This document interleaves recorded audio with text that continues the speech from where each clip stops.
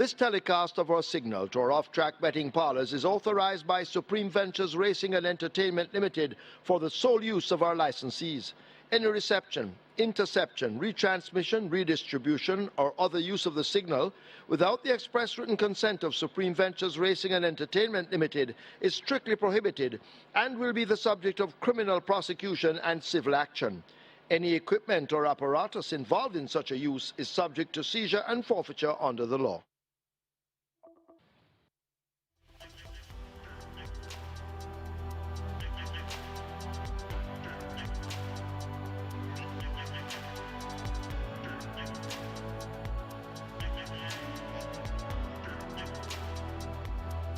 First of 11. They're off for the first. Lawrence Secret round the twist, get off slowly. Money Mission moves quickly to go for that lead with Bad Tanisha and Army Recruit as they head toward the 5. One Code and Chasing My Dream Race up next.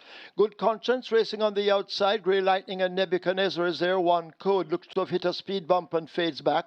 Papi Uso racing out wide. Blind Vengeance in between horses with Prince Aiden. Casually Yours is down against the fence as they leave the half mile. In behind them, that's Boss Lady Janet in the red silks. Lawrence Secret pulling alongside. Round the twist and Miracle Selection last. That's the complete order as they dash past the 3 and make their way toward the 5/16th, a Money Mission. Here is Good Conscience now throwing down the challenge on the outside. Bad Tanisha is tucked in between them, but they turn into the top of the lane and Good Conscience now grabs a slim lead. Money Mission continues the battle. Army Recruit asked to come forward down against the rail. Watch Nebuchadnezzar in the red and black, but it is Good Conscience arriving at the furlong pole with a 2-length advantage. Good Conscience driven out under the right-hand stick. Nebuchadnezzar trying to close the gap, but Good Conscience is staying firm on that lead inside the final 16th. It is Good Conscience driven flat out to the boards. Good Conscience and Richard Henry take the first from Nebuchadnezzar. Then Papi Uso, One Code. Blind Vengeance is back in 5th.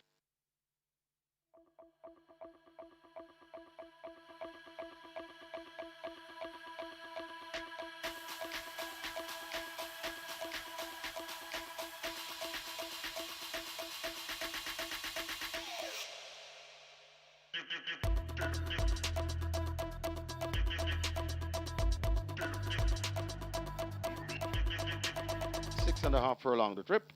Ready for race number 2. They're off and racing. Captain Fantastic hustled up and wants that lead. Don't Tell Lulu on the outside. Then comes a Little Maggie. Racola rustling down on the outside, right against the rail. That is a Never. Also in the mix. That's a Successful Man. Then comes a Don't Tell Lulu as a Never has been pulled up. So something has gone wrong with Never. They head toward the 4. And on that lead, Captain Fantastic. Captain Fantastic right there to Dancing Aviator. And now Dancing Aviator goes on from Captain Fantastic. Racola making good progress on the outside. Little Maggie is also in the mix, then 4 lengths away before we come to Rapida as they leave the 3 and come toward the top of the lane. Racola now strikes the front. It's Racola in front of Dancing Aviator, just fading out of it, trying to come on. That's Captain Fantastic. Little Maggie is also threatening on the outside. It's Racola in front, but here comes Captain Fantastic up the rail. Racola still in front. Captain Fantastic threatening, coming out wide and coming fast. That's Chesney. It's Chesney on the outside. Racola Captain Fantastic. Racola repelling them, coming to the furlong pole. Racola still in front. Chesney coming on, also coming on. The Soul Warrior. It's still Racola in front. The Soul Warrior eating up the ground, and the Soul Warrior and the Chesney gone by together with Dancing Ape with Racola. Then comes the Captain Fantastic back and forth.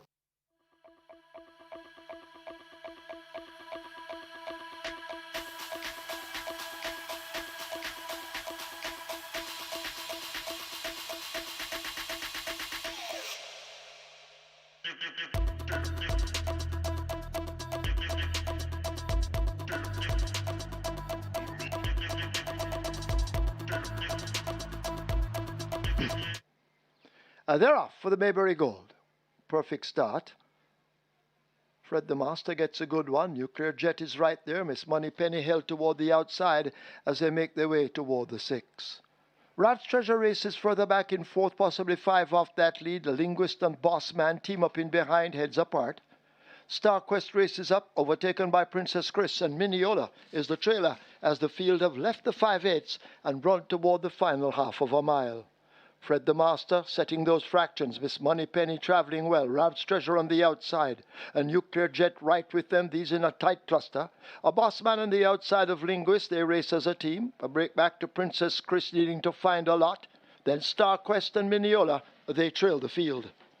3/8 of a mile ahead of them, and they race to the 5/16, and still Fred the Master has that lead, the rider having a peep between his legs. Ralph's Treasure now asked to cut into it on the outside. Nuclear Jet is set alight along with Linguist, but Fred the Master drifting down to the rail. Nuclear Jet gets the run against it. These two could be in a bumping match as they leave the 3/16. Fred the Master and Nuclear Jet searching for space. Here is Linguist now in between horses and kicking in on the outside. Fred the Master is brave and bold. He continues to shrug them off inside the final 16th. It is Fred the Master being driven to the max by Robert Halladine. They won't catch Fred the Master. He wins by maybe 5 over Linguist. Then Nuclear Jet, Boss Man, Ralph's Treasure is 5th.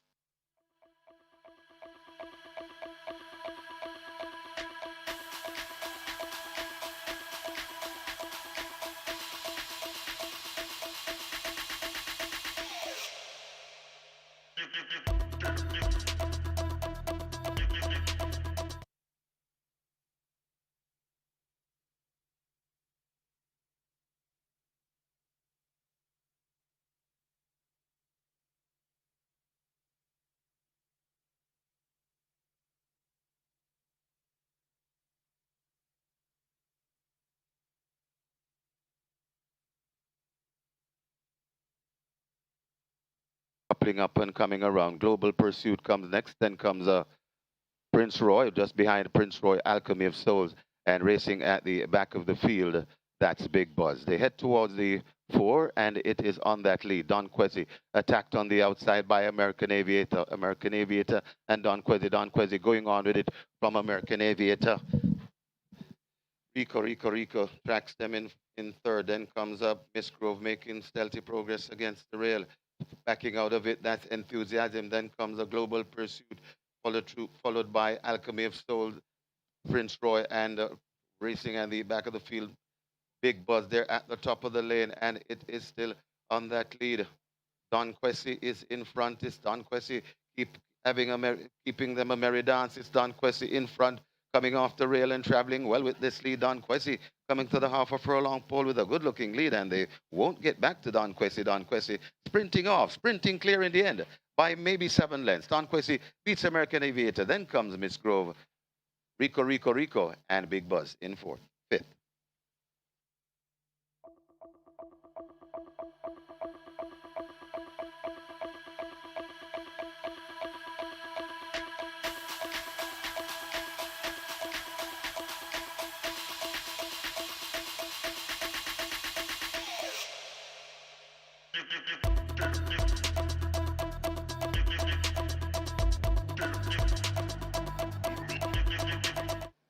They're off.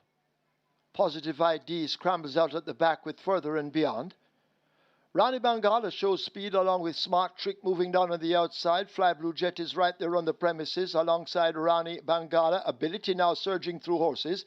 The head Cornerstone races wide of these. Just about 5 lengths separates that bunch as they leave the 5. Kem now beginning to make some progress. Curlin's Affair is racing next. Just toward the outside, that's Easy Money now picking off horses and improving as they leave the half-mile marker. Kweku races up. Just toward the inside of Kweku, that's a Sunny T and a Chippy. Manny Slam racing in behind them. Further and Beyond is next. And last of all, it is a Positive ID as they have left the 3 and run toward the 5/16. A War up front. Smart Trick just down on the rail. Here is the head Cornerstone now kicking in on the outside, and these two turn for home and battle for that lead as they leave the quarter pole behind them. Smart Trick, the rider, changing his hold and asking for everything. The head Cornerstone right there on the outside. These two go at it. Rani Bangala races near the rail. Fly Blue Jet is right against it. Kev is under the left-hand stick in the center. Smart Trick battling. Here now is on the inside rail Rani Bangala. The head Cornerstone is out 3 wide. The race looks to be here. Kev now asked to finish strongly, but Rani Bangala snatches it in the end to win it over Smart Trick. The head Cornerstone Kem could be Further and Beyond just over Fly Blue Jet.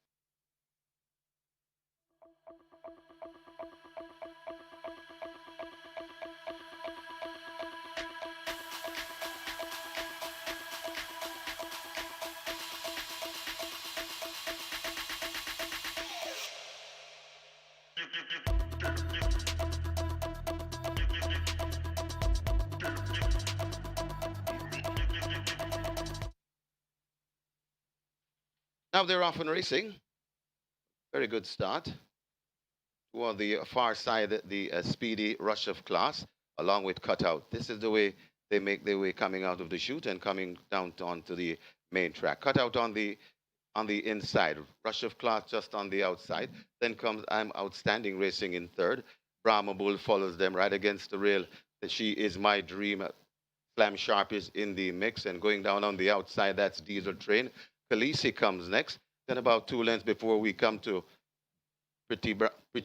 Midnight Runner. Midnight Runner earmark Blitz. He hits Sensational, Prince Kazir, Pretty Brown Thing. Then comes Royal Maverick, and racing at the back of the field, True Blue. They go towards the 3 furlong point, and it is cut out. It is cut out on that lead. Diesel Train tracking intently now. Diesel Train is sent through. Diesel Train in front of cutout. I'm Outstanding Racing back there in the third. Khaleesi making progress. They're at the top of the lane. It's Diesel Train telling this field ta-ta. Coming to the furlong and a half pole with a good-looking lead. Diesel Train is in front. I'm Outstanding chasing hard. It's Diesel Train in front, and Diesel Train looks to have this one all sewn up. It's Diesel Train pulling away from them. Diesel Train and Ismael Velasquez running them off their feet. Diesel Train easy in the end. I'm Outstanding looks to be racing second, so it's an exacta for father and son. Diesel Train beats I'm Outstanding. Brahma Bull, then comes Pretty Brown Thing, got tied for fifth. Either he's Sensational or Khaleesi.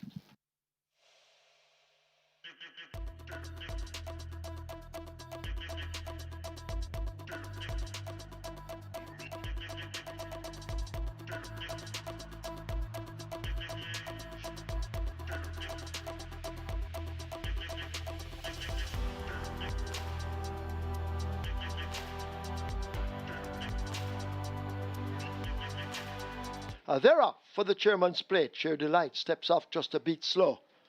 Several horses want that lead. Immeasurable Joy is down on the rail. Provident moving ahead. Neostar also rushing through as they make their way down the far side and leave the near side and leave the mile pole behind them. Neostar out in front. Unruly Mo, I Dream Again racing in the slipstream. Mac and Rome on the outside of Run Julie Run. Blue Vinyl is further back along with Provident held up for a late kick. Divine Force races next with Pretty Perfect and Immeasurable Joy as they take to the far side and run toward the 6. Oil Machine second from the back, and last of all it is Sheer Delight. 6 furlongs remaining in the chairman's plate. They're on the back stretch, and Unruly Mo now ekes out a narrow lead. Run Julie Run right alongside running the rail, that's the grey.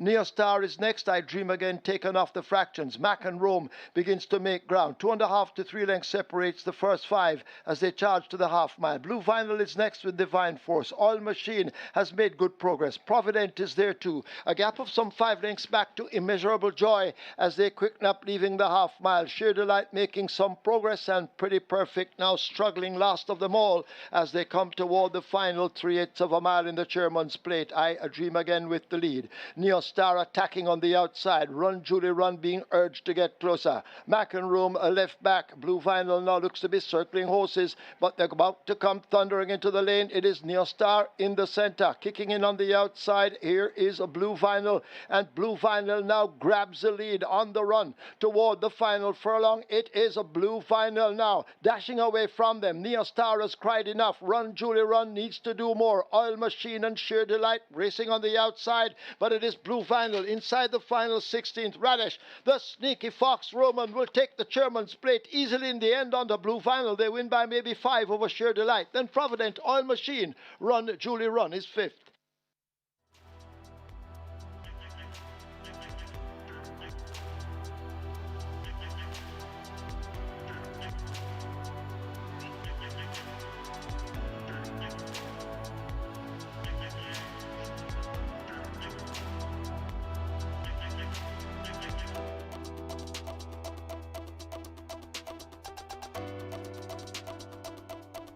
Start to Michael Sims, lets them go, and they're off and racing.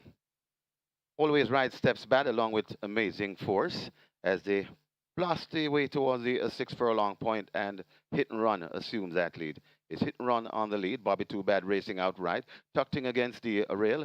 That is Noble Sovereign. There goes a Siempre Valiente, and Siempre Valiente now joins Hit and Run. So Siempre Valiente, Hit and Run. Then comes Bobby Too Bad, Noble Sovereign. Monster Vigorous tracks them. Princess Fiani follows. Then comes Noble Design Diva. Happy Force is out wide. Just behind them, that's Buttercup. Another 4 or 5 lengths before we come to Amazing Force.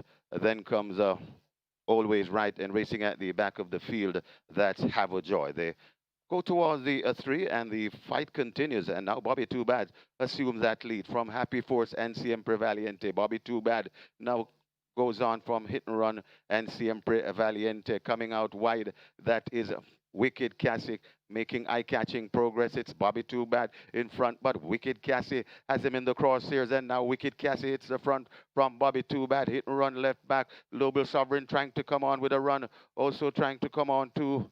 That is Princess Fiani, but it is Wicked Cassie in front, and Wicked Cassie begins to pull away from these, and Wicked Cassie will go on to land this one with ease in the end. Wicked Cassie by maybe 8 lengths. Noble Sovereign is second. Looks like Princess Fiani, and just over Amazing Force got tied for 5th, either Buttercup or Hit and Run.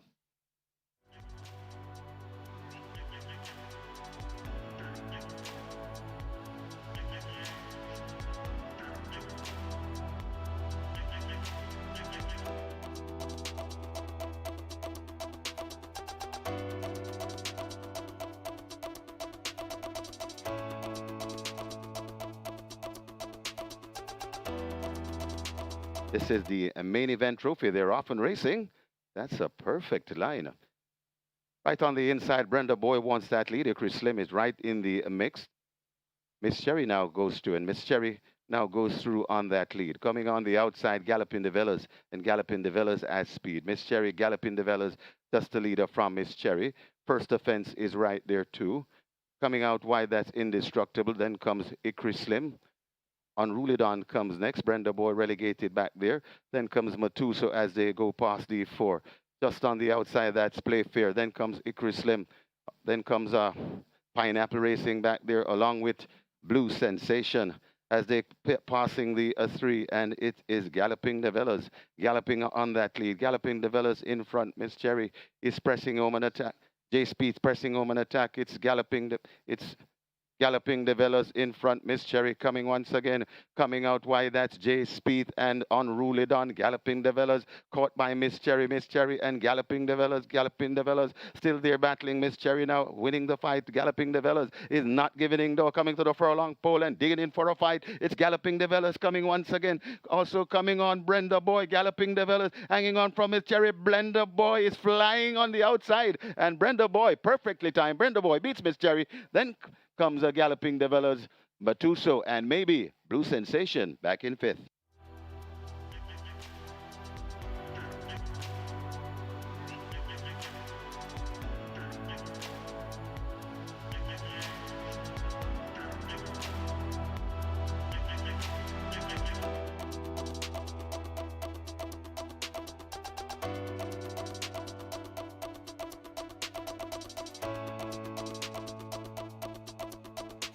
They're off for the Bruceontheloose. Fair start, interesting times ahead, misses it, left at the back.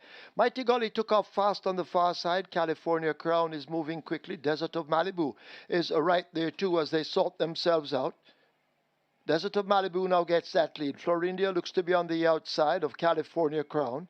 Over Revolution chasing. They're just about 3 lengths separates that group. Wall Street Trader races up next as they make their way, leaving the 5 and head toward the half mile. Out in front, Desert of Malibu. Over Revolution moving right down alongside her. Just in behind those, Florindia and a California Crown. Mighty Gully has made progress. Toward the outside, is that a fact? Racing up with Wall Street Trader. A Money Market races up next. Mamma Mia has been left out of it. Supremacy and Get a Pepsi toward the back. Interesting times ahead is last as they have turned for home.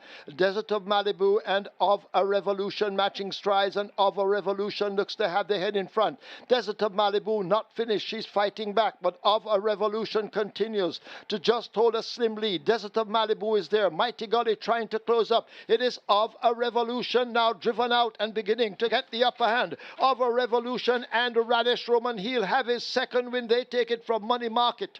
Desert of Malibu, California Crown, and Supremacy in a photo in behind.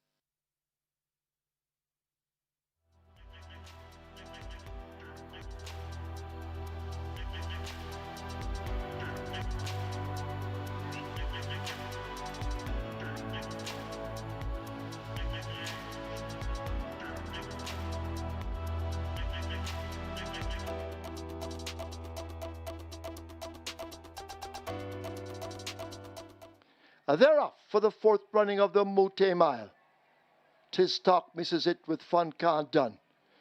Digital One took off fast. There goes Legacy Isle now with a kick, and Legacy Isle is the one that leads them past the 7. Pack Plays racing down in second as they make their way toward the 6. Legacy Isle tugging hard. Pack Plays are right alongside as they charge away toward the 6. Dothraki, as they leave the 6, now makes progress. Ride All Day in behind them with a Digital One and a Main Mistress.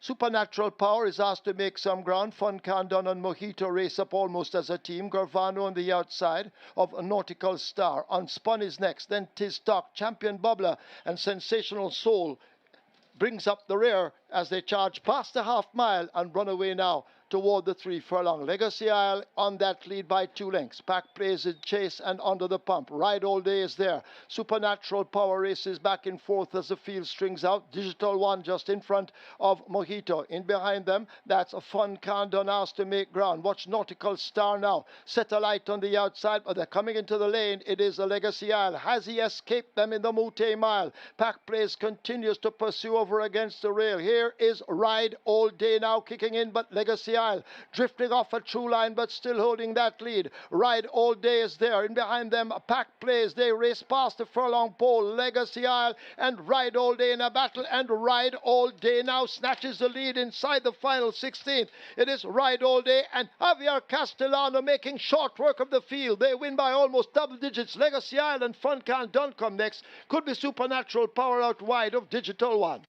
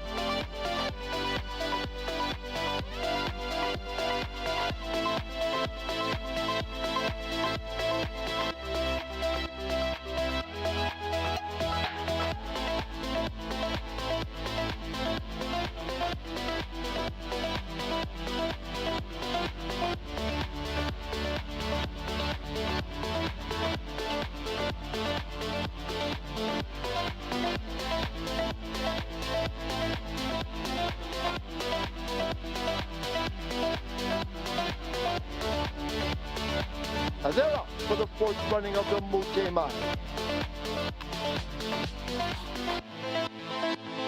Inside the final 16, it is Ride All Day and Javier Castellano making short work of the field. They win by almost double digits. Legacy Isle and Fun Can Done come next. Could be Supernatural Power out wide of Digital One.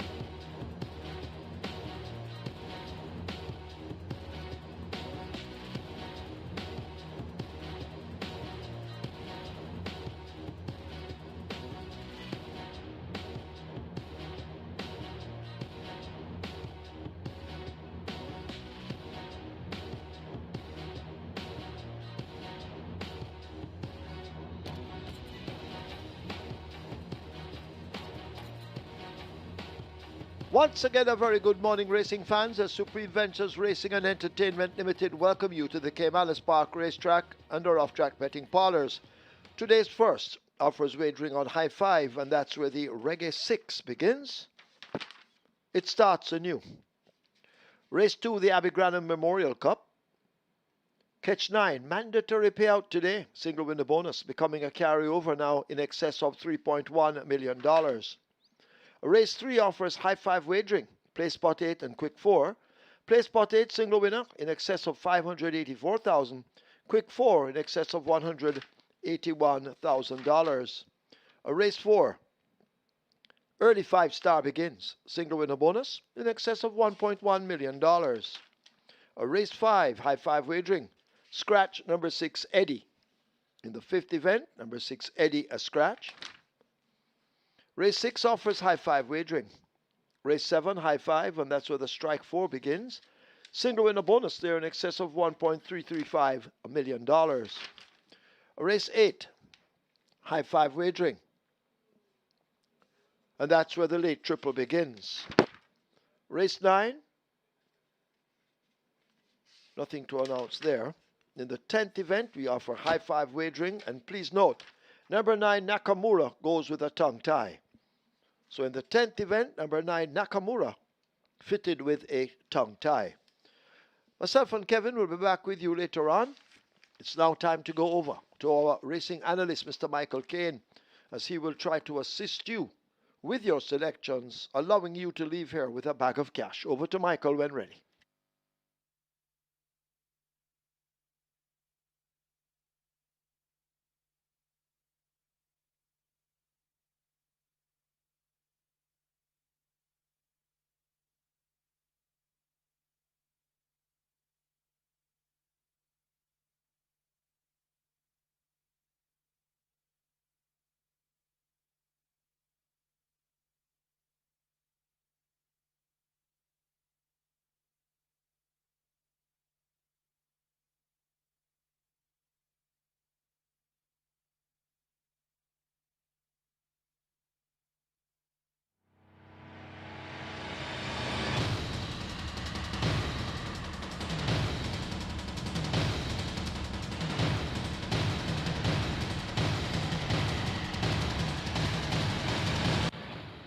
A very good day to you, Thorpe Racing fans, and welcome once again to Caymanas Park, home of the Caribbean's #1 derby, where the Caribbean's finest represented home of the Mouttet Mile. And of course, last week you had the run of the Mouttet Mile. That was the 4th run of the Mouttet Mile, won in fine style there by Ride All Day, Javier Castellano, in the Saturday for Filipiano D and Cassiopeia Racing Incorporated, and indeed that was a fine performance. It's a new stakes record of 136 and 450 over second for 1600 meters, 8 furlongs or a mile. So Ride All Day indeed set to be crowned the horse of the year, more than likely, based on that ultra impressive performance in the Mouttet Mile. We have 10 races in store for you today, 9 races on card for tomorrow. So it's a 19 race, 2-day weekend carnival for racing here at Caymanas Park, and indeed we look forward to some great sprinting. It's a sprint festival, 19 sprint races on the Sunday, Saturday, Sunday, 2-day carnival.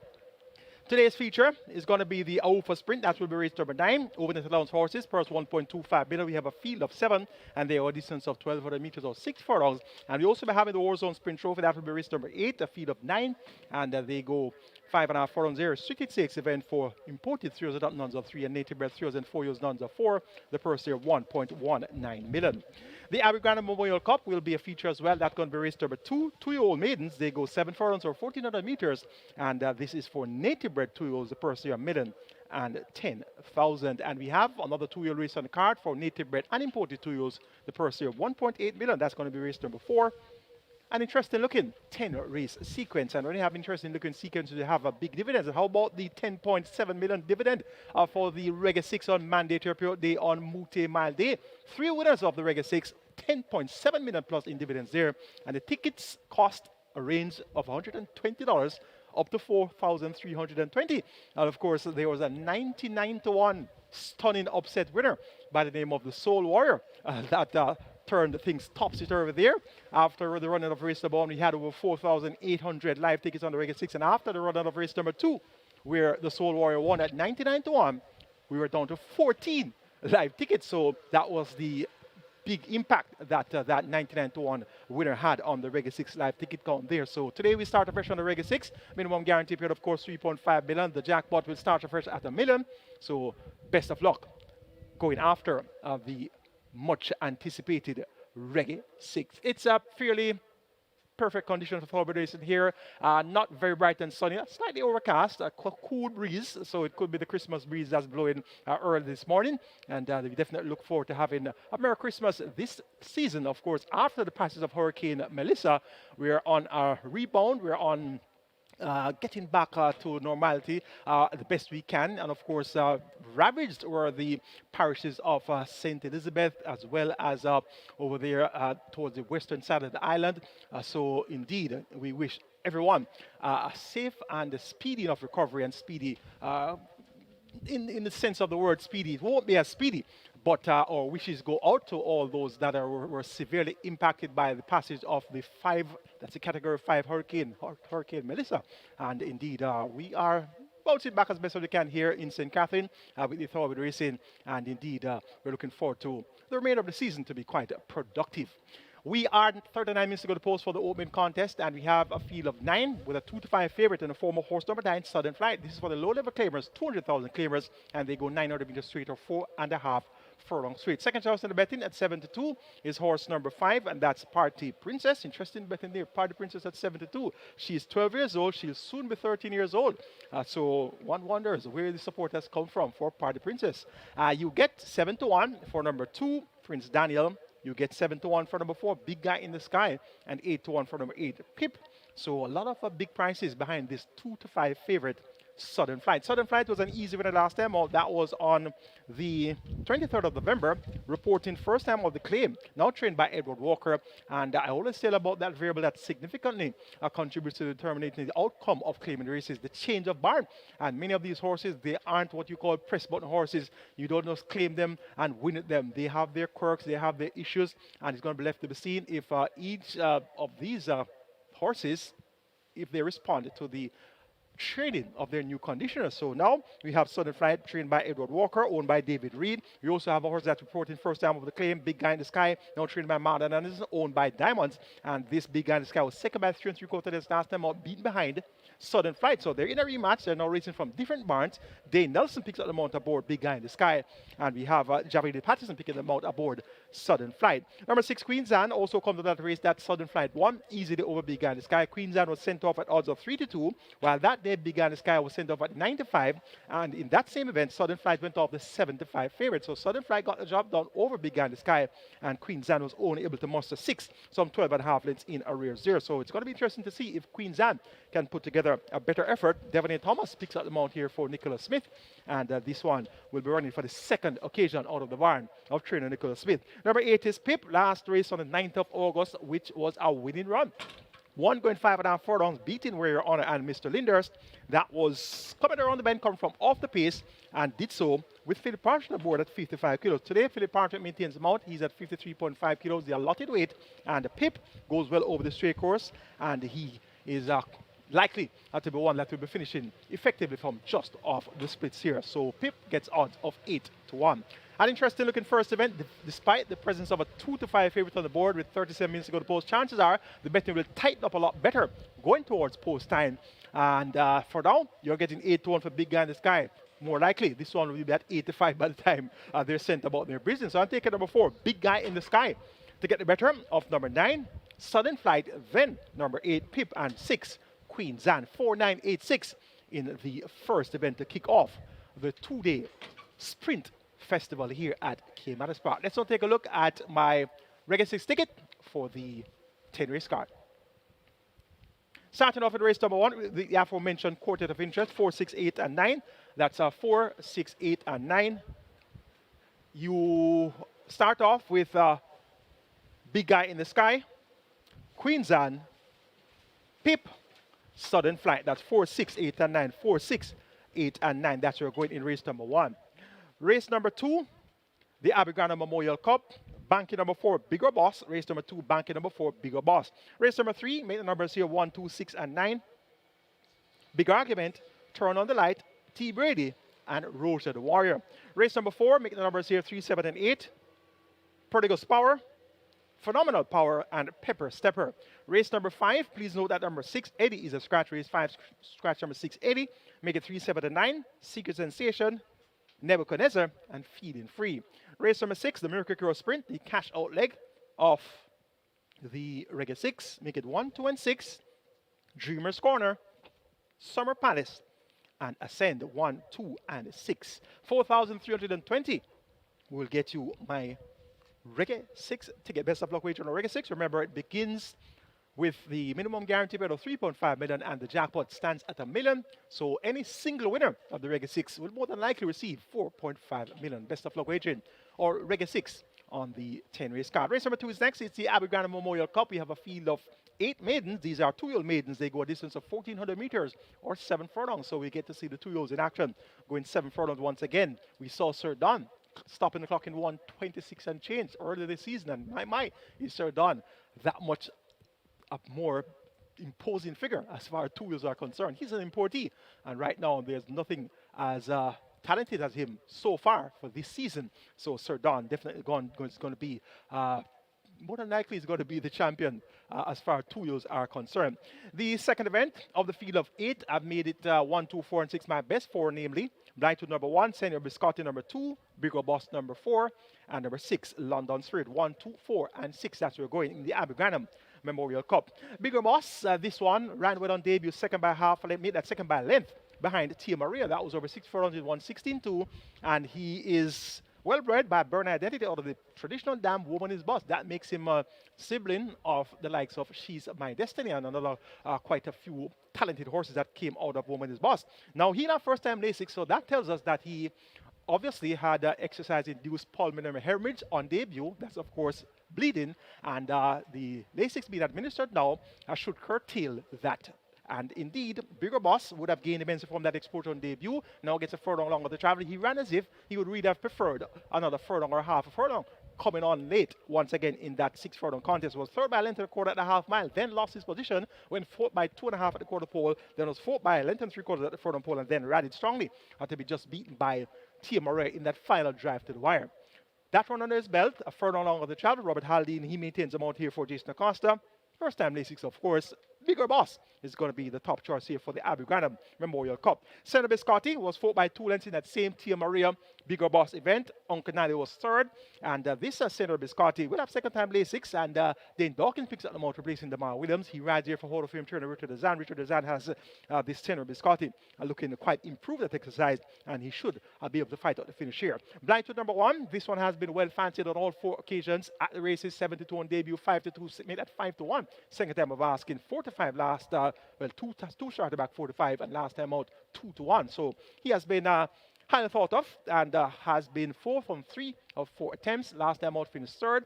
That third came behind Fidelity and Uncle Nally, going 4.5 furlongs straight. Visor removed by Anthony Nunes. Linton Stedman picks up the mount for owner Mycross, and Blightwood appears to be the type that will appreciate the additional real estate. Now steps up to 7 furlongs. He raced 4 times, twice at 4 furlongs straight, once at 5 furlongs round, and once at 4.5 furlongs straight. So this trip should be right up the street of Blightwood.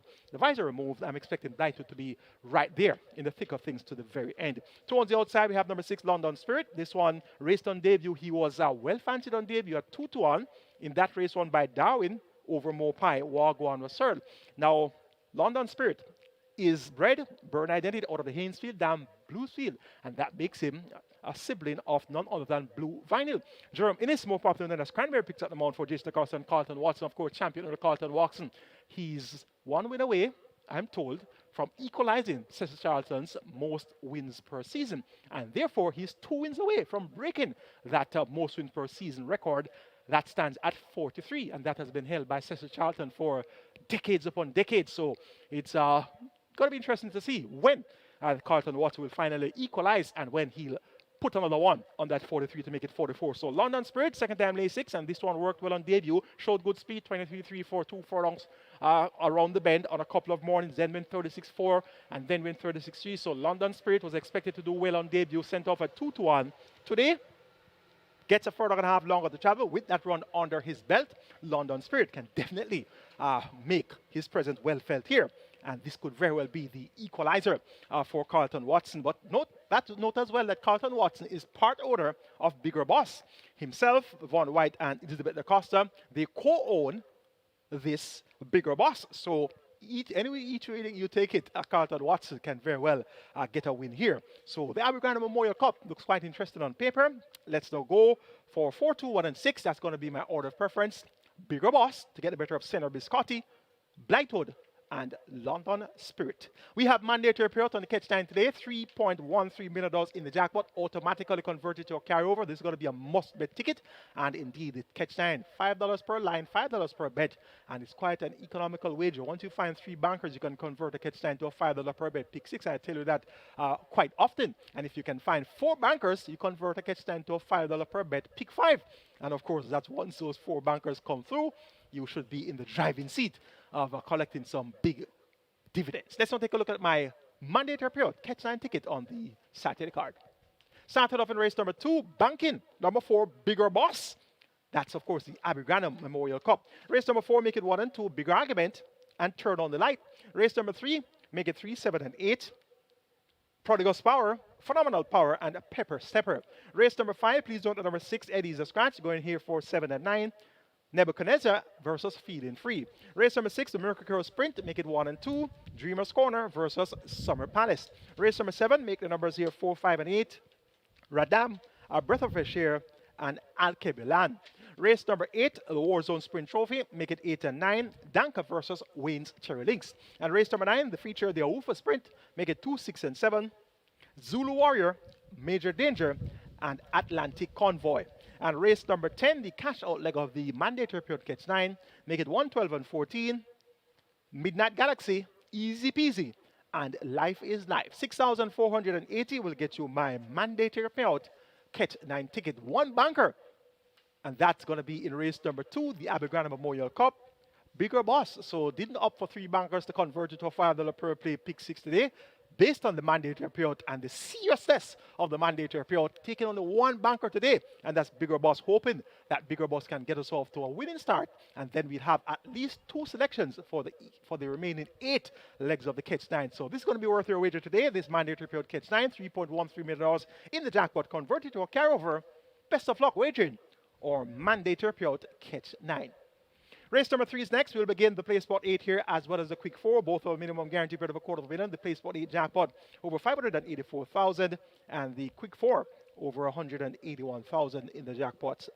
9 horses will go 1,100 meters or 5.5 furlongs. It's for the claiming level, $500,000 down to $400,000. The purse here is $790,000. My best 4 includes 1 Big Argument, 2 Turn on the Light, 6 T Brady, and 9 Rouge of the War, 1, 2, 6, and 9. And when I was doing the analysis of these races, and after doing the analysis of the races and coming up with my numbers, my order of preference, etc., I realized that for the first 3 races, my top selections are named big.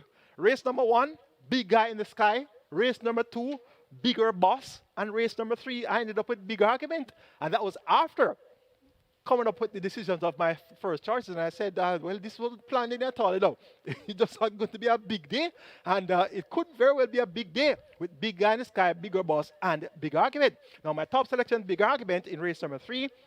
Dane Dawkins is aboard for Norman Smith, and this Big Argument has won twice in recent outings. 2 of the last 6 were wins. The other 4 efforts are quite lackluster, so it's a hit or miss thing with Big Argument. Either she wins or she just runs totally off the radar. So I'm hoping that today will be a day that she can win. And her most recent win came at length and a quarter on the 14th of September, going 5 round beating Turn on the Light. And prior to that, she won, going 5.5 furlongs on the 15th of June by 3/4 of a length at the 700,000 level, beating Turn on the Light. So the last 2 wins by this Big Argument, she has beaten Turn on the Light, and Turn on the Light is here, drawn post 2. This one reports first time of the claim. Now trained by Peter Nobasad, claimed for $700,000 on the 20th of October, steps down to $500,000, so $200,000 less. And Riley Sneaky Puffs Roman picks up the mount. Turn on the Light will be all the rage today. But the fact is, Big Argument has beaten Turn on the Light the last 2 times. Well, actually, 2 of the last 3 times they met. Turn on the Light was in front of Big Argument on the 20th of October when Whiskey was a winner there, going 5.5 furlongs, 106 and 3/5 of a second. So they're in a rematch. It's going to be an interesting rematch. Let's see if Big Argument can return to winning ways here and get the better of Turn of the Light, or it will be Turn of the Light that hardly wins the race. Usually runs useful races, has been second 4 of the last 8 races. So this is the type that gives an honest effort more often than not, but usually it finds 1 or 2 too good. Let's see if Rally Sneaky Fast Roman will make a difference in the saddle today. Number 6 is T. Brady. This one has a good late turn of foot and should get a strong pace to chase here. And he ran one strongly to win over 5 furlongs straight on the 6th of July at 15-1, beating the likes of Jaguar, who was in front for some way there. And T. Brady won again, that time around going 5 round on the 14th of September, stepping down to 350, won easily over Buzz Assault and Secret Mission. So he has the capability of getting thereabouts. Tajay Saku picks up the mount for Michael Spencer, more popular known as Mikey, and older Delita Brewster. Look for T. Brady to be one of the horses finishing best from off the splits. Rosa the Warrior, this one is the type that will be forward placed, has a speed rating that is quite encouraging. Emilia McLean picks up the mount here for Howard McLeod, and this Rosa the Warrior. More than likely from this 9 draw, we'll see her coming down from the outside post and making her presence very well felt with the likes of Tap It Good, who has speed as well. And of course, we're going to get speed from Turn on the Light and possibly Big Argument. An interesting looking third event to kick off the place spot 8 and Quick 4. I'm going 1, 2, 9, and 6 as my order of preference. And that's Big Argument to get the better of Turn on the Light, Rosa the Warrior, and T. Brady. Race number 4 is next. This is where we start our early 5-star. Minimum guarantee payout is 300,000. The jackpot stands at 1.11 million. And we have 8 2-year-olds. It's for the native bred and imported 2-year-old category. So we have a combination here of importees versus native bred. And there's only one native bred, that's Dillsbury, number 6. We have 7 importees, so chances are we're going to get an importee that will win this event. The purse is 1.8 million, and indeed, this is going to be a great start for any one that wins this event as far as winning their first race in their career is concerned. They go a distance of 5.5 furlongs. We have some classy-looking debutants, the likes of Prodigal Spar, number 3, a 2-year-old bay coat by Global Campaign out of the Ghost Sapper band, Ghosty, bred Burton Jones in the USA, all ACK stables, trained Anthony Nunes. Linton Sedman picks up the mount. The groom is Tariq Taylor, and this Prodigal Power has lay 6 for the debut as well as tongue tie fitted. Has worked well. 3 furlong 35.3. That was on the 19th of October. Went 36.2 on the 24th of October. That's pre-Hurricane Melissa. Then post-Hurricane Melissa on the 16th of November. 5.5 furlongs with 107.3 by 101 flat alongside Phenomenal Power. On the 23rd of November, 3 furlongs in 35.4. So this Prodigal Power has clearly carried himself quite fluent in the mornings. Number 7 is Phenomenal Power. His stablemate, also an importee bred in the USA. And this Phenomenal Power foaled on the 7th of March, and that's going to be 2 months before Prodigal Power, who was foaled on the 25th of May. So Phenomenal Power, chances are, is going to be that much more mature. Phenomenal Power is a 2-year-old dark bay colt by Violence out of the Quality Road Dam, Drinking Dixie. Bred 2,500 determined stud in the USA. Own ACK stables, train Anthony Baba Nunes, Radish, Stinky Fox, Roman picks up the mount, and Phenomenal Power will have lay 6 for the debut as well as tongue tie fitted. Has worked well.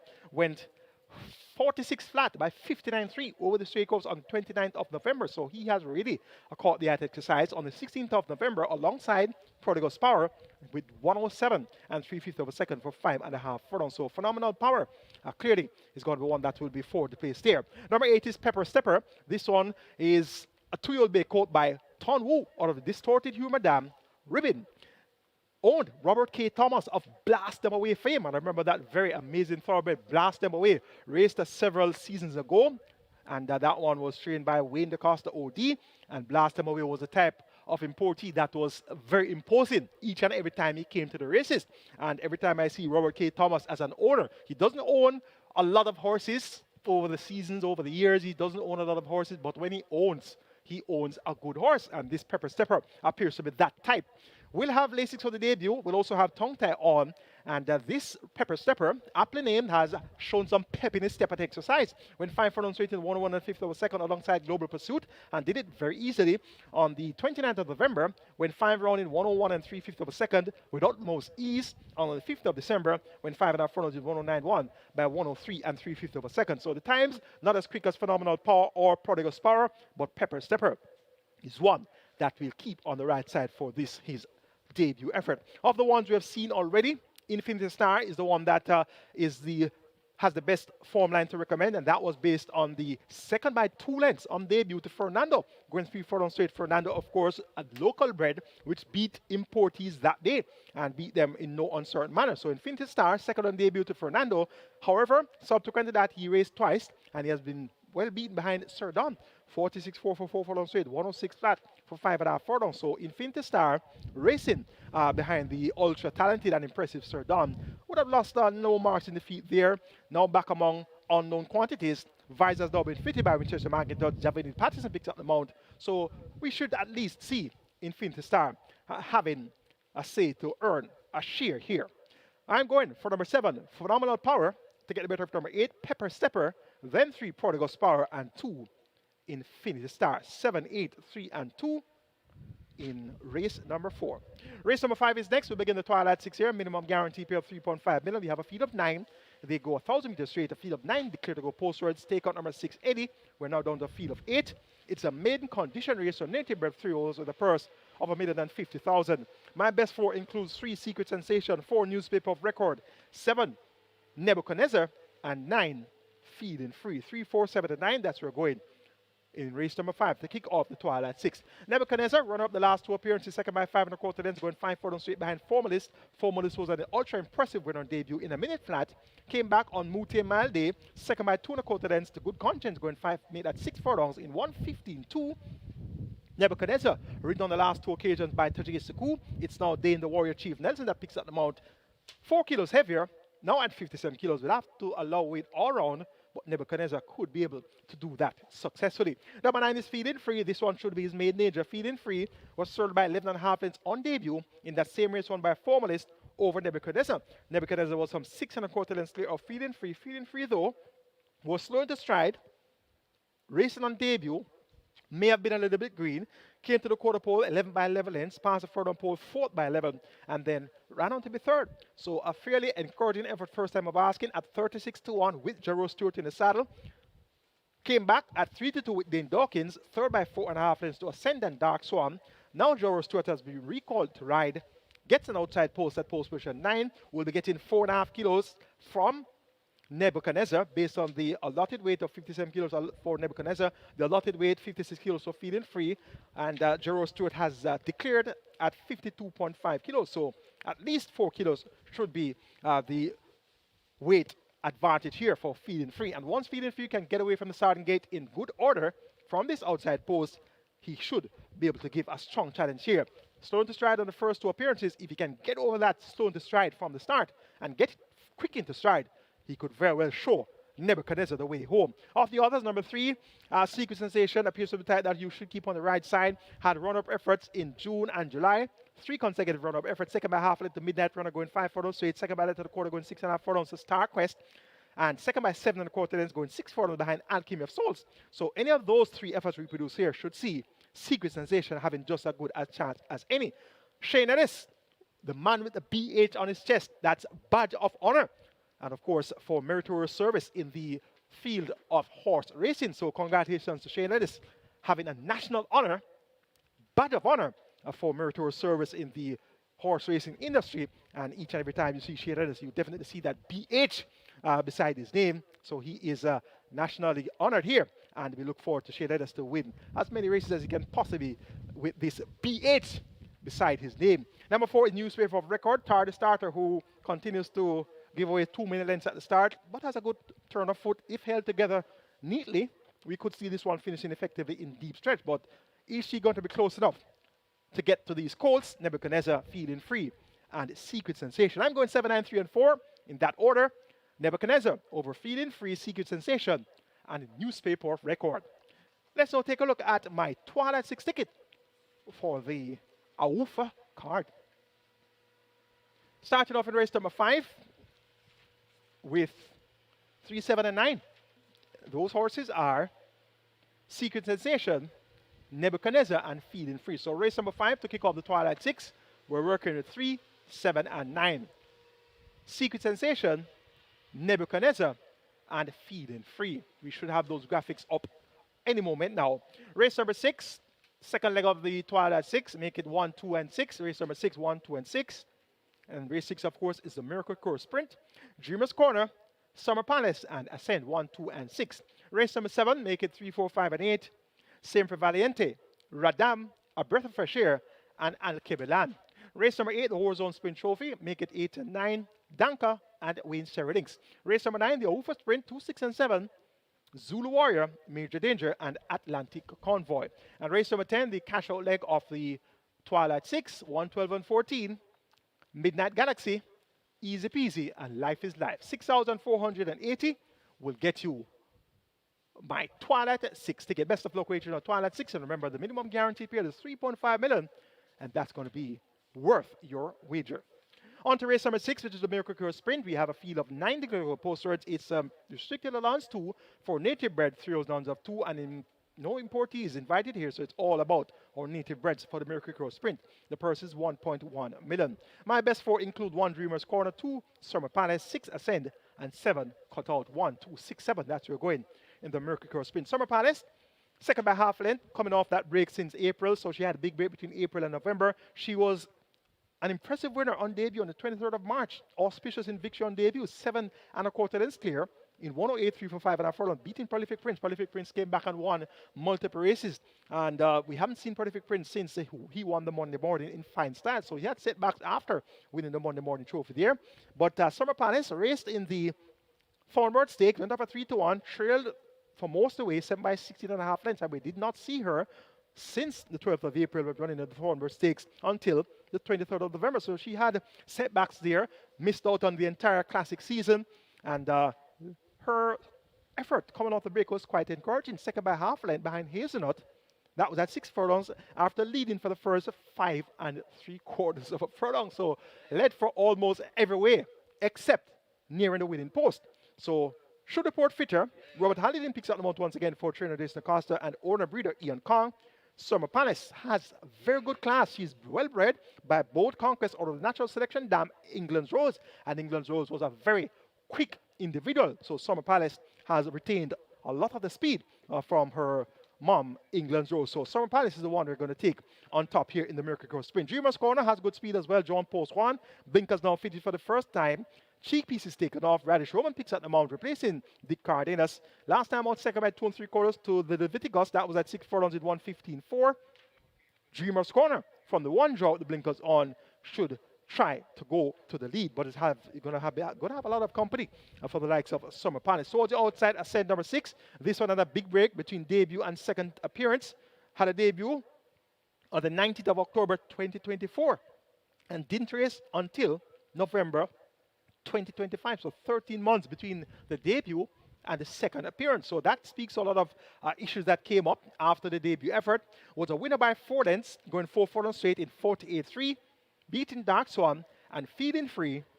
Now comes back second time off the break, steps up in class, but has good form to recommend that impressive 4-length win in 48.3. Richie Six maintains out here for Barrington Bernard.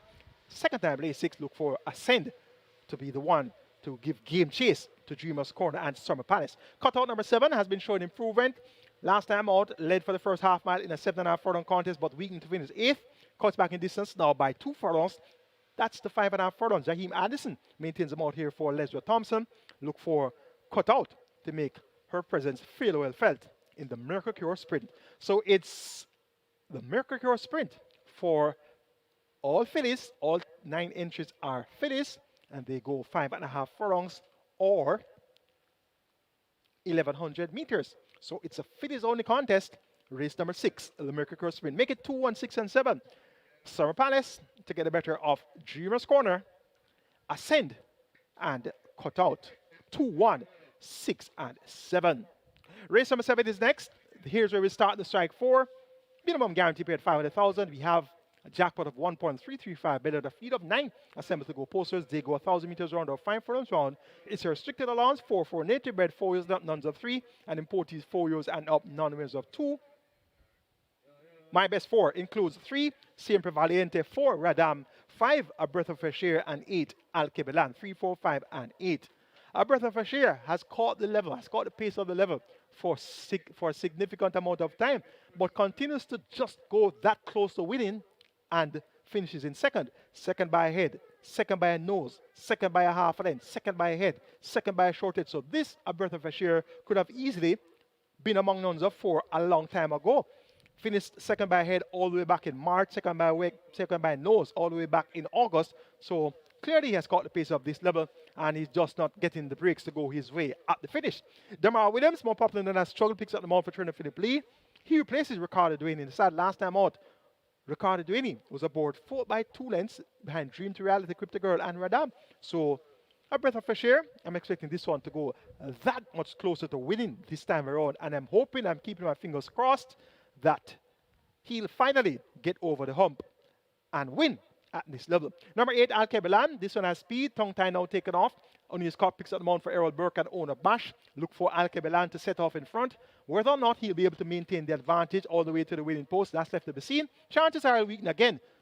But chances are he's going to be in front, and being in front with your cash on, you're the closest to the winning post.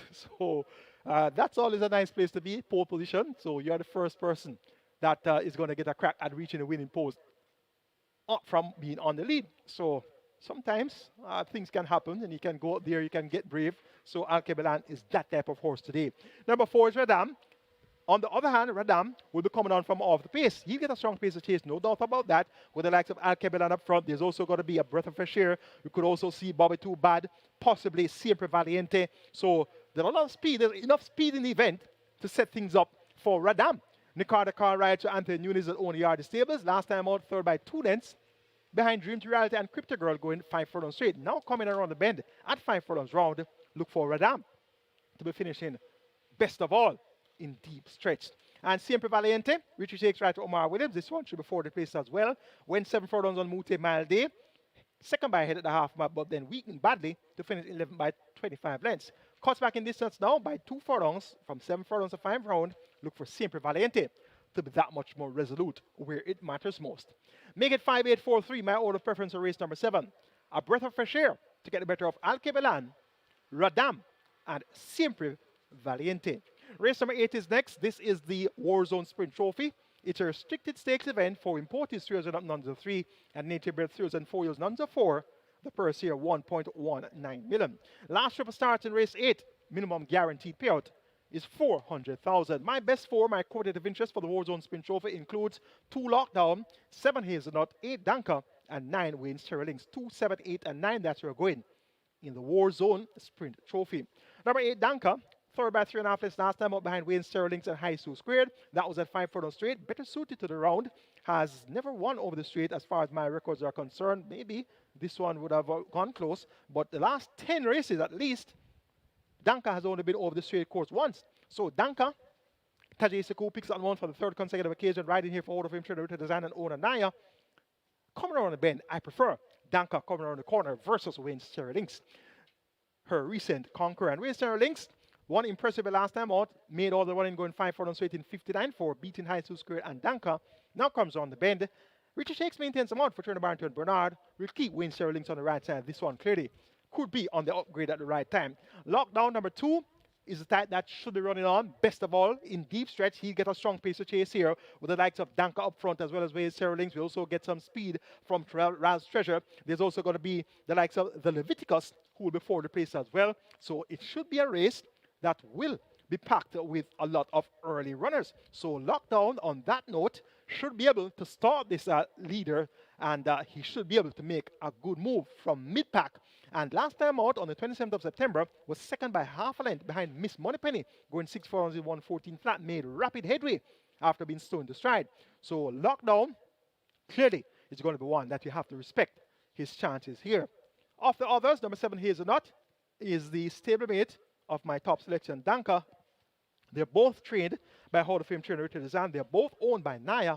Hazelnut finally got it right at nuns of 2 on the 23rd of November, 1st by a half a length, beating Summer Palace. And that's in 3rd. That was Summer Palace was the winner. Rather, Summer Palace was 2nd.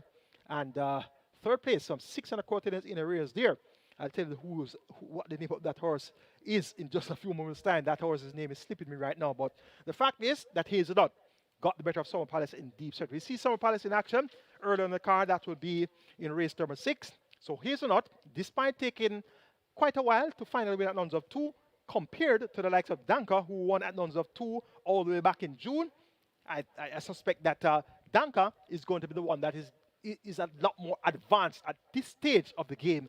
And at this level, with Hazelnut stepping up to nuns of 3 for the first time, and Danka being competing at nuns of 4 in the recent starts, now down to nuns of 3 importees and nuns of 4. Once again, a mixture of nuns of 3 importees and nuns of 3 and nuns of 4 native bred. So similar scenario here for Danka, while Hazelnut is stepping up. So on that score, I've taken Danka over Hazelnut, but I would be the least surprised if Hazelnut were to finish close in this Warzone Sprint Trophy. Make it 8, 9, 2, and 7. That's my order of preference. Danka just over Wayne Sterling's, and in turn just over the fast finishing Lockdown, followed by Hazelnut. 8, 9, 2, and 7.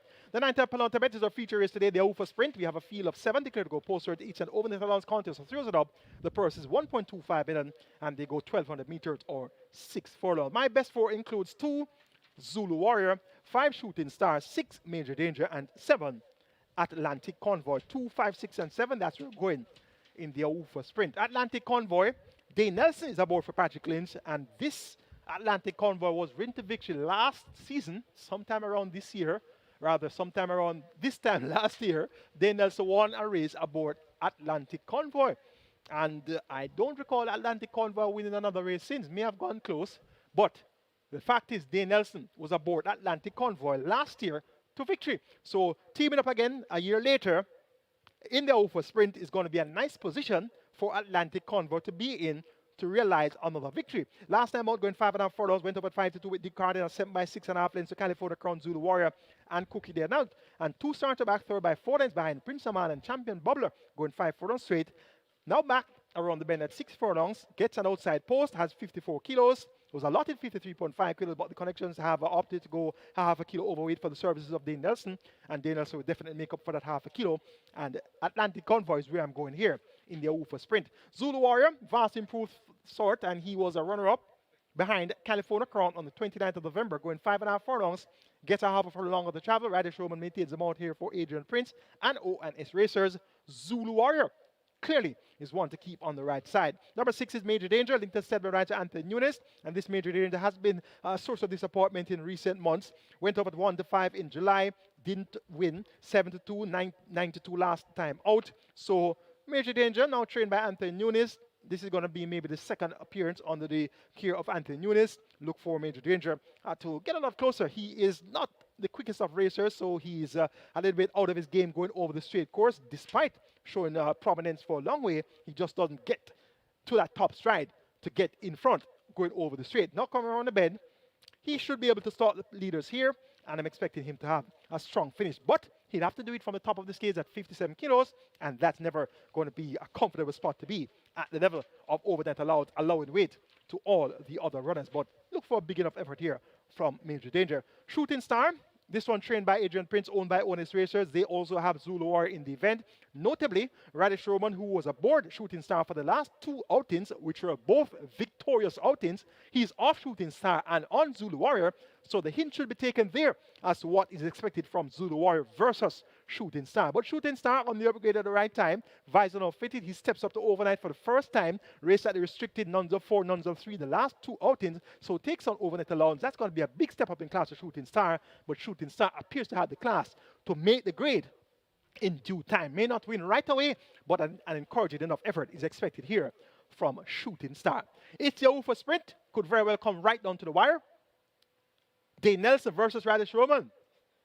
I'm taking Dane Nelson aboard Atlantic Convoy just over Radish Roman aboard Zulu Warrior, then Major Danger and Shooting Star. The 10th and final will bring the curtains down with 1 minute out to 800,000 claimants, a field of 14 attempts to go posters. They go a distance here of 1,300 meters or 6.5 furlongs, and the purse is 860,000. My best 4 for the closing contest includes 1 Midnight Galaxy, 12 Easy Peasy, 13 Generational, and 14 Life is Life. 1, 12, 13, 14, that's where we're going in race number 10. Number 12, Easy Peasy. Last time out was a fairly convincing winner, 3 3/4 lengths clear in 1:27.3 for 7 furlongs, beating Natural Dancer and Rejected Raja. That was at 7 furlongs. Claim from that event, now trained by Lydia Anglin, a.k.a. Sharon, the only lady graduate of the most recent Jamaica Racing Commission's Trainers Training School. Of course, I was a member of that graduating batch, and there were 39 of us. And you know who got the highest grade? Who came out on top in that batch of 39? Yours truly, Michael Caine. Most outstanding graduate, theory and practical overall, and got the Chairman's Award there. And of course, most outstanding graduate in theory, got the Dr. St. Owen Bartlett Award as well. And also received the Howard Hamilton CD Award, got the that very well publicized, that very well put together publication written by Howard Hamilton himself. The title of that book, what was it again? My Journey with the Thoroughbred, or My Journey with the Amazing Thoroughbred. So indeed, it was a pleasure being a part of that trading batch, that trading crew. And Lydia Anglin, the only lady that graduated from the batch, and she has this runner by the name of Easy Peasy, and it should very, very well be Easy Peasy. And I remember Dr. Sophia Ramlal, she was one of our key lecturers for the entire course, as well as, of course, Dr. St. Aubin Bartlett. And one of Dr. Ramlal's favorite phrases was Easy Peasy, clear as mud. So she will be teaching us some things, telling us some of the information, and guiding us through the intricacies of the entire course. And she would say, easy peasy, clear as mud. So I always remember easy peasy.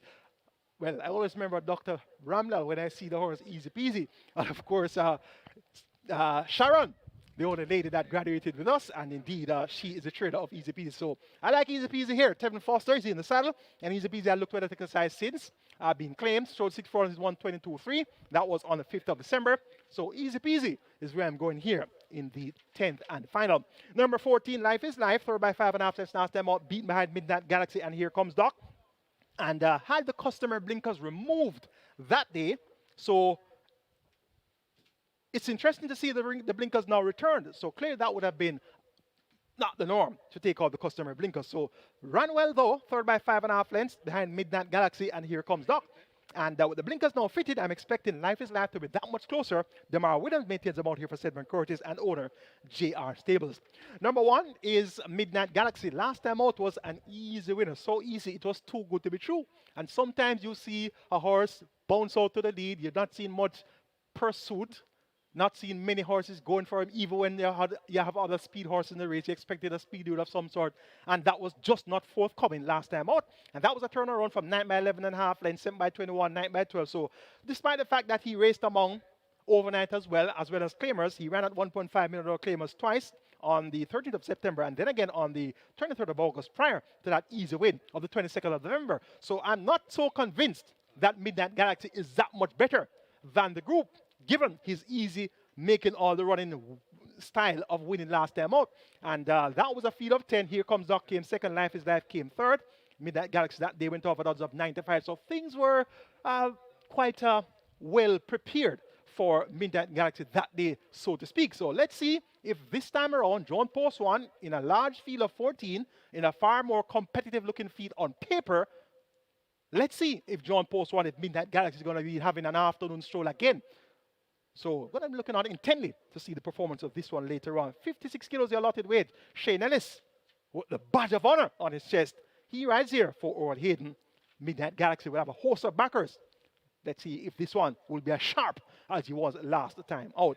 Of the others, number 13, Generational, certainly will be sharp. This one is a very competitive performer. All is on the lead, so this Generational is going to make it uncomfortable up front for anybody that wants to lead, particularly a horse that made all the running last time out, such as Midnight Galaxy. So it won't be an afternoon stroll this time around, I hope, for the likes of anyone that wants to make all the running here. So Generational, do your job. Richie Shakes riding here for trader Dale Murphy and owner Winston Davis. This one has the visor now removed. An interesting looking 10th and final to close the first leg of the Sprint Festival here at Caymanas Park. I'm taking 12. Easy peasy to get the better of 14. Life is Life. Then 1. Midnight Galaxy. And 13. Generational. 1. Make that 12. 14. 1. And 13 in the 10th and final. That's the handicapping seminar for you today, and I sincerely hope that that analysis would have been a fair guide for you when making your making your permutations, comprising your permutations, and doing all your computing. And whatever you do, hopefully those tickets would have been good enough a guide for you. The Reggae 6, the Catch 9, the Twilight 6, those are guides for you. You can do some addition, you can do some division, you can do some subtraction, you can do some differentiation, you can do whatever you want. But as long as you're a winner, I'm happy for you. So have a great day wagering Caymanas Park Racing right here at Caymanas Park, all our OTBs island-wide, as well as on the Narbets platform, that's overseas, as well as on the Express Bet platform, that's overseas as well as on the Woodbine mobile betting platform. And as far as the local platform is concerned, on the SD Games app, wagering through MBet. Have a successful day wagering Caymanas Park Racing.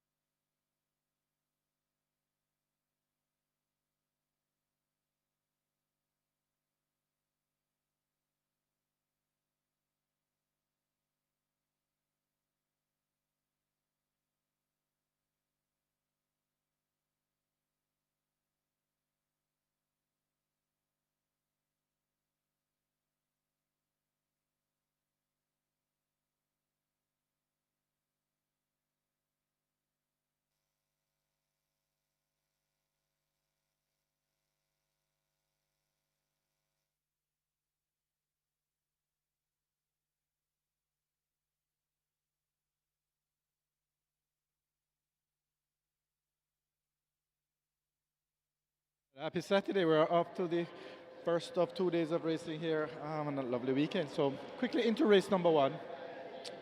From early, they've been all over number 9, Sudden Flight. Opened at $2 down to $1.50, and Sudden Flight is the best backed runner at the fixers winner. It's also the 3 to 5 favorite in the total. Couple others are getting support. 4 Big Guy in the Sky currently at $3.50.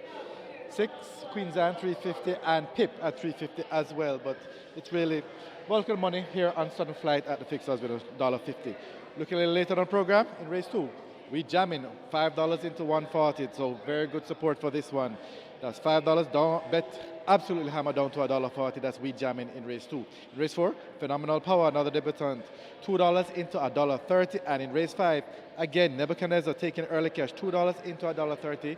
Disappointed last time out, so let's see if Nebuchadnezzar will justify the early support this week. So back to race number 1, it's 9 Sudden Flight, best backed runner at the fixed odds windows. Good luck.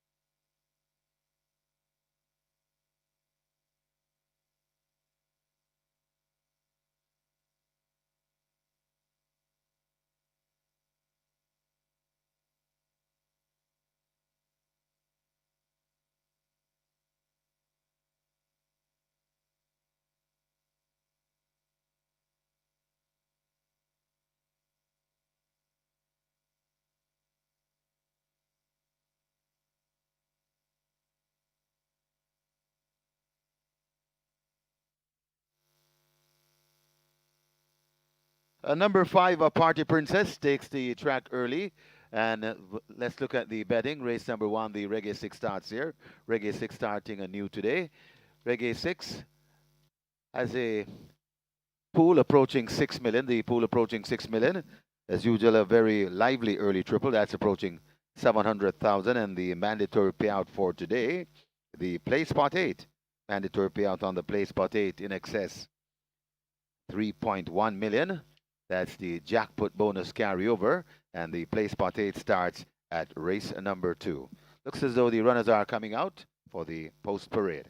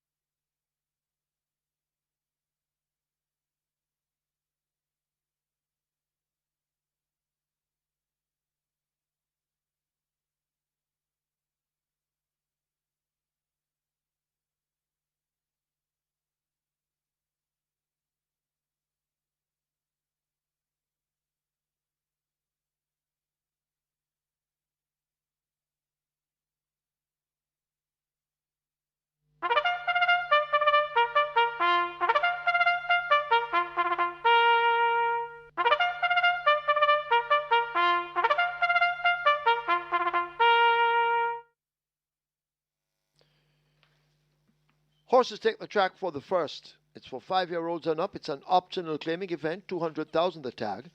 Also native bred 6-year-olds and up, non-winners of 2. And native bred 5-year-olds maidens, the distance 900 meters straight or 4.5 furlongs. One print quality make the weight 49.5 kilos or 109 pounds. 3 blinding light, 55 or 121. 7 big man Biden, 55 or 121. 8 pip, 55 or 121. Wagering on a double event, exacta, quinella trifecta, superfecta, high 5, rolling triple. The Reggae 6 begins here. Rolling triple on its way to 700,000. Reggae 6 heading for 6.5 million. Get your wagers on. We have a carryover in the play spot 8 in excess of $584,000. So please note, carryover in the play spot 8 in excess 584,000. Runners make their way to post. Get your wagers on quickly.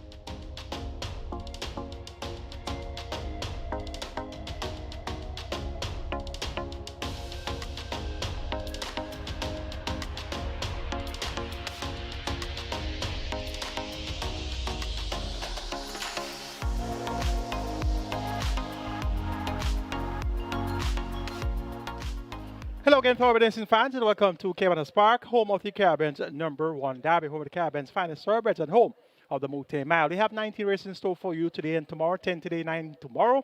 It's going to be all about sprinting, and today we have the Awfoh Sprint. That's our main feature. We also be having the Abbie Grannum Memorial Cup. We also be having the Miracle Crow Sprint. There's also going to be the Warzone Sprint Trophy. So it's all about sprinting and more sprinting here at Caymanas Park. Also on the way to the gate for race number 1, which kicks off the Reggae 6. Reggae 6 pool is at 6.5 million. The minimum guarantee payout 3.5 million. The jackpot starts afresh at $1 million. And the early triple is at 850,000. It's a field of 9. They go 900 meters straight or 4.5 furlongs straight. It's for the lowest level of claiming, 200,000. Let's take a look. Top choice goes to number 4, Big Guy in the Sky. Dane Nelson picks up the mount here for Trinidad and Anderson, and that price, 5-2, looks more likely to be the right price for Big Guy in the Sky. Second last time out, beaten behind Southern Flight. They are both reporting from different barns. Southern Flight now trained by Edward Walker, and Big Guy in the Sky now trained by Marlon Addison. And will they be 1-2 again? Will Southern Flight beat Big Guy in the Sky? Will Big Guy in the Sky turn the tables on Southern Flight? That's left to be seen. It's 3-5 Southern Flight, 5-2 Big Guy in the Sky. I'm taking Big Guy in the Sky to turn the tables on recent conqueror Southern Flight. They should be in close proximity of each other throughout. Number 8 is Pip. Comes off a break since August. Was a winner in August. That was at 5.5 furlongs. Now comes 4.5 furlongs straight. Philip Partridge maintains them out here for Ricardo Brown. Look for Pip to be back in contention throughout as well. And Queen's Anne, number 6, sent off at 3-2 in that same race, which was won by Southern Flight over Big Guy in the Sky. Today, you're getting 8-1 for Queen's Anne. So that's going to be the perception of the betting public, not making this one as short as 3-2 as they did last time out. But it's the same set of horses. Big Guy in the Sky, Southern Flight, and Queen's Anne. So why is Queen's Anne at 8-1 today? While you're getting 5-2 Big Guy in the Sky, 3-5 Southern Flight. That's how you get upsets that take place in thoroughbred racing, and that should make it that much more worth your wager to have Queen's Anne on the right side. Going here, 4, 9, 8, and 6 in race number 1. Big Guy in the Sky over Southern Flight, Pip, and Queen's Anne.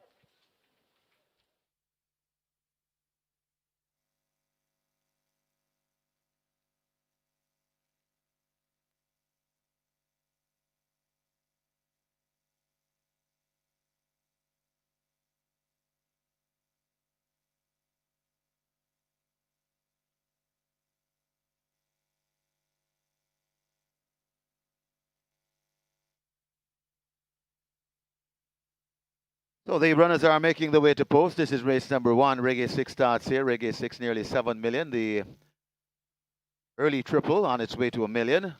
High 5 wagering offered in the first. That's approaching 300,000. Get your bets on the big thing on today's card. One of the big thing, I should say, is the mandatory payout on the Catch 9. Catch 9 as a jackpot bonus carryover. Everything must go on the Catch 9. We have in the kitty. It excess 3.1 million. Also, there is a mandatory payout. Well, the Catch 9 starts race 2. There is a carryover, I should say, carryover in the play spot 8, a hefty carryover in the play spot 8, 584,000 plus. And over at a simulcast, nobody caught the CT6 last night at Charlestown, and it's up for grabs today. CT6 has a carryover in excess 313,000 and a massive single winner bonus of 635,000. There's also a massive single winner bonus on the pick 5 Charlestown in excess 450,000. The pick 4 was not caught either at Charlestown, 127,000.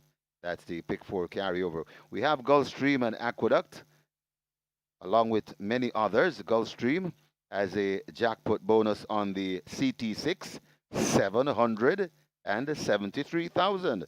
And over at Aqueduct, NY6, single winner bonus, 485,000. The pick 5 at Aqueduct got a carryover there, a nice one, 160,000 plus. Play spot 8 carryover as well at Aqueduct in excess 60,000. So got good stuff over at simulcast as per usual, and good stuff here at Caymanas Park. Horses have reached the starting gate, so get your wagers on. Not much time to wager. Hurry and place your bet, and you're encouraged to wager as early as possible to avoid the disappointment.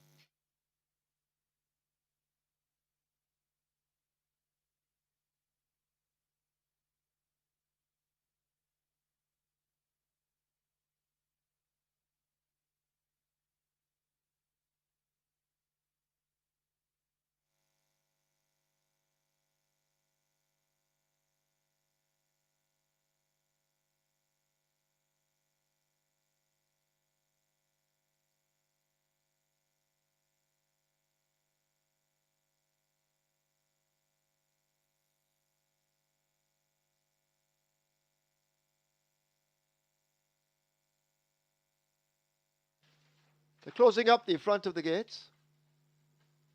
High Five continues to head to 300,000. Rolling triple at 900,000 and climbing, and the Rega 6 approaching 7 million. Get your wagers on.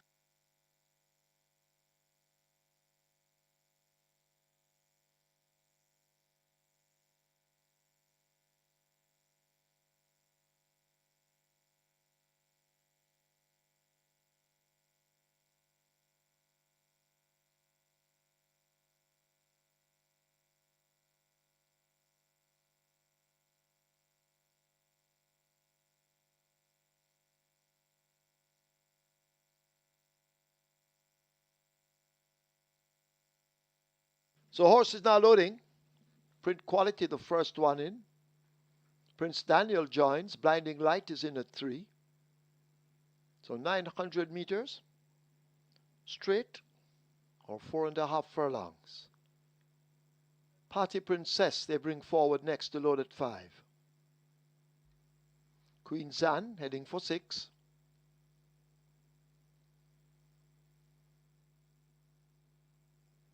Queen Zan is in. Big Man Biden. Eric Horton. They will load at 7. Big Man Biden pulled in. Pip heads for 8. Big Guy in the Sky walking into 4. And we wait on the favorite at 3 to 5, Sudden Flight.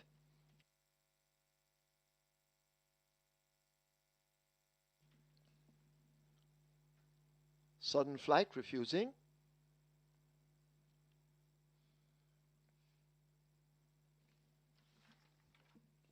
So waiting on this Sudden Flight. Sudden Flight is in. Field in line for the first of 10. They're off. Big Guy in the Sky gets off quickly in the pink in the center. Queen Zan is also racing close up to the leading bunch. Sudden Flight is nearest to us and right up with the front end may have that overall lead. As they sort themselves out, they've covered the first furlong and a half. Sudden Flight in the white cap racing nearest to us. In the center, Big Guy in the Sky and Dane Nelson chasing all the while as Sudden Flight continues to set the splits. Pip is in the red sleeves near the stand fence as well, but Sudden Flight has to be caught as they charge inside the last quarter. It is a Sudden Flight in charge, large and in charge under Javanil Patterson. They're about to arrive at the final furlong. Can they catch Sudden Flight? Being chased all the while by Pip under the stand fence. Big Guy in the Sky and the pink in the center. Blinding Light now beginning to come on, but it's all over. Sudden Flight in a trot runs away from them in the first event and wins by a wide margin. Could be double digits. It's tied for second. Blinding Light just getting the better of Pip. Also close between Prince Daniel and Big Guy in the Sky. He's down in the end.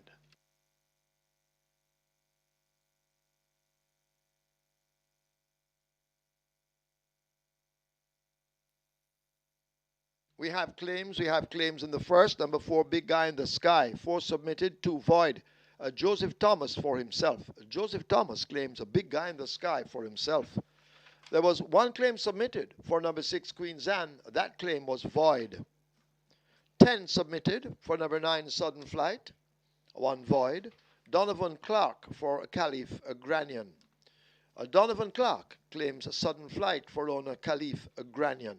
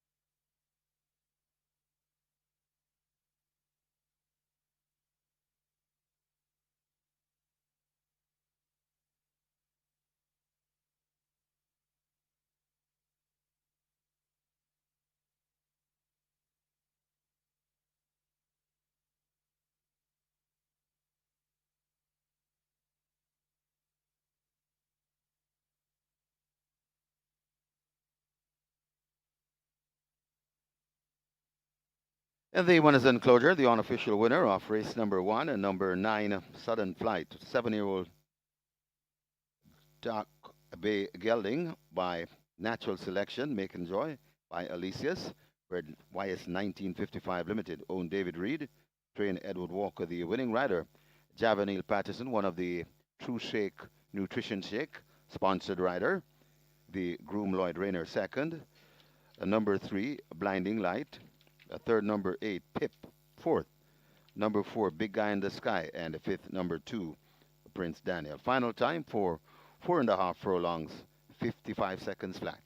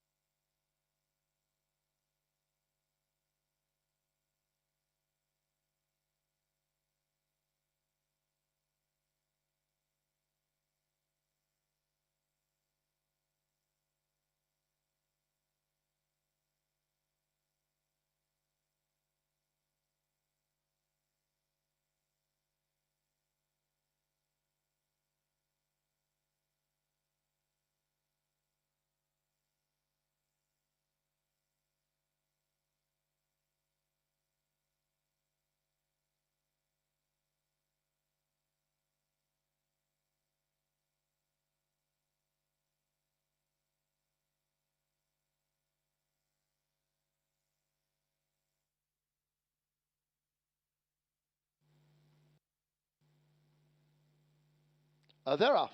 Big Guy in the Sky gets off quickly in the pink in the center. Queen Zan is also racing close up to the leading bunch. Sudden Flight is nearest to us and right up with the front end may have that overall lead. As they sort themselves out, they've covered the first furlong and a half. Sudden Flight in the white cap racing nearest to us. In the center, Big Guy in the Sky and Dane Nelson chasing all the while as Sudden Flight continues to set the splits. Pip is in the red sleeves near the stand fence as well, but Sudden Flight has to be caught as they charge inside the last quarter. It is a Sudden Flight in charge, large and in charge under Javanil Patterson. They're about to arrive at the final furlong. Can they catch Sudden Flight? Being chased all the while by Pip under the stand fence. Big Guy in the Sky and the pink in the center. Blinding Light now beginning to come on, but it's all over. Sudden Flight in a trot runs away from them in the first event and wins by a wide margin. Could be double digits. It's tight for second. Blinding Light just getting the better of Pip. Also close between Prince Daniel and Big Guy in the Sky. He's down in the end. Result of the first now official. Horses to the testing barn. 4, Big Guy in the Sky. 9, Sudden Flight. 4 and 9 both go to be tested. The splits 24-1, 48-2. They raced 900 meters straight or 4.5 furlongs in 55 seconds flat. The margins 10 3/4 by a neck.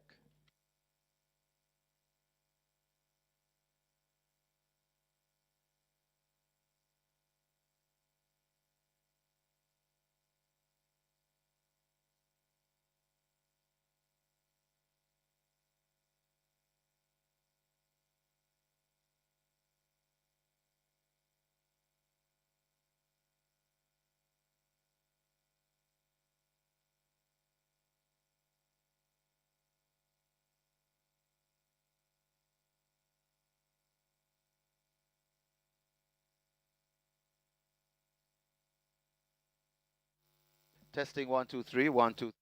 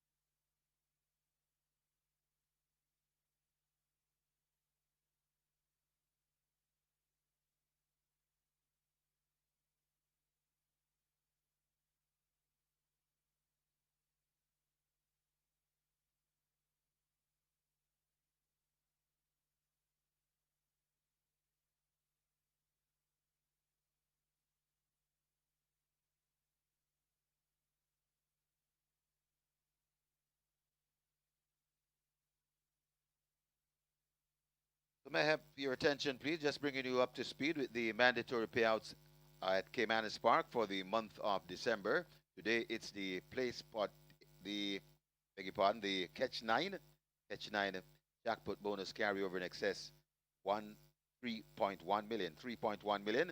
That's the jackpot bonus carryover mandatory payout today. Tomorrow it's the strike four, a mandatory payout on the strike four, December 14th.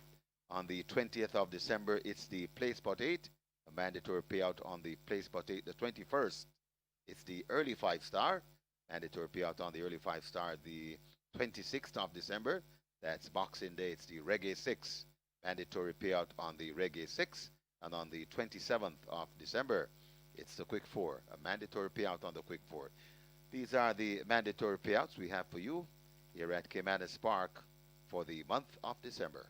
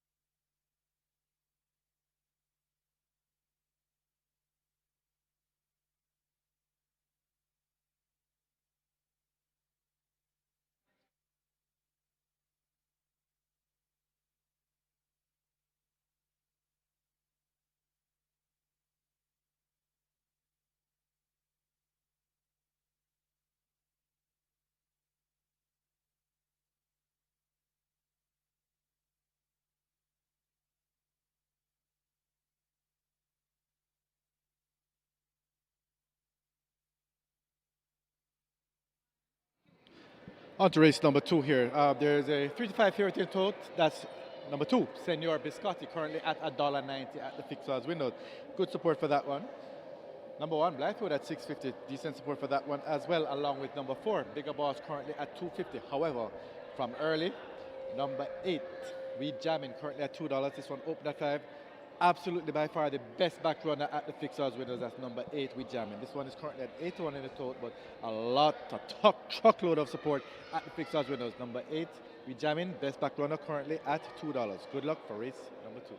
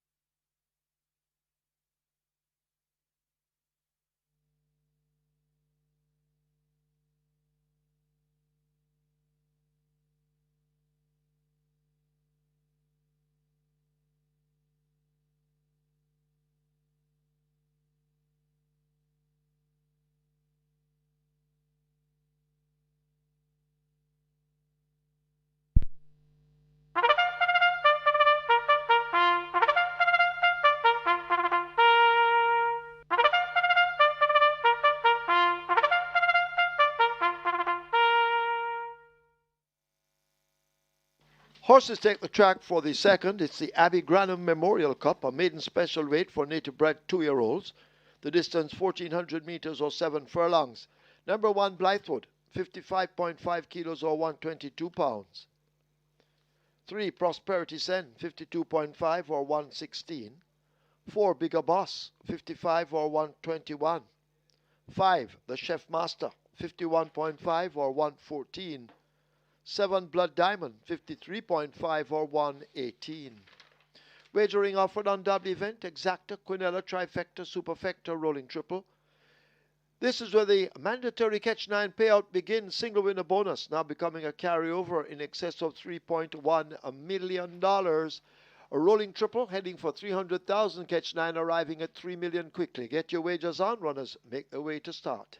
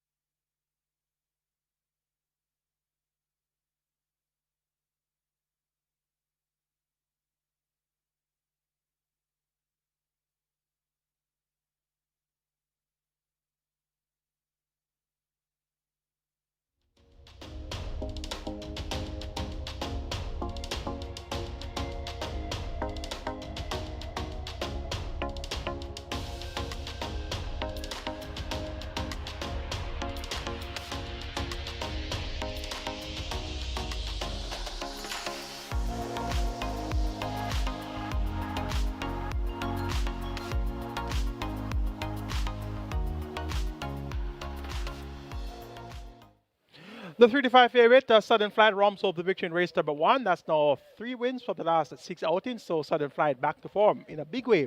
Japanese pattern riding there for Edward Walker and owner David Reed. Live ticket count on the regular 6, 4,406 and 5.163 million in that net pool. It's now on to race number 2, the Abbie Grannum Memorial Cup, start of the mandatory period Catch 9.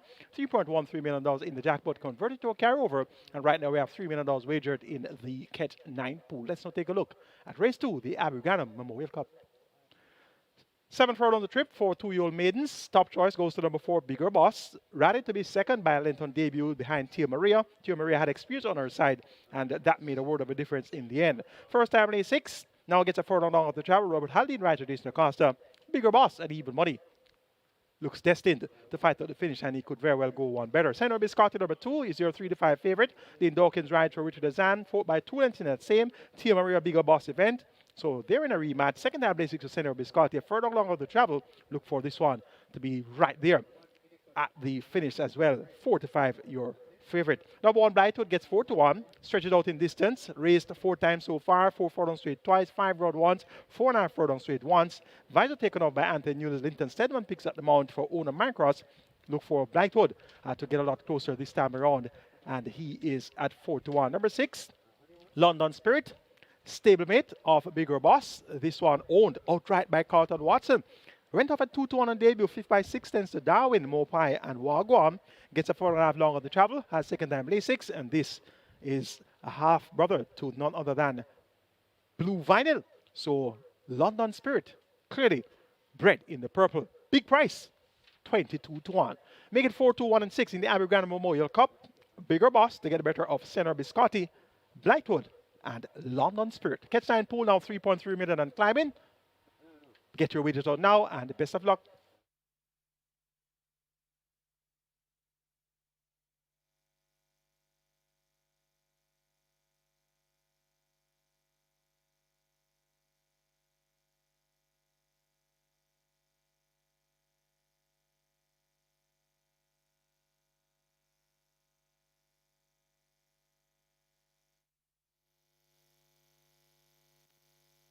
May I have your attention, please? Trainer Jason DaCosta wanted immediately in the stewards room. That's Jason DaCosta. Please go now to the stewards room.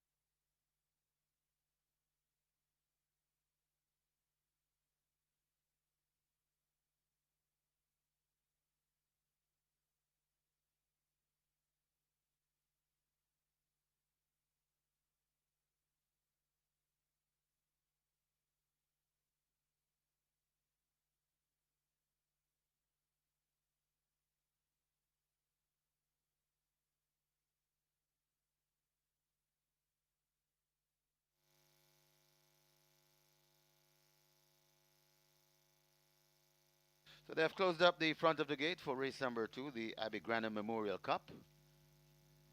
And the loading up about to start. Your catch 9 mandatory payout today.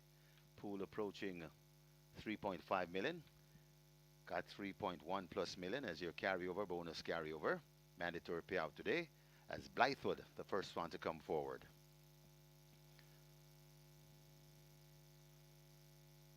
Rolling triple on its way to 300,000 as they work on Blythewood to gate 2, gate 1 rather.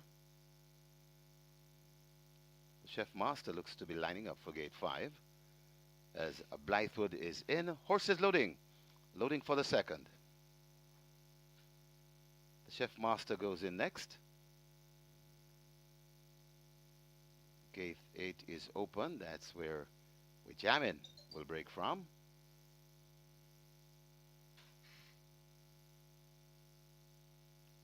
London Spirit loads at 6. Senor Biscotti, even money, loads at gate number 2.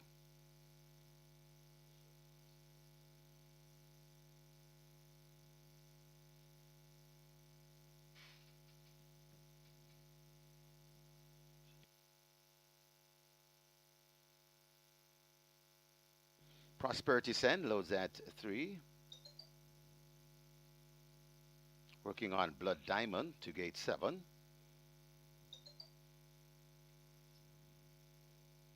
As we have Very tight favoritism. Now 4-5. Bigger Boss comes to gate number 4, backing away. Blood Diamond is loaded in 7. So that's the one they're working on. And waiting to load last with Jamin.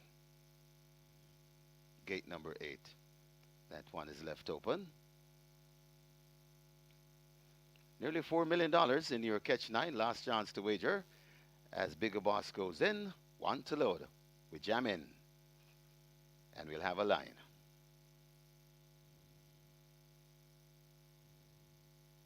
Working on with Jamin. With Jamin goes in. El Champo, Omar Walker, will have a seat. Looks to be ready for us. Ooh, one of them rearing up in the gate. Could be Bigger Boss.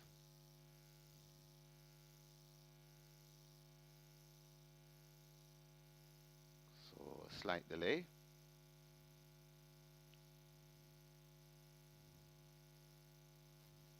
Backing out Prosperity Sen from gate 3. Looks to be backing out the runners. Well, Prosperity Sen has been backed out.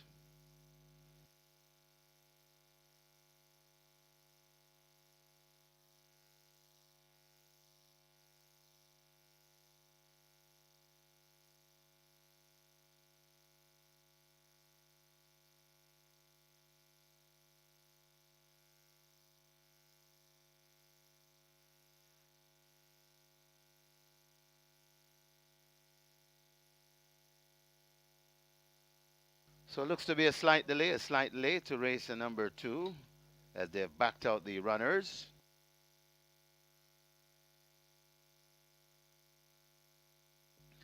Got a late scratch, the anti-post favorite, late scratch number 4, Bigger Boss. That one is injured, so you'll get a chance to change your wagers and make additional wagers. So scratch number 4, Bigger Boss was the favorite at the time. That one is injured. You'll get a chance to change your bets and make additional wagers. Hurry to the windows and place your bets.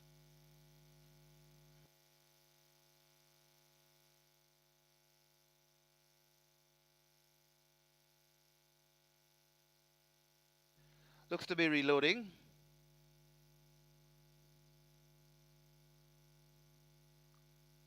Blythewood, Senor Biscotti, now at 1-5. Prosperity Sen, the Chef Master, London Spirit, Blood Diamond, waiting on with Jamming to complete the line. 7 furlong the trip. With Jamming goes in, well, not quite in, part of the way in. Now looks to be in. Jamming goes in. And we have a line. Ready for race number 2, the Abbie Grannum Memorial Cup.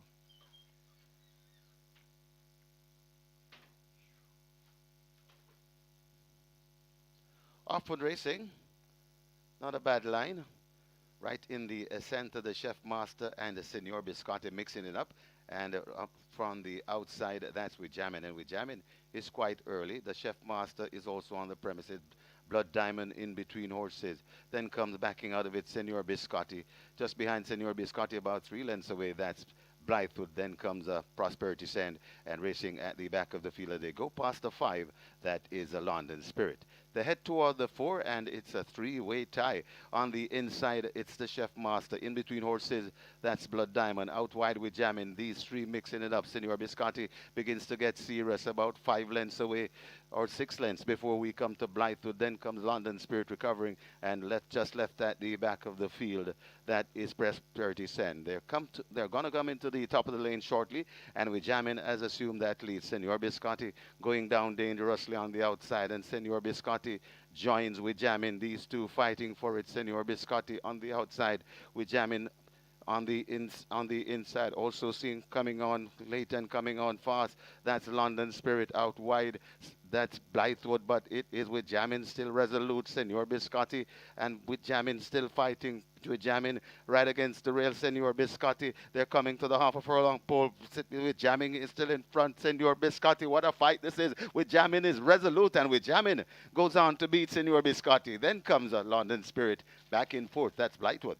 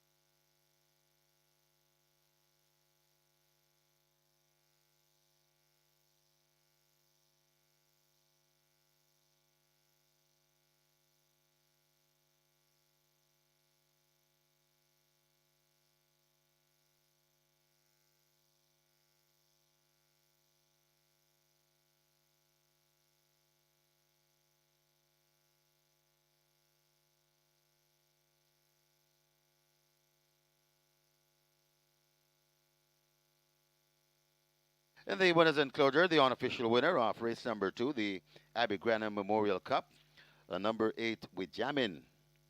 2-year-old chestnut colt by Burn Identity, Jammin by Traditional, bred Vincent Lumsden, owned Paul Lumsden.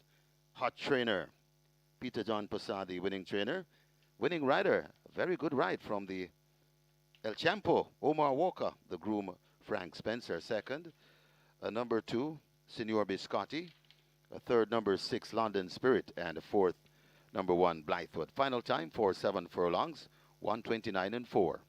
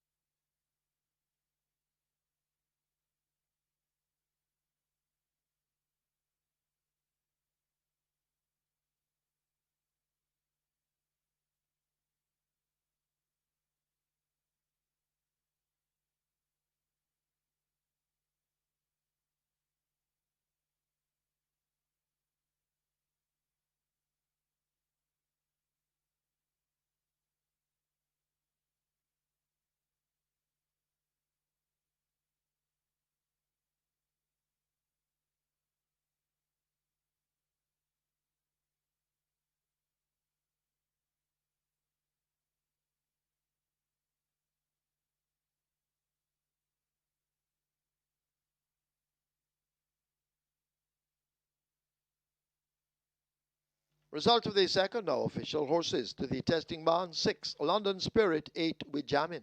6 and 8 go to be tested. Splits 23-4 by 48 by 114-1. They raced 7 furlongs in 129-4. The margins are neck by 3.5.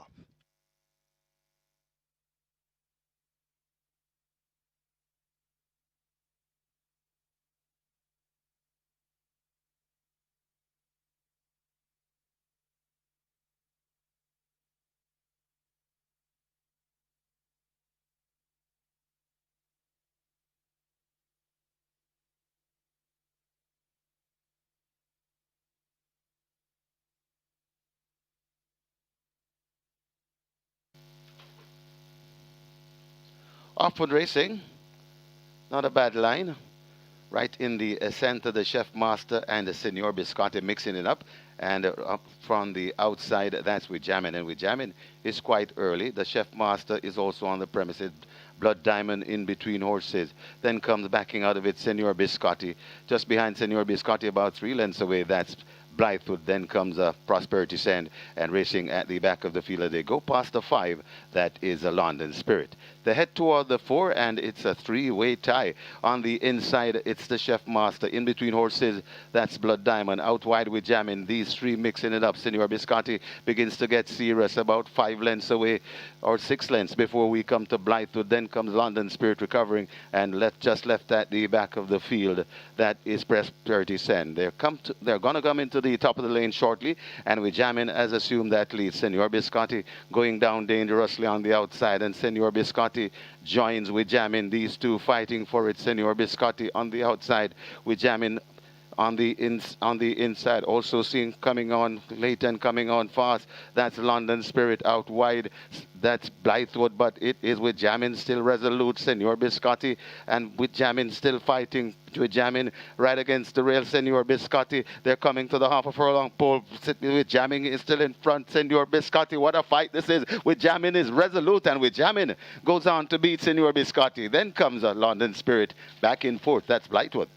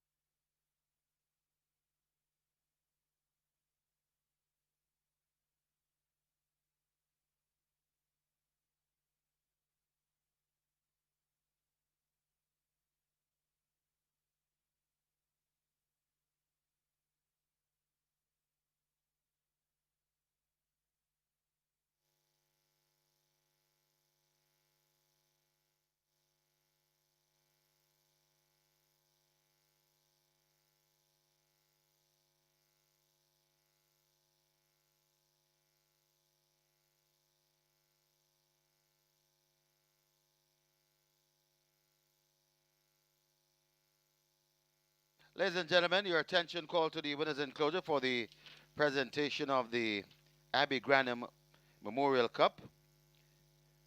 Making the presentation, Captain Marlon Brown, and he makes it to Michael Boudoir, collecting on behalf of the winning owner, Paul Lumsden. Congratulations to the winning connections, race number 2, the Abbie Grannum Memorial Cup.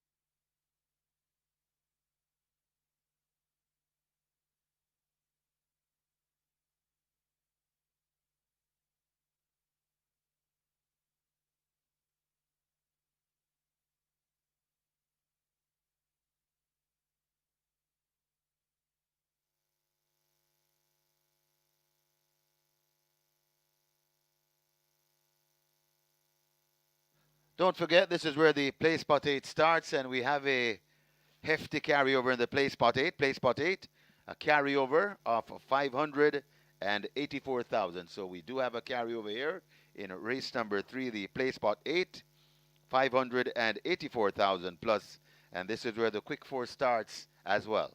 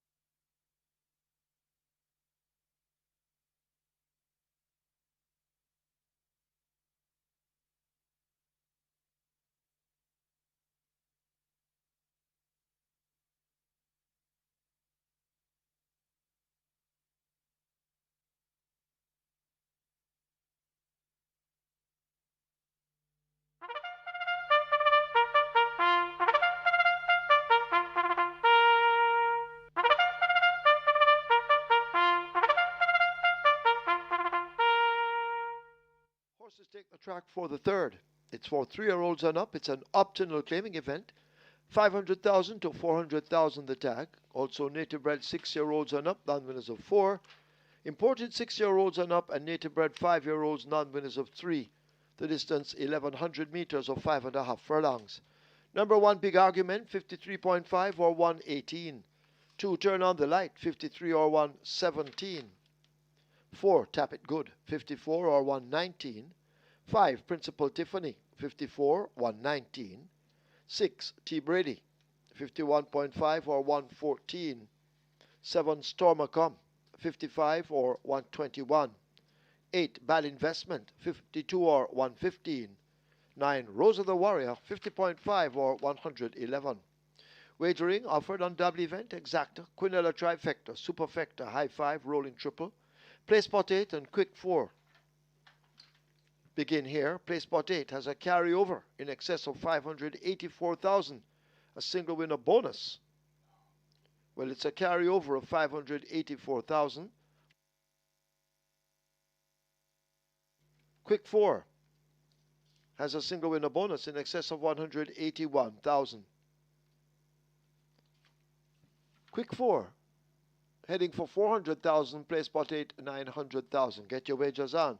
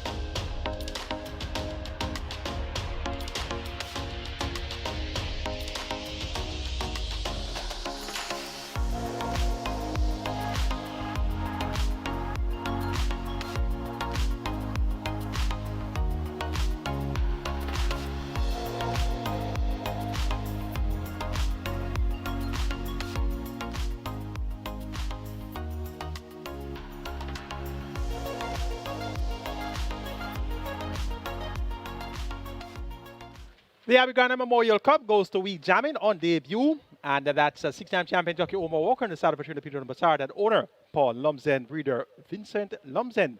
And indeed, that one, a driving finish, winning by a head there. Good ride by 6-time champion jockey Omar Walker, just getting the better of the 1-5 favorite Senor Biscotti. Lap ticket count on the regular 6 now down to 945 with 5.1 million plus in the dead pool there. Catch stand on mandatory payout day starts off on 239 live tickets and just over 6 million in the net pool.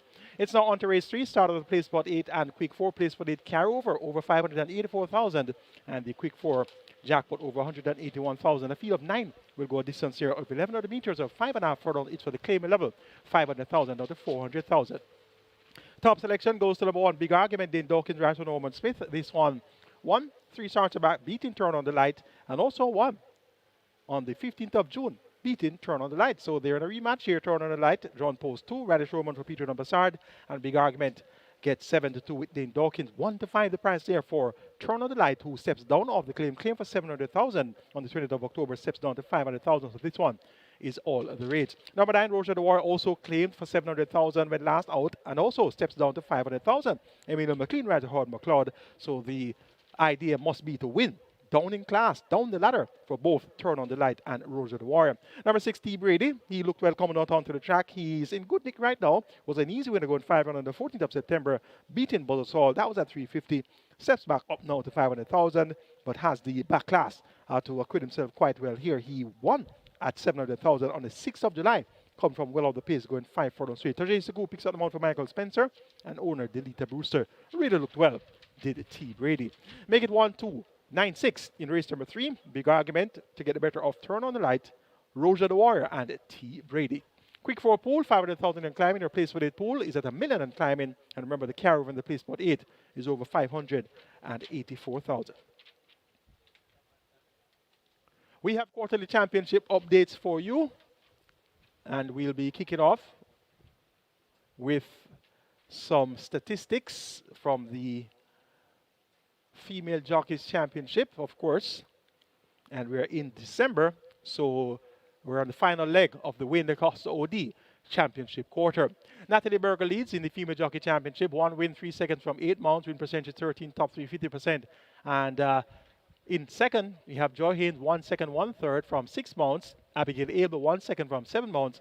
And Tanika Wolf, no placings yet from 3 mounts. In the gentlemen's section, Radish Roman well out in front, 22 wins, 8 seconds, 10/3 from 68 mounts, win percentage 32, top 3, 59%, and 18.5 million in earnings. Dane Dawkins at 13 wins, 17 seconds, 10/3 from 72 mounts, win percentage 18, top 3, 56, and 11.8 million in earnings. Robert Halliday, 9 wins, 6 seconds, 3/3 from 28 mounts, win percentage 32, top 3, 64%, and 7.3 million earned. Dick Carden has 7 wins, 3 seconds, 9/3 from 41 mounts, win percentage 17, top 3, 46%, and 6.3 million earned. Demar Williams, 7 wins, 10 seconds, 4/3 from 59 mounts, win percentage 12, top 3, 36%, and 6 million in purse earnings there. Trainers with less than 9 horses. Leaders is Philip Elliott, 3 wins, 3 seconds, 3/3 on 27 started, win percentage 14, top 3, 43%, 2.1 million earned. Sacklin Roman, 3 wins from 7 starters, win percentage 43, top 3, 43%, and 1.2 million earned. Norman Smith, 3 wins from 10 starters, 30%, win in top 3 columns, 1.1 million earned. Ron Matthew, 1 win, 3 seconds, 2/3 from 10 starters, win percentage 10, top 3, 60%, and 896,000 earned. The Lou Richards rounds off the group, 1 win, 2 seconds from 4 starters, win percentage 25, top 3, 75%, and 738,000 in purse earnings there. That's your quarterly championship update. In select categories, we'll have more for you as the day progresses. It's now on to post for the third event.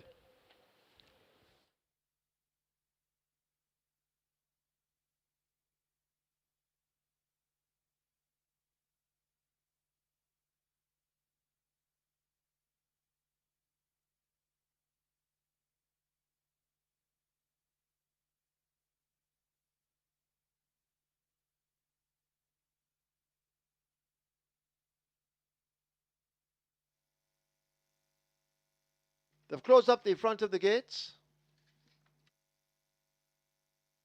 High 5 on its way to 250,000. Quick 4 heading for 600,000. Place spot 8 arriving at 1.1 million. Get your wagers on.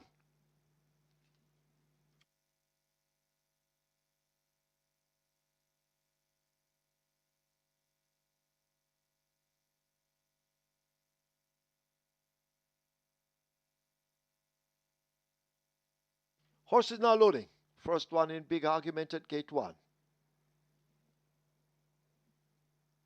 Zion will load at 3.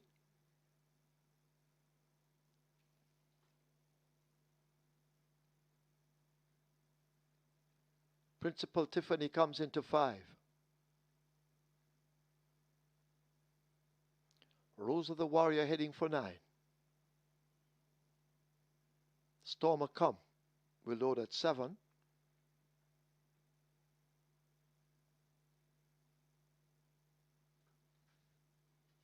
So loading up underway. Quick 4 heading to 600,000. Place spot 8 on its way to 1.2 million. Get your wagers on.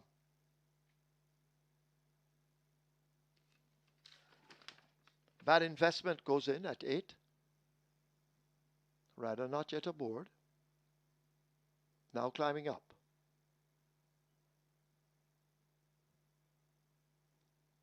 Tap It Good. Walking behind gate 4, which is open. T. Brady loads at 6. Rose of the Warrior in at 9.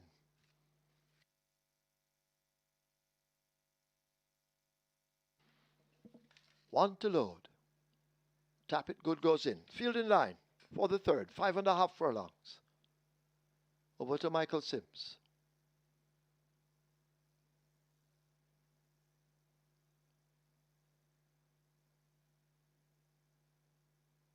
They're off. Zion and Principal Tiffany get away the slowest of them all. His big argument took off quickly.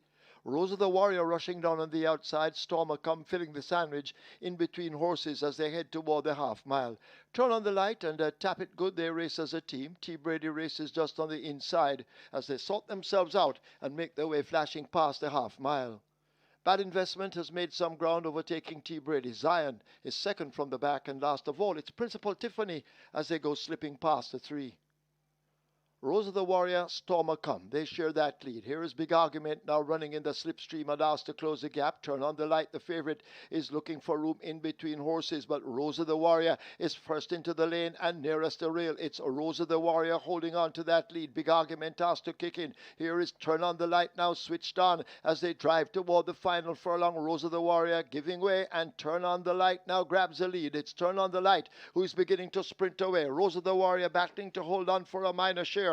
Toward the outside, that's Tap It Good coming on. Big Argument left out of it, but it's all over. It's Turn on the Light and the champ jockey, Radish Roman. They win by maybe 9. Tap It Good is second over Rosa the Warrior.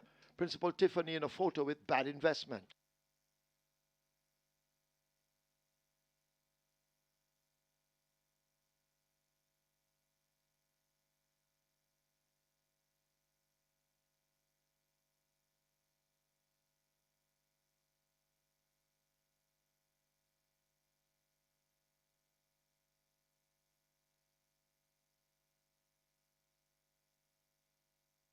We have claims. We have claims in the third. Number 1, Big Argument. 2 claims submitted. Lawrence Fremantle for Ashley Mitchell. Lawrence Fremantle claims Big Argument for Ashley Mitchell. 14 claims submitted for number 2, Turn on the Light. 1 void. Lawrence Fremantle for Marshall Russell. Lawrence Fremantle claims Turn on the Light for Marshall Russell. 2 claims submitted for number 3, Zion. Donovan Clark for Khalif Granion. Donovan Clark claims Zion for Khalif Granion. 3 claims submitted for number 9, Rosa the Warrior. Donovan Clark for Granville Douglas. Donovan Clark claims Rosa the Warrior for Granville Douglas.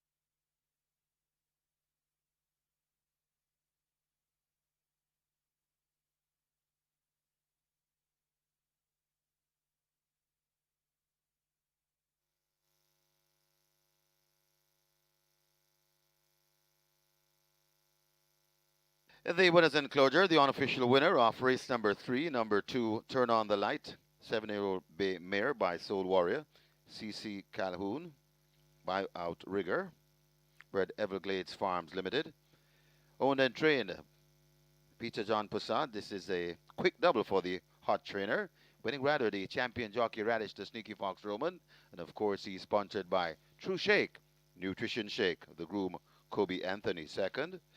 Number 4, Tap It Good. Third, number 9, Rosa the Warrior. Fourth, number 8, Bad Investment. And fifth, number 5, Principal Tiffany. Final time for 5.5 furlongs, 110 and 1.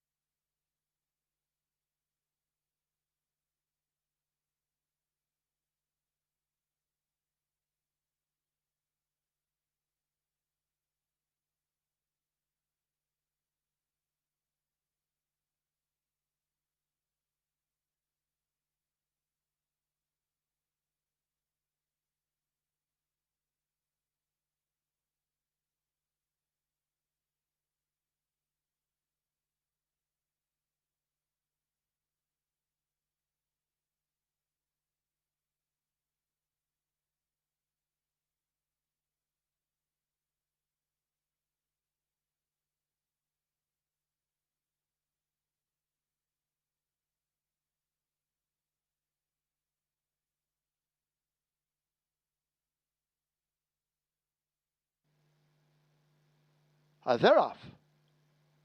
Zion and Principal Tiffany get away the slowest of them all. His big argument took off quickly. Rosa the Warrior rushing down on the outside. Stormer come filling the sandwich in between horses as they head toward the half mile. Turn on the light and tap it good. They race as a team. T. Brady races just on the inside as they sort themselves out and make their way flashing past the half mile. Bad Investment has made some ground, overtaking T. Brady. Zion is second from the back, and last of all, it's Principal Tiffany as they go slipping past the three. Rosa the Warrior, Stormer come. They share that lead. Here is Big Argument now running in the slipstream and asked to close the gap. Turn on the light. The favorite is looking for room in between horses, but Rosa the Warrior is first into the lane and nearest the rail. It's Rosa the Warrior holding on to that lead. Big Argument asked to kick in. Here is Turn on the Light now switched on as they drive toward the final furlong. Rosa the Warrior giving way, and Turn on the Light now grabs the lead. It's Turn on the Light who's beginning to sprint away. Rosa the Warrior battling to hold on for a minor share.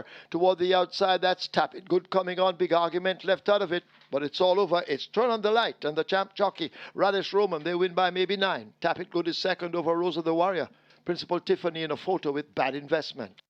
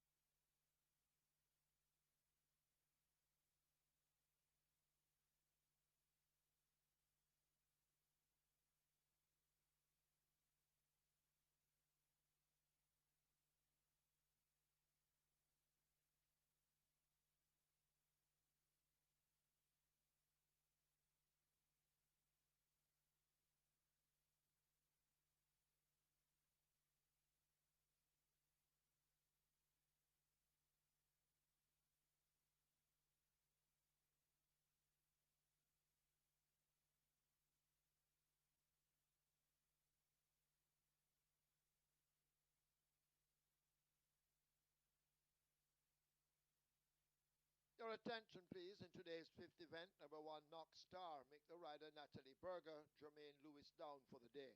So Natalie Berger rides number 1, Knock Star in the fifth event. Result of the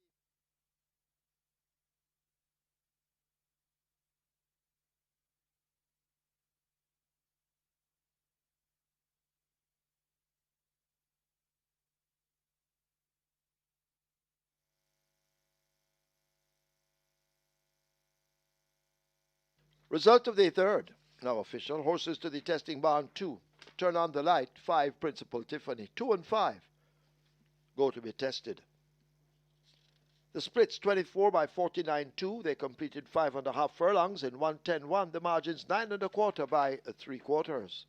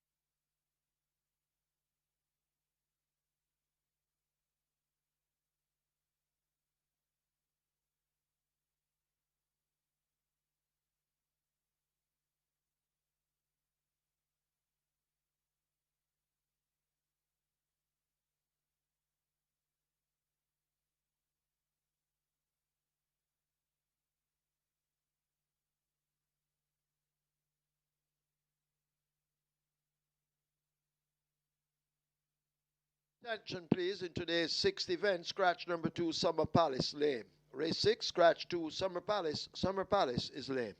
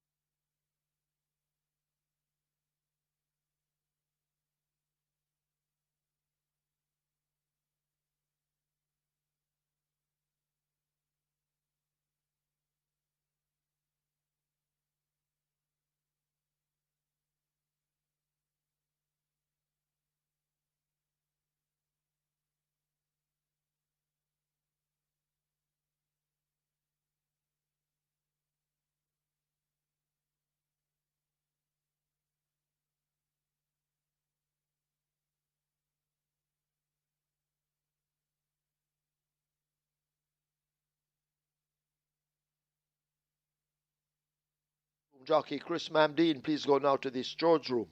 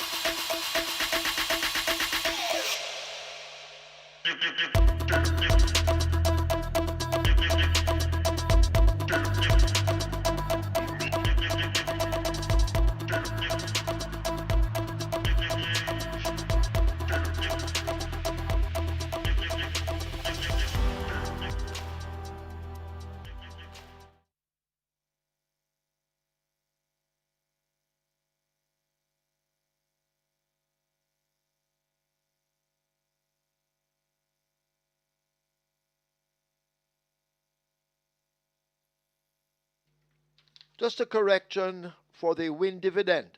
In race 2, number 8 with Jammin, displayed was 175, but the correct win dividend 446. But that win dividend was in the computer, and for those of you with MBET, the correct dividend was displayed. So we do apologize for any inconvenience caused.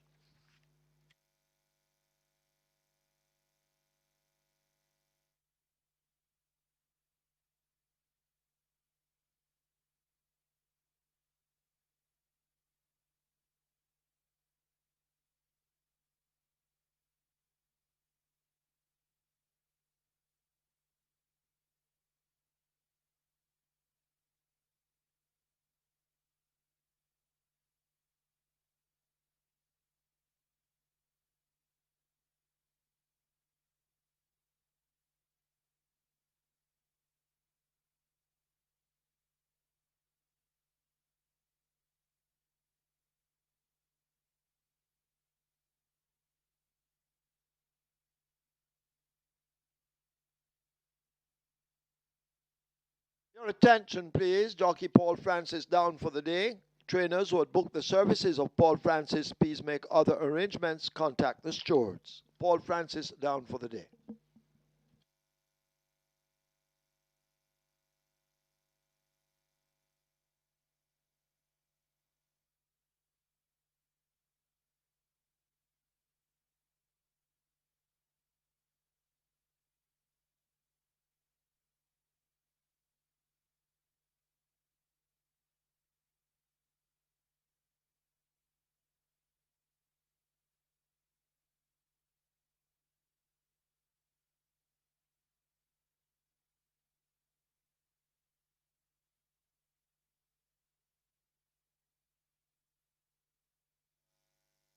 Once again asking Christopher Mamdine to go now to the stewards room. Christopher Mamdine wanted in the stewards room immediately. Thank you.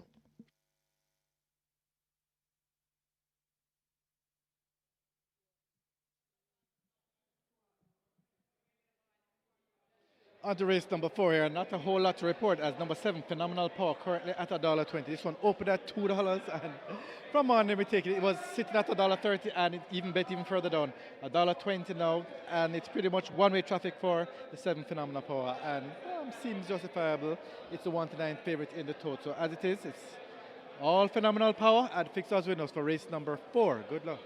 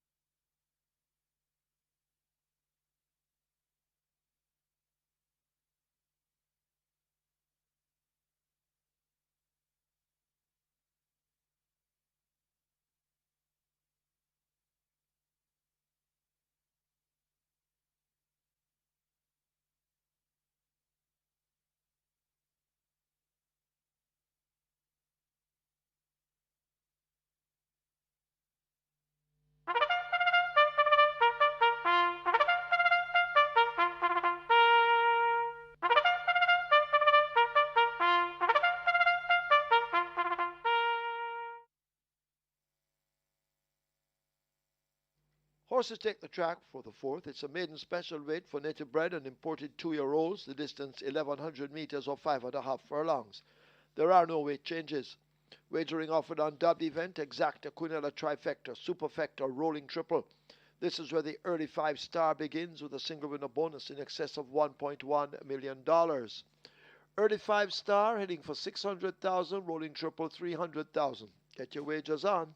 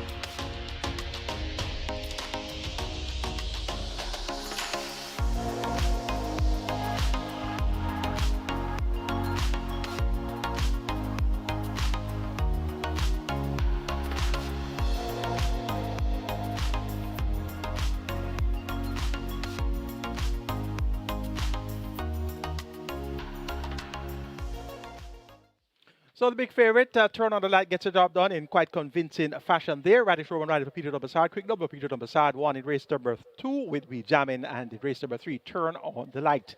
Live ticket count on the Regular 6, 886 with 5.1 billion plus in the dead pool there.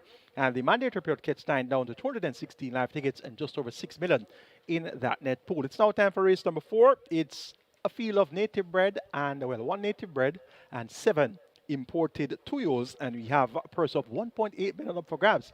And it's an interesting looking field of 8 on the way to the starting gate. They go 1,100 meters or 5.5 furlongs.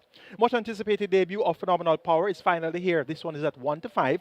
He's a 2-year-old that may called by Violence out of the Quality Road Dam Drinking Dixie. Bred 2500 determined stud in the USA owned ACK Stables train. Anthony Nunes, Radish Roman aboard, tongue tie and lazy for the debut. Phenomenal Power looked a bit fractious in the paddock and settled a bit nicely coming out onto the track. So he much prefers a jockey in his back, and he is looking well focused for his first assignment. And he's at odds of 1 to 5. Has worked well, 46 flat for 4 furlongs straight by 59.3 on the 29th of November, and on the 16th of November earlier, 5.5 furlongs 107.3. So Phenomenal Power is expected to make a winning debut, and there is, and he's on the edgy side, on the fracture side in comparison to his stablemate, Prodigal's Power number 3. He's a 2-year-old bay caught by Global Campaign or the Go Sapper Dam Ghosty. Brad Burton joined the USA own ACK Stables, trained Anthony Nunes, Linton Stedman aboard tongue tie, and Lasix for the debut. Worked well, 5.5 in 107.3 by 101 flat on the 16th of November alongside Phenomenal Power. So they were both heads apart in that workout of the 16th of November, and they're getting 12 to 1 for Prodigus Power, 1 to 5 for Phenomenal Power.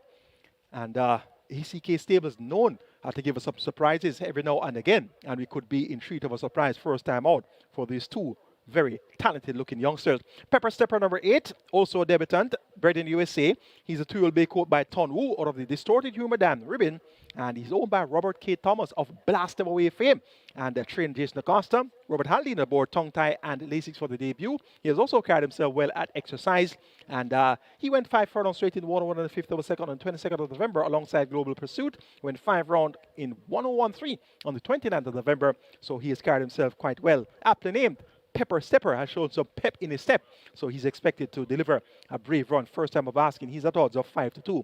Of the others we've seen, Infinity Star, we've seen this one 3 times. Second on debut to Fernando, the local bred, beaten by the importee Surdon on next 2 assignments. Infinity Star has some experience on his side, and he should use that to his benefit here to at least earn a minor share. And on the monitor right now is a very well-built Prodigus Power. He's foaled on the 25th of May. So he is foaled 2 months after his stablemate, Phenomenal Power, who was foaled on the 7th of March.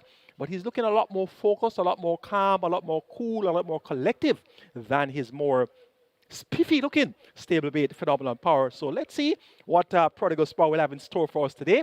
Could he upset? That's going to be a distinct possibility. Watch out for the ACK Stables runners. As I said, they have been known to give us some surprises, and this could be one of those days where it's quite fitting that a surprise could be in store. Make it 7-8-3-2 in race number 4. Phenomenal Power over Pepper Stepper, Prodigus Power, and Infinity Star. Early 5-star pool is at 650,000 as we have the front of the gates being closed, so the load procedure should get on the way.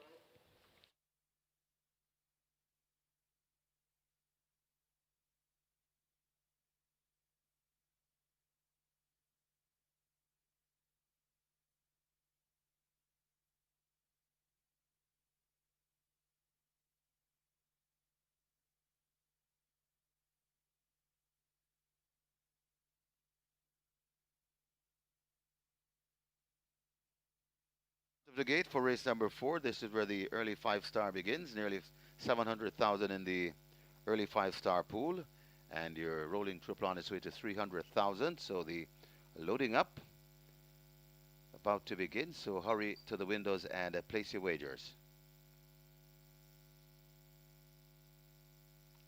Brody's Unity, the first one to come forward. Brody's Unity to gate 1. Horses loading. Loading for the 4th.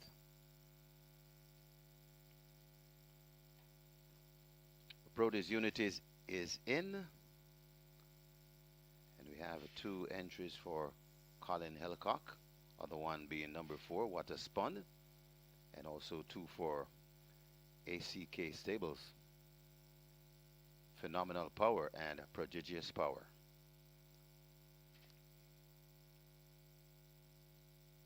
So last chance to get a bet in on the early 5-star. It's now approaching 800,000.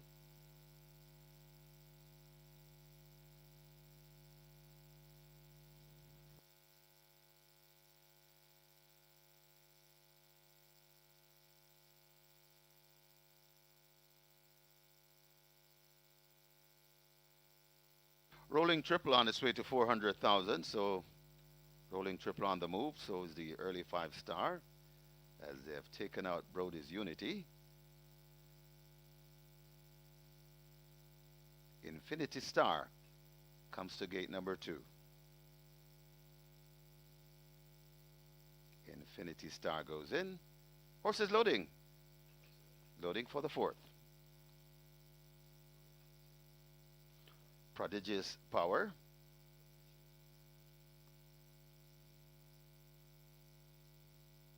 Goes to gate 3. Goes in.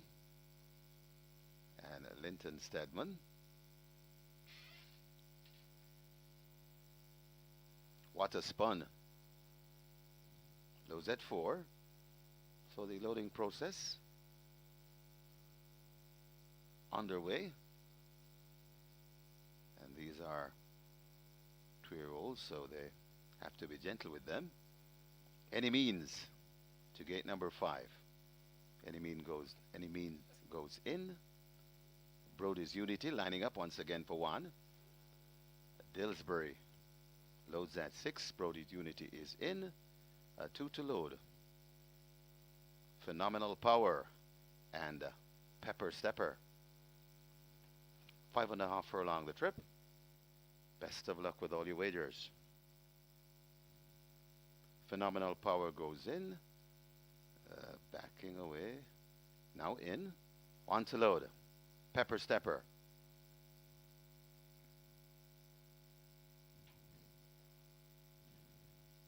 Starter Michael Sims. Just waiting on 1 to load to complete the line. Pepper Stepper goes in. And we are ready. Ready for race number 4. Starter holding them. Maybe one acting up in one of the gates. Can't see from here. Oh, Brody's Unity. That's the culprit. Rather takes evasive action. That's Richie Shakes. Looks as though they're backing out the runner. So problems in gate number 1. More wagering time available. Backing out the runners.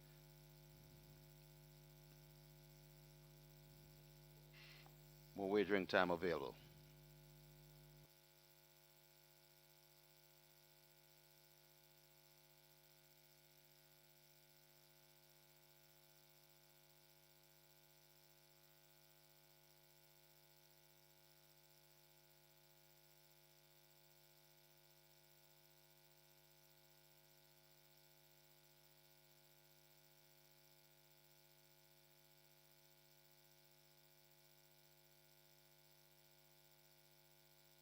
So the runners have been backed out of the gates, and Brody's Unity getting a vet check.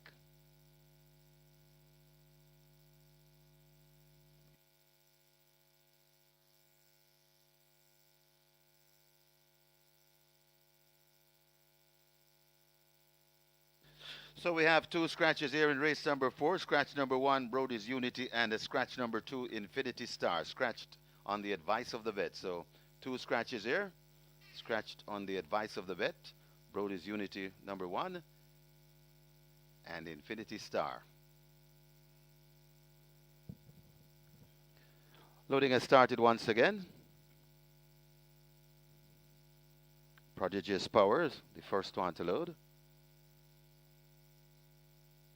Water Spun. Next at 4. Reloading the 6, Dillsbury.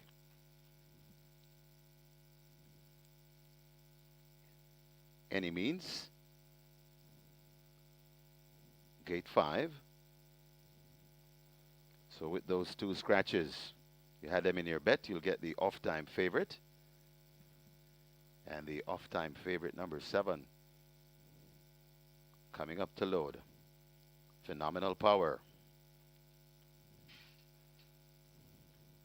Phenomenal Power backs away.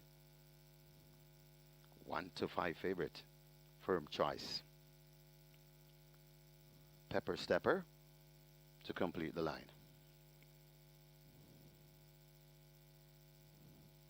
Pepper Stepper up and in.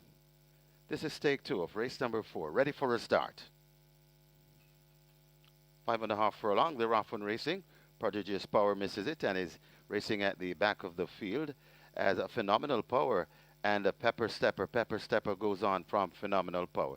They're about 3 or 4 lengths in front of Any Means racing back in third. About 6 lengths before we come to Dillsbury, Prodigious Power, and Water Spun racing at the back of the field. They make their way toward the 3, and on that lead it is Pepper Stepper sprinting off by about 3 or 4 lengths in front of racing second. That's Phenomenal Power cutting into that lead about 6 lengths before we come to Any Means.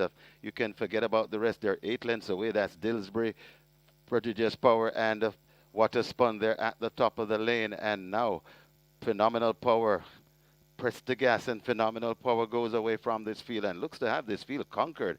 This is a demolition in race number 4. Phenomenal Power getting away from these. The battle clearly on for second. It's 2 on the day for the Sneaky Fox. Coming to the half a furlong pole, throttle down. Phenomenal Power coasting home on double digits. Getting second, that's Prodigious Power. Third goes to Dillsbury. Fourth to Any Means.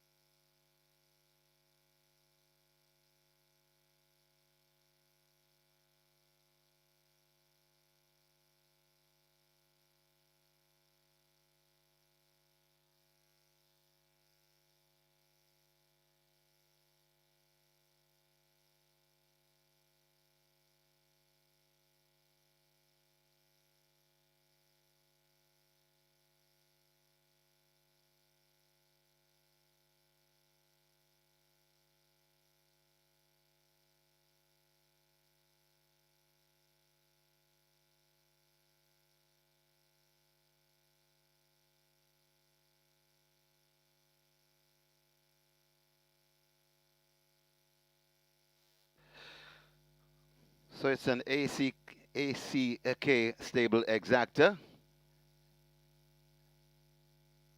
and a trainer's trifecta.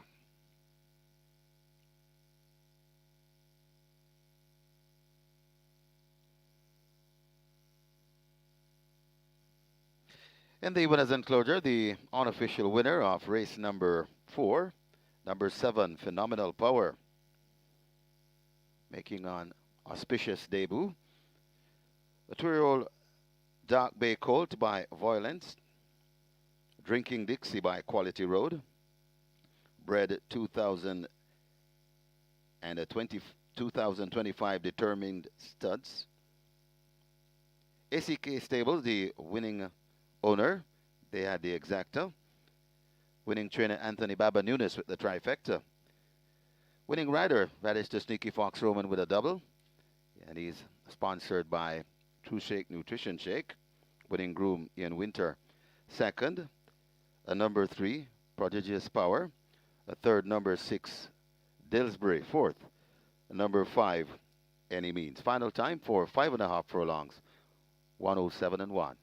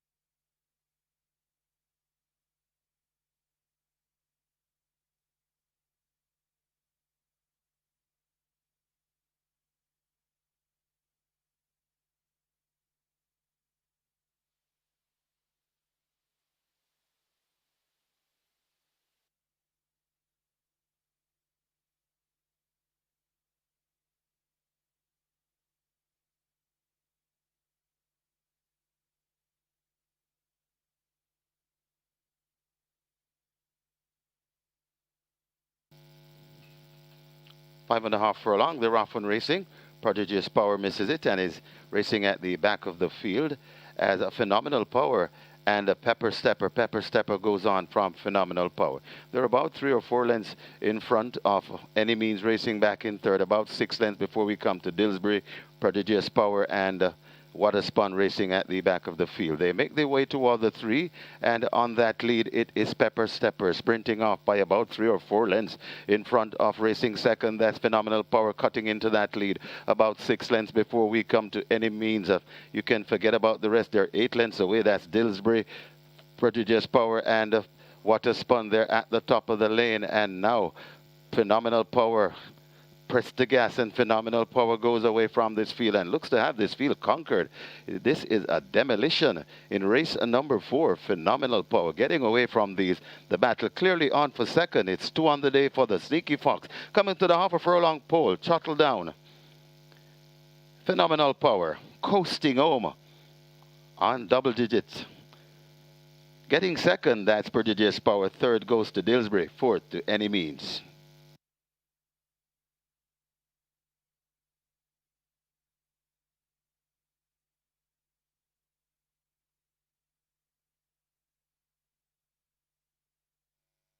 Result of the fourth, now official.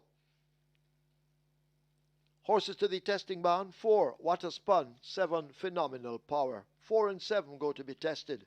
Splits 23-1, 47-1, final time 5.5 furlongs, 107-1, and the margins are whopping 17 by 4. 17 lengths by 4.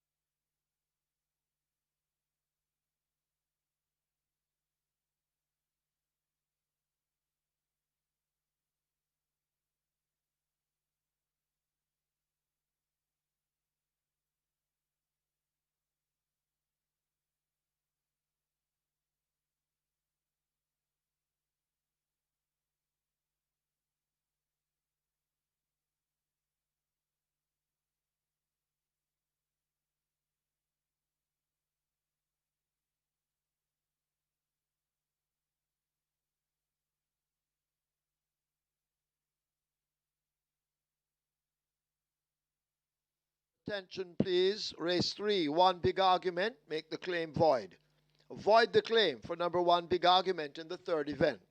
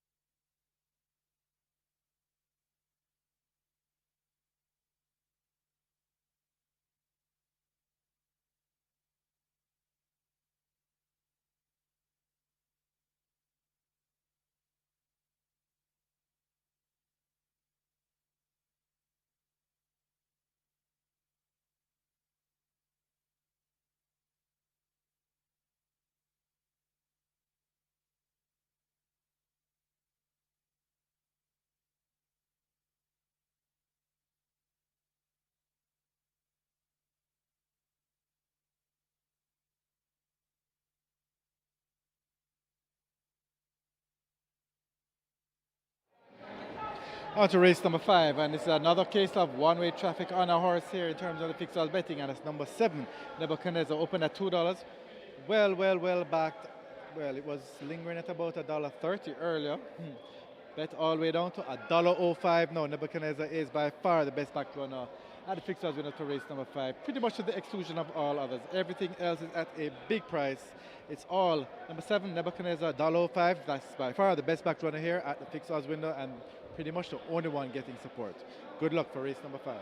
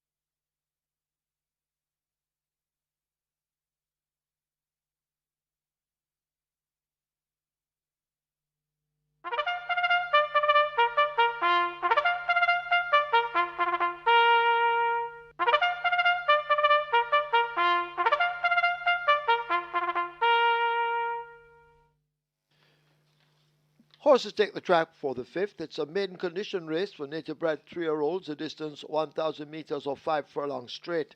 Number 1, Knockstar, 54 kilos or 119 pounds, make the rider Natalie Berger.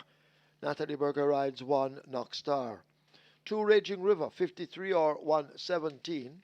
Scratch number 6, Eddie. Eddie is sick. 9, Feeling Free, 53.5 or 118. Wagering on double event, Exacta, Quinella Trifecta, Superfecta, High 5, Rolling Triple. The Twilight 6 wagering begins here, and the Twilight 6 heading for 5 million. The Rolling Triple 300,000. High 5 on its way to 150,000. Get your wagers on.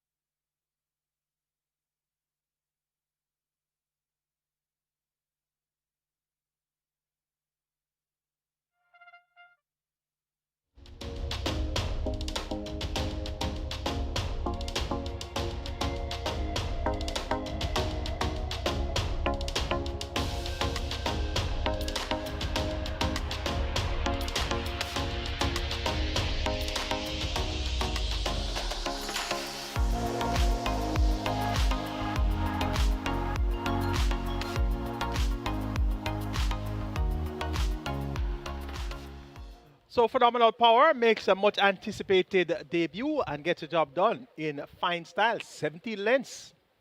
and in 107 and a fifth of a second. So Pepper Stepper showed good speed for the first couple of furlongs, phenomenal power. I had to be asked a question or two to get on terms with Pepper Stepper, but when he got on terms with Pepper Stepper, he really flew away. At 107 and a fifth of a second by 17 lengths is a real big-time performance by that son of Violence. So another smart sprinter produced by Violence, that prolific stallion. Runner-up, Prodigal's Power. Prodigal's Power walked up the starting gate, had many lengths to make up, but ran a fairly decent race to be second, and he's going to be one for the short list as well. They both finished well ahead of the others, so the ACK Stables pair, first and second, both trained by Anthony Baba Nunes, and that's indeed quite a logical exacta. And Quinella third, also an Anthony Nunes runner. That was Disbury. That ticket count on the regular 6 now 876 with 5.16 million plus in the net pool there. And the catch 9 on mandatory period day, 209 live tickets and just over 6 million in that net pool. It's now on to the start of the Twilight 6. Minimum guarantee pay of 3.5 billion. We have a field of 8, given the scratch of number 6, Eddie. They go 1,000 meters straight. It's a maiden condition race, so native bred 3-0s. The purse here, 1,050,000. Top selection goes to number 7, Nebuchadnezzar. Day Nelson rides for Anthony Nunes and Distinguished Thoroughbreds. 1 to 5, runner up the last 2 appearances. Second on Mouttet Mile Day behind Good Conscience. Second by 2.25 lengths there over 6 furlongs in 1:15.2, and 2 starts are back on the 15th of November. Second by 5.25 lengths behind Formalists in a minute flat. So Nebuchadnezzar looks destined to release the maiden certificate. Number 9, Feeling Free. Third by 4.5 lengths behind Ascendant Dark Swan. Last time out at 4 furlongs, so it on debut was third by 11.5 lengths to Formalists, and Nebuchadnezzar was 6.25 lengths in a race. Nebuchadnezzar has 2 runs on his belt now. Jerome Stewart picks up the mount for Peter and Passard, and this Feeling Free, once getting away from the starting gate in good order, could give Nebuchadnezzar something to think about. Number 3, Secret Sensation, gets 7 to 1. Shane Ellis rides for Carl Addison, owner, trainer, breeder. And of course, Shane Ellis, BHM. That's the badge of honor for meritorious services in the horse racing industry. He'll try to get this Secret Sensation in the thick of things where it matters most. Newspaper of record, Anthony Allen rides for Errol Burke. This one, a tardy starter, but once able to get away from the starting gate in good enough order, you could see Newspaper of record earning her keep in deep sweat, but it looks to be a tall order to get the better of the Colts. Going here for number 7, Nebuchadnezzar, to get the better of number 9, Feeling Free. Then 3, Secret Sensation. And 4, Newspaper of record. 7, 9, 3, and 4 in race number 5. Twilight 6 mode is at 6.5 million. Your triple is at 300,000. Horses on the way to the gate. You have limited wagering time remaining. Get your bets on now, and best of luck.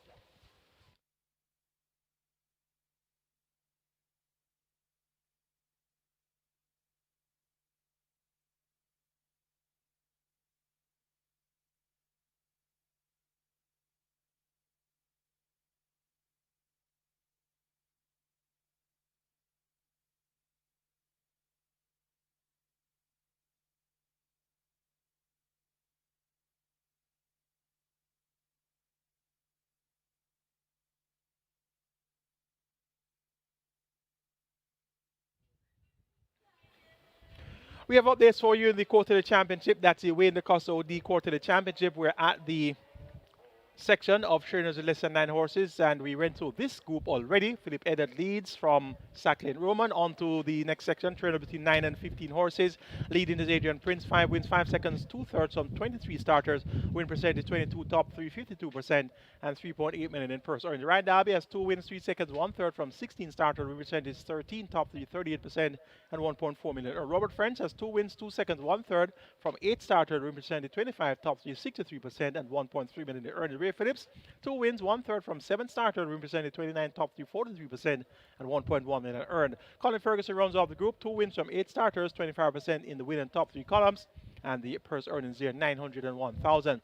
Trainer between 15 and 35 horses, that's 16 and 35 horses. Leading is Peter Don Passard, 7 wins, 6 seconds, 4/3 from 26 starters, representing 27, top 3, 65%, 5.5 million earnings. Or Hayden is next, 5 wins, 2 seconds, 8/3 from 45 starters, win percentage 11, top 3, 33%, and 4.1 million in earnings. Robert Pearson is next, 5 wins, 2 seconds, 2/3 from 13 starters, win percentage 38, top 3, 69%, and 3.7 million earned. Patrick Lynch has 3 wins, 5 seconds, seconds, 3/3 from 42 started, win percentage 7, top 3, 26%, and 2.9 million in earnings. Hall of Fame trainer Richard Dezan rounds off the group.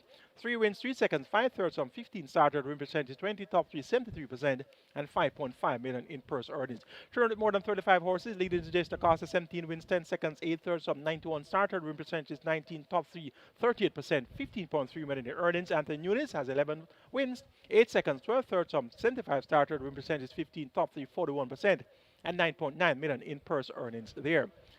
In the owner section, champion owner Carlton Watson well out in front, 15 million horses, 15 races won, 12.1 million earned. Oak Ridge Farms, 3 million horses, 4 races won, 4.1 million earnings. Old Hayden, 4 million horses, 4 races won, 3.3 million earned. ONS Racers, 3 million horses, 4 races won, 3.2 million earned. Mark Crosburn, 2 million horses, 3 races won, 1.9 million earnings. Stephen Aransing, 2 million horses, 3 races won, 1.7 million earned. We're Family, 1 million horse, 2 races won, 2.8 million earned. Shauna K. Hines, 2 million horses, 2 races won, 2.1 million earned. Stephen Maharaj, 1 million horse, 2 races won, with 1.4 million earnings. And Vincent Main runs off the group of top 10 owners, 1 million horse, 2 races won, and 1.3 million in purse earnings. In the groom section, Anthony Kobe's lead, 6 wins, 5 seconds, 4/3 from 20 starters, win percentage 30, top 3, 75%, 4.8 million earned. Farrell Hall has 5 wins, 2 seconds, 8/3 from 43 starters, win percentage 12, top 3, 35%, and 4.1 million earned.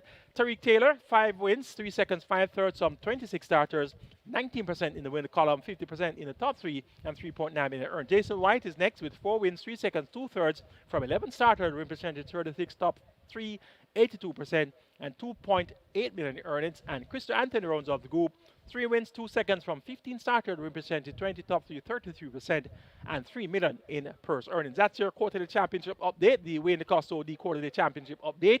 It's now on to post for race number 5. We have a Twilight 6 pool at 7 million. Get your bets on now, and best of luck.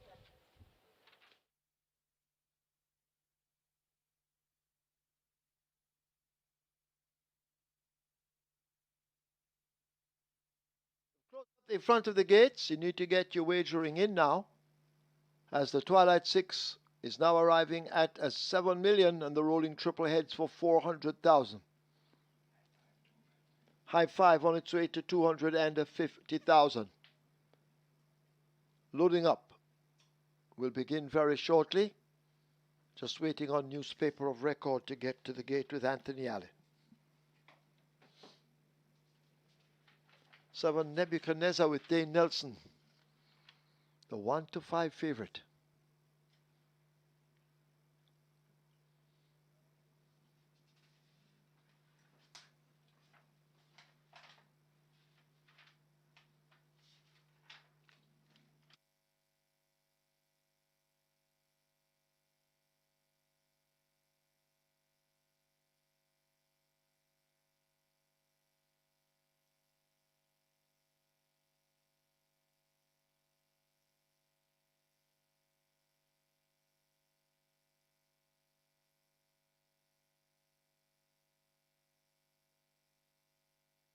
Your attention, please. Edward Stanbury asked to go immediately to the steward's room. Edward Stanbury wanted immediately in the steward's room.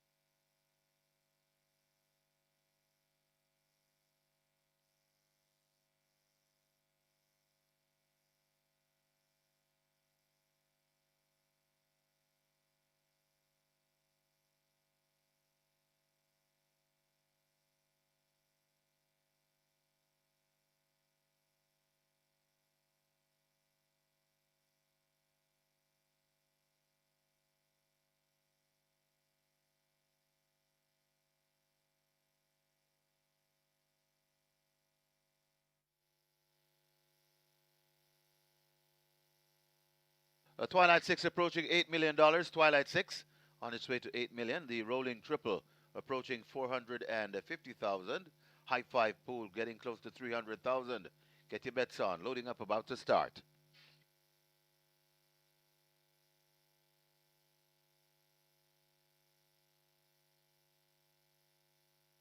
Horses now loading. Knockstar, the first one in at gate 1. 5 furlong straight. Knockstar in. Here comes a Runaway Bay. Jerome Innes, they load at 5. Raging River. And Shane Martin load at 2.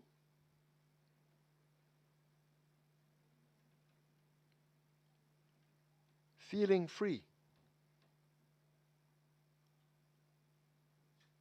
Being led to 9. Peter John Passard already has 2. He's looking for 3. Feeling Free, well supported at 7-2.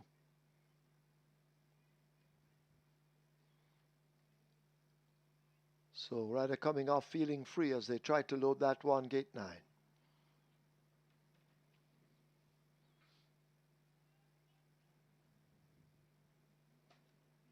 Secret Sensation coming into 3.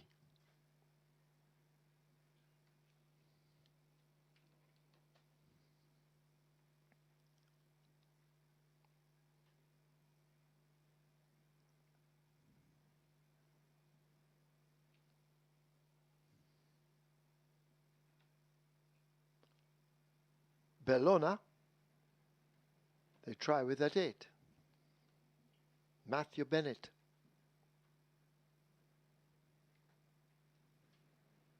Bellona giving problems to load. First time runner, a 3-year-old Bay filly.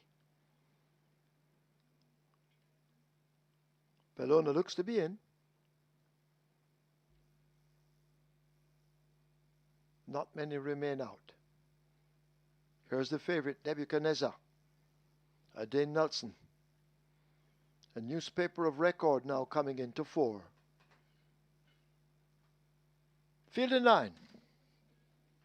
5 furlong straight. This is the 5th. We're at the halfway stage.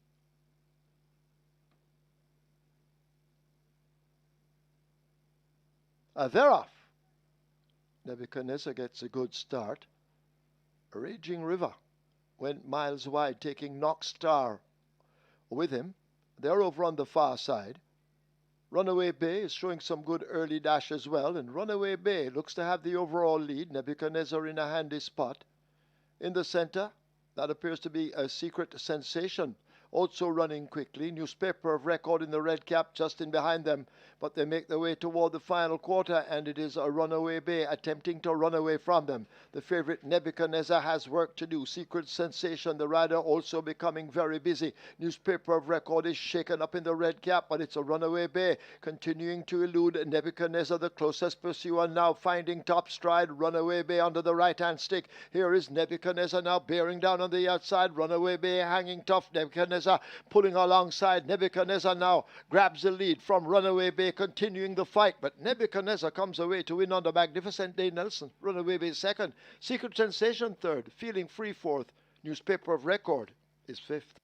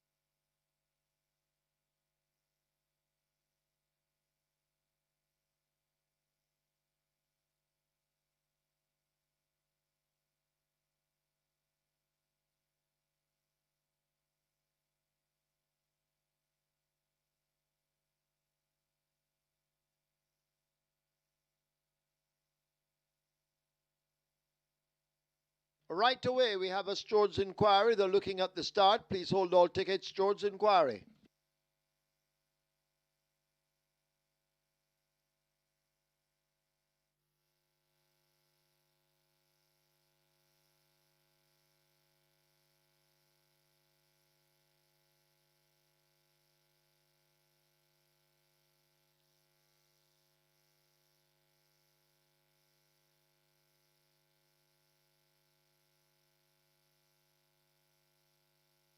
In the winners enclosure, the unofficial winner of race number 5, number 7, Nebuchadnezzar, a 3-year-old chestnut colt by Soul Warrior, Queen of Baghdad by Market Rally, bred Vincent Henry, owned Distinguished Thoroughbreds. The second winner on the card for the trainer, Anthony Baba Nunes, the winning rider, Magnificent Day Nelson, the groom to Sean Collins. Second, number 5, Runaway Bay. Third, number 3, Secret Sensation. Fourth, number 9, Feeling Free. And fifth, number 4, Newspaper of Records. Final time for 5 furlong straight, 102 and 2. Farrier on duty, wanted in the saddling barn. That's the Farrier on duty. Please go now to the saddling barn.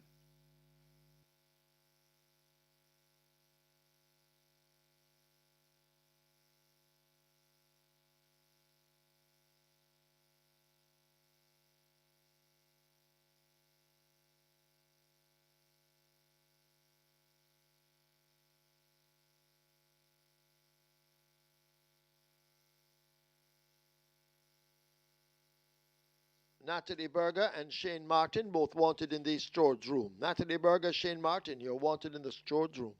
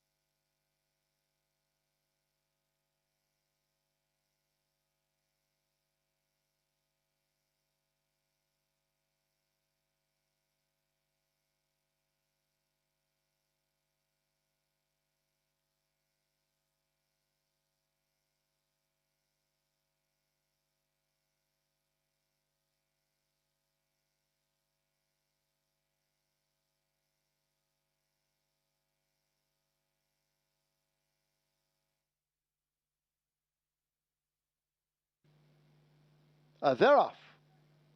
Nebuchadnezzar gets a good start.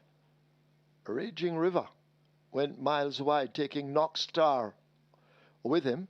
They're over on the far side. Runaway Bay is showing some good early dash as well, and Runaway Bay looks to have the overall lead. Nebuchadnezzar in a handy spot.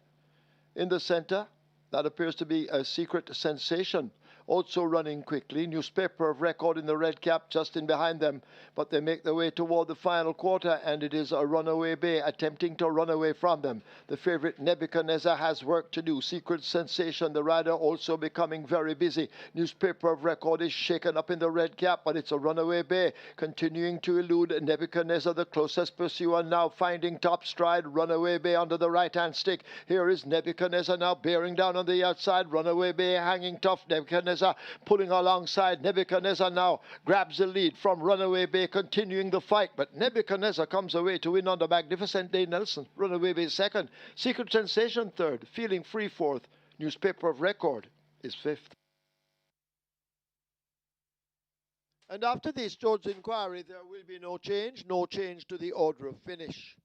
Result of the fifth now official. Horses to the testing barn. 3, Secret Sensation. 7, Nebuchadnezzar. 3 and 7 go to be tested. The splits 24-2, 48-2. Final time, 5 furlongs straight, 1022, margins 2 by 5 and 3 quarters.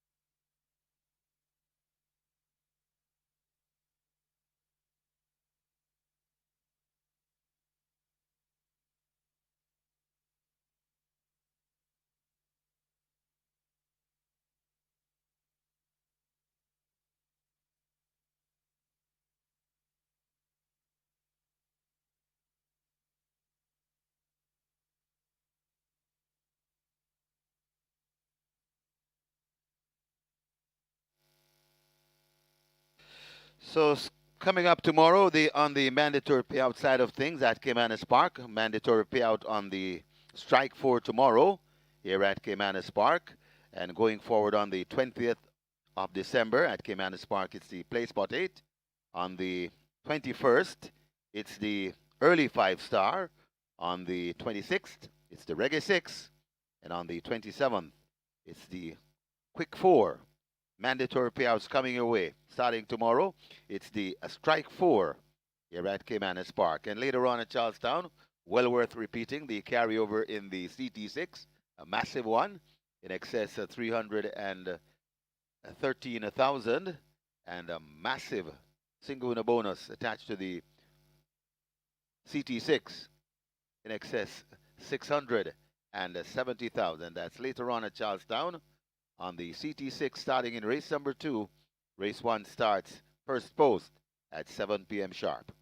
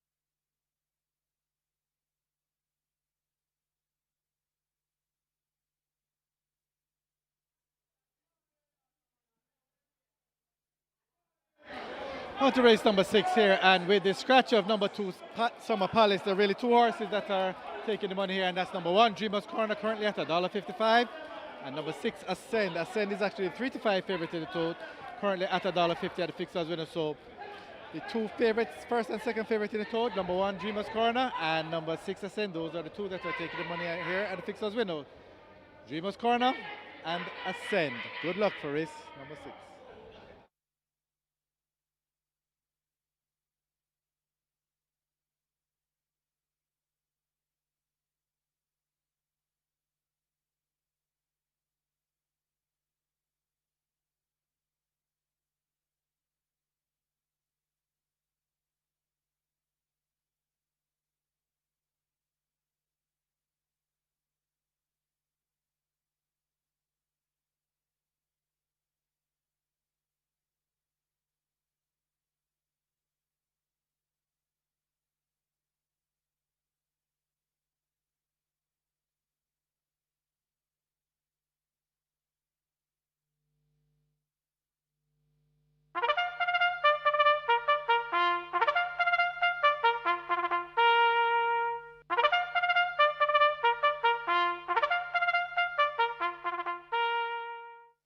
Horses take the track for the 6th. This is the Miracle Cure Sprint. It's a restricted allowance 2 for native bred 3-year-olds and up, non-winners of 2. The distance 1,100 meters or 5.5 furlongs. Scratch number 2, Summer Palace. Summer Palace is lame. 4 Native Flyer, 52.5 or 116 pounds. 5 Sparkling Fire, 51 or 112. 6 Ascend, 51.5 or 114. 7 Cutout, 51.5 or 114. 8 Miss Britain, 52 or 115. 9 Storm, 54.5 or 120. Wagering offered on W event, Exacta, Quinella Trifecta, Superfecta, High 5, Rolling Triple.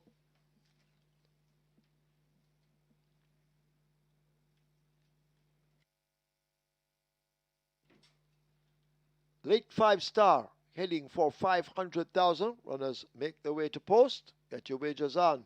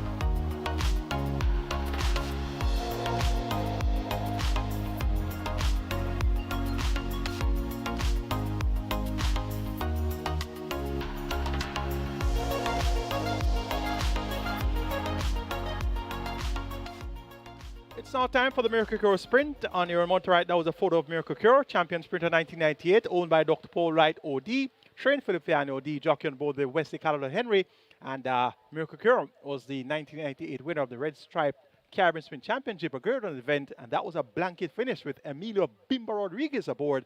Maybe 4 or 5 horses across the track there in that Caribbean Sprint Championship. Quite a memorable event, and it may have been a nose by a nose by a nose, the top 3 margins of victory there, with Chest aboard Miracle Cure just holding on by the smallest of a nose. No problems there for Nebuchadnezzar in race number 5. Then Nelson in the saddle there for Anthony Nunes. Quick double for Anthony Nunes. And the live ticket count on the regular 6 coming into the cash out leg now 824 with 5.1 million plus in the net pool. Catch 9 live ticket count on mandatory payout day is now down to 187, just over $6 million in the net pool there. And the Twilight 6 starts off quite popularly with 3,325 live tickets and just over 5.1 million in that net pool. It's now on to the Miracle Cure Sprint, the cash out leg of the regular 6 and the start of or late 5-star. Top selection goes to number 1, Dreamer's Corner, given the scratch of number 2, Summer Palace. So Summer Palace, my original top choice, is out. So I'm now going to revert to the next speed of the speed, and that's number 1, Dreamer's Corner. Radish Roman rides are Ian Passard, blinkers on, cheek pieces off, showed good speed to lead the first 5 furlongs in a 6 furlong contest. When last out, finished up second behind Leviticus, and we have Dreamer's Corner now. With the absence of Summer Palace, that should see her be in front from the word go from this one draw. Catch Dreamer's Corner if you can. Ascend came off a 13-month break and won easily going 4 furlongs straight, beating Dark Swan and Feeding Free. We just saw Feeding Free run 4th in race number 5, so not an encouraging run there by Feeding Free to draw a line through Ascend. So Ascend, though, has a lot of scope to improve, has only raced twice, and that easy victory coming off the 13-month break could very well see Ascend being just about there when it's being decided. 4-5, the actual favorite is Ascend. Richie Shakes maintains the mount. Number 7 is Cutout. Jeremy Addison riding for Leslie Thompson, owner trainer breeder. This one has been showing marked improvement in recent races. Cuts back in distance from 7.5 furlongs to 5.5 furlongs, and we should see Cutout holding her gallop a lot longer. 5 to 1 the price there. Make number 8, Miss Burton, my new 4th choice. So it's going to be 1, 6, 7, and 8, my new order of preference for race number 6, the Miracle Grow Sprint. 1, 6, 7, and 8. And number 8 is Miss Brayton. She should get a strong enough pace to chase here. Demar Williams right to Ricardo Brown. At odds of 6 to 1, Miss Brayton is going to be the deep closer here. Thank you very much, producer. 1, 6, 7, and 8, the order of preference here for the Miracle Grow Sprint. Dreamer's Corner over Ascend, Cutout, and Miss Brayton. Late 5-star pool is at 600,000. You have limited wagering time remaining. Get your bets on now and best of fortune.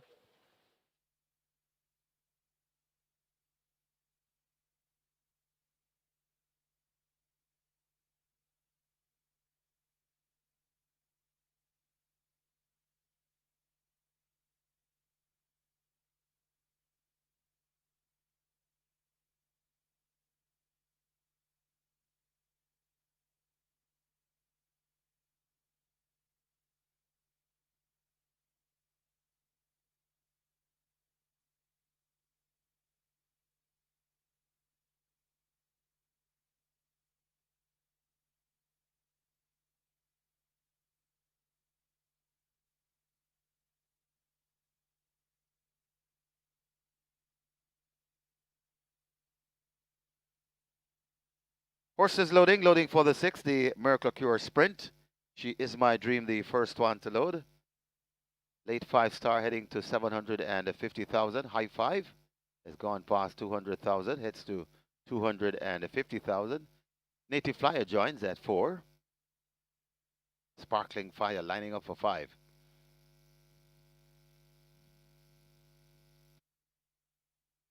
Cut out. Heads to gate number 7.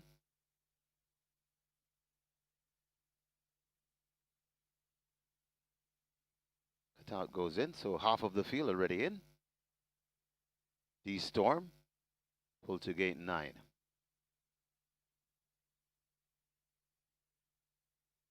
Dreamer's Corner at 4 to 5. Ian Passard, the trainer. Son Peter John doing fantastic. He has tool ready. Dreamer's Corner goes in. Ascend. And Miss Brayton to complete the line. Ascend, even money. Goes in at 6. And Miss Brayton. That's the one we wait on. Starter Michael Sims is ready.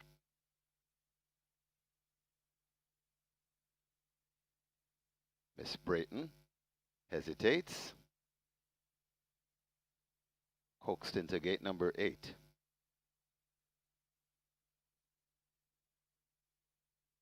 Miss Brayton goes in. And we have a line for the Miracle Cure Sprint. Starter Sims is ready. And we are ready for a start.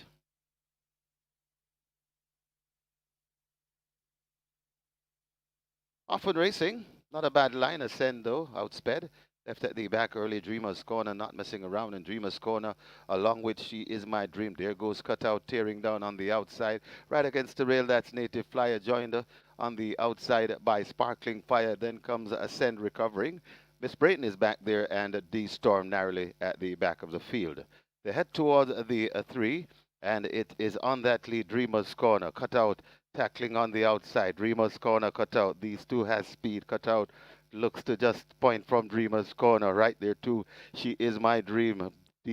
D-Storm making good progress along with Miss Brayton right against the rail. That Sparkling Fire there at the top of the lane in the Miracle Cure Sprint, and it's still cut out in front. Dreamer's Corner still there. She Is My Dream left back against the rail. It is cut out in front of Dreamer's Corner. Cut out still there. Dreamer's Corner coming back for more to the furlong pole. Dreamer's Corner cut out. This is where the race light. Dreamer's Corner digging in. Cut out is still there. Dreamer's Corner driven on the out inside, and Dreamer's Corner now begins to go away. Dreamer's Corner, it's 3 on the day for the Sneaky Fox Radish Roman. Dreamer's Corner beats a determined Cutout. Running on for 3rd at Sparkling Fire. Then comes Ascend and maybe D-Storm back in 5th.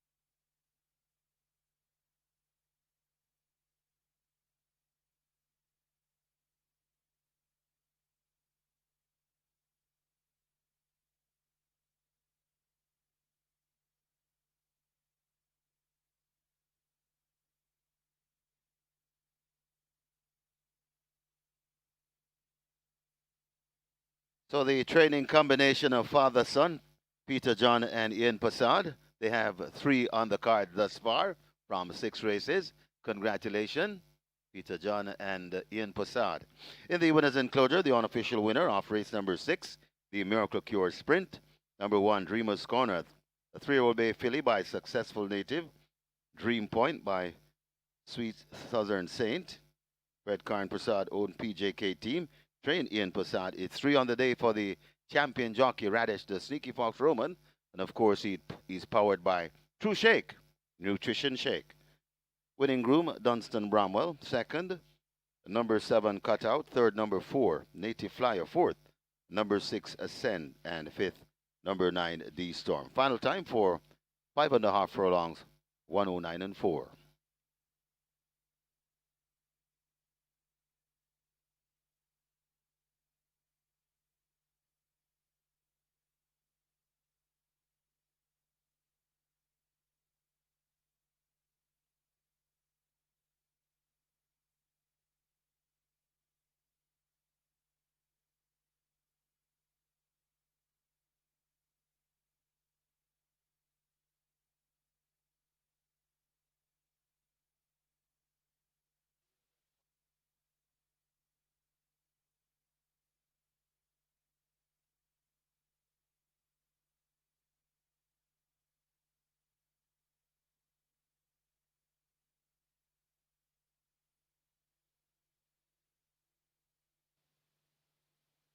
Often Racing, not a bad line. Ascend though, outsped.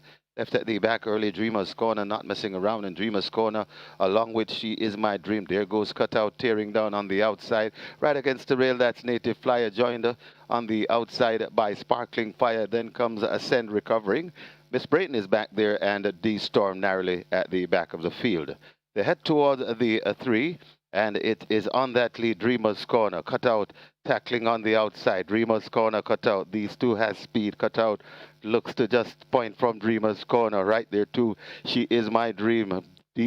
D Storm making good progress along with Miss Brayton right against the rail. That Sparkling Fire there at the top of the lane in the Miracle Cure Sprint, and it's still Cutout in front. Dreamer's Corner still there. She Is My Dream left back against the rail. It is Cutout in front of Dreamer's Corner. Cutout still there. Dreamer's Corner coming back for more to the furlong pole. Dreamer's Corner, Cutout. This is where the race light. Dreamer's Corner digging in. Cutout is still there. Dreamer's Corner driven on the inside, and Dreamer's Corner now begins to go away. Dreamer's Corner, it's 3 on the day for the Sneaky Fox Radish Roman. Dreamer's Corner beats a determined Cutout. Running on for third at Sparkling Fire. Then comes Ascend and maybe D Storm back in fifth.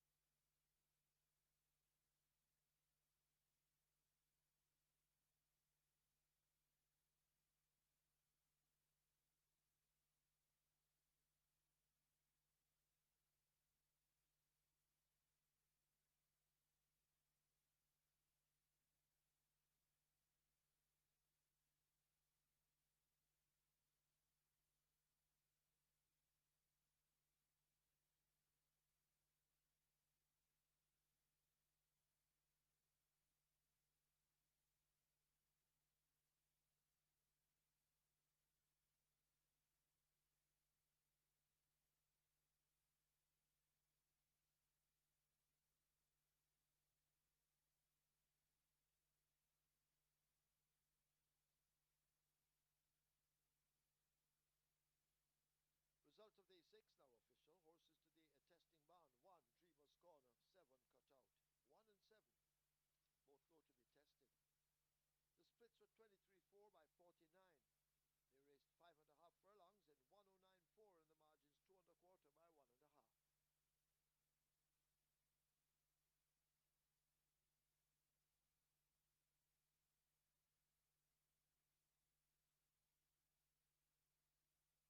Ladies and gentlemen, your attention called to the winners enclosure for the presentation of the Mercure Sprint Trophy.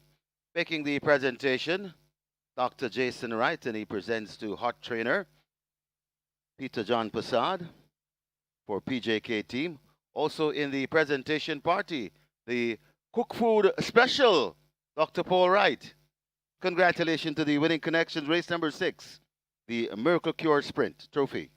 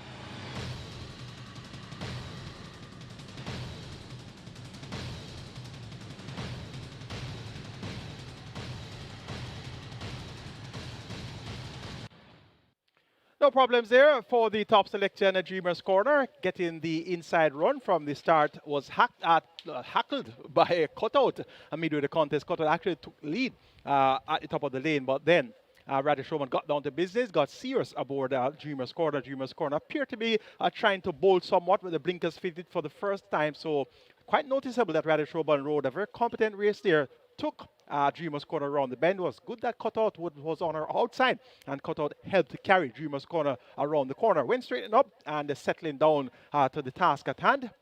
Dreamer's Corner rallied and got the better of Cutout inside the final furlong one, going away in the end as your 3-5 favorite. Reggae 6, very popular Reggae 6 today, $2,011 in dividends there. The jackpot now 1.548 billion. Good news for you is that the next mandatory payout date is scheduled for the 26th of December. That's going to be Boxing Day, just a few days away. So prepare yourselves for another mandatory mania in the Reggae 6. Last mandatory payout date was on the 6th of December, last Saturday, on Mouttet Mile Day. And we have 3 winners, $10.7 million each. So we're looking forward to the next mandatory payout in the Reggae 6. Let's take a look at the closing stages of our Reggae 6 events. It is a sudden flight. In charge, large and in charge under Javanil Patterson. They're about to arrive at the final furlong. Can they catch sudden flight? Being chased all the while by Pip under the stand fence. Big guy in the sky and the pink in the center. Blinding light now beginning to come on, but it's all over. Sudden flight in a trot. Runs away from them in the first event and wins by a wide margin. Could be double digits. It's tight for second. Blinding light just getting the better of Pip. Also close between Prince Daniel and Big Guy in the Sky. He's down in the end. But it is with Jammin still resolute, Senor Biscotti, and with Jammin still fighting, with Jammin right against the rail, Senor Biscotti. They're coming to the half a furlong pole. With Jammin is still in front, Senor Biscotti. What a fight this is. With Jammin is resolute, and with Jammin goes on to beat Senor Biscotti. Then comes a London Spirit back in fourth. That's Blightwood. As they drive toward the final furlong, Rosa the Warrior giving way, and Turn on the Light now grabs the lead. It's Turn on the Light who is beginning to sprint away. Rosa the Warrior battling to hold on for a minor share. Toward the outside, that's Tap It Good coming on. Big argument left out of it, but it's all over. It's Turn on the Light and the champ jockey, Radish Roman. They win by maybe 9. Tap It Good is second over Rosa the Warrior. Principal Tiffany in a photo with Bad Investment. They're at the top of the lane, and now Phenomenal Power press the gas, and Phenomenal Power goes away from this field and looks to have this field conquered. This is a demolition in race number 4. Phenomenal Power getting away from these. The battle clearly on for second. It's 2 on the day for the Sneaky Fox. Coming to the half a furlong pole, Chottle down. Phenomenal Power coasting home on double digits. Getting second, that's Prodigious Power. Third goes to Dillsbury. Fourth to Any Means. But it's a runaway bay, continuing to elude Nebuchadnezzar, the closest pursuer, now finding top stride. Runaway bay under the right-hand stick. Here is Nebuchadnezzar now bearing down on the outside. Runaway bay hanging tough. Nebuchadnezzar pulling alongside. Nebuchadnezzar now grabs the lead from Runaway bay, continuing the fight. But Nebuchadnezzar comes away to win under Magnificent Day Nelson. Runaway bay second. Secret Sensation third. Feeling Free fourth. Newspaper of Record is fifth. It is cut out in front of Dreamer's Corner. Cut out still there. Dreamer's Corner coming back for more to the furlong pole. Dreamer's Corner cut out. This is where the race light. Dreamer's Corner digging in. Cut out is still there. Dreamer's Corner driven on the inside, and Dreamer's Corner now begins to go away. Dreamer's Corner. It's 3 on the day for the Sneaky Fox Radish Roman. Dreamer's Corner beats a determined cut out. Running on for third at Sparkling Fire. Then comes Ascend and maybe D-Storm back in fifth.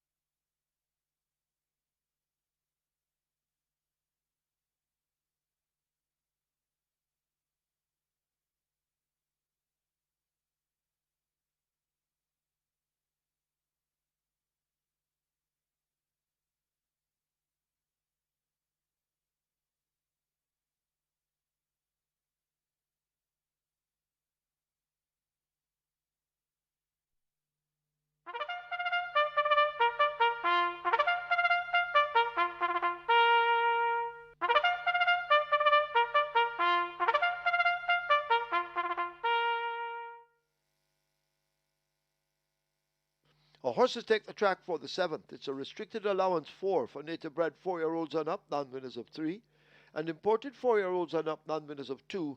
The distance 1,000 meters or 5 furlongs round. Number 1, Solace, make the weight 50 kilos or 112 pounds. 3, Siempre Valiente, 51.5 or 114. 4, Radam, 52.5 or 116. 5, A Breath of Fresh Air, 52 or 115. Wagering offered on double event, exacta, quinella trifecta, superfecta, high 5, rolling triple. This is where the strike 4 begins. The single winner bonus in excess of 1.335 million. The strike 4 heading for 600,000. Get your wagers on. Runners make their way to post.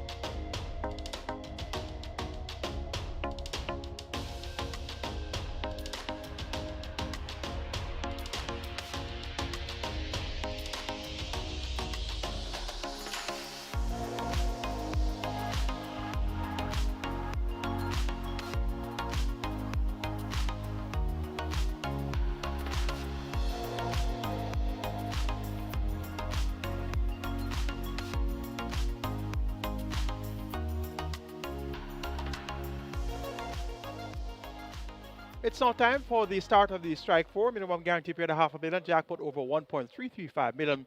But if you have a live ticket count on the mandatory period catch 9, that stands at 183, just over 6 million in the net pool here. Twilight 6 live ticket count 3,077 and 5.1 million plus in that net pool. Race number 7 is a restricted allowance 4 for native bred 4 years old, nuns of 3, and imported 4 years old, nuns of 2.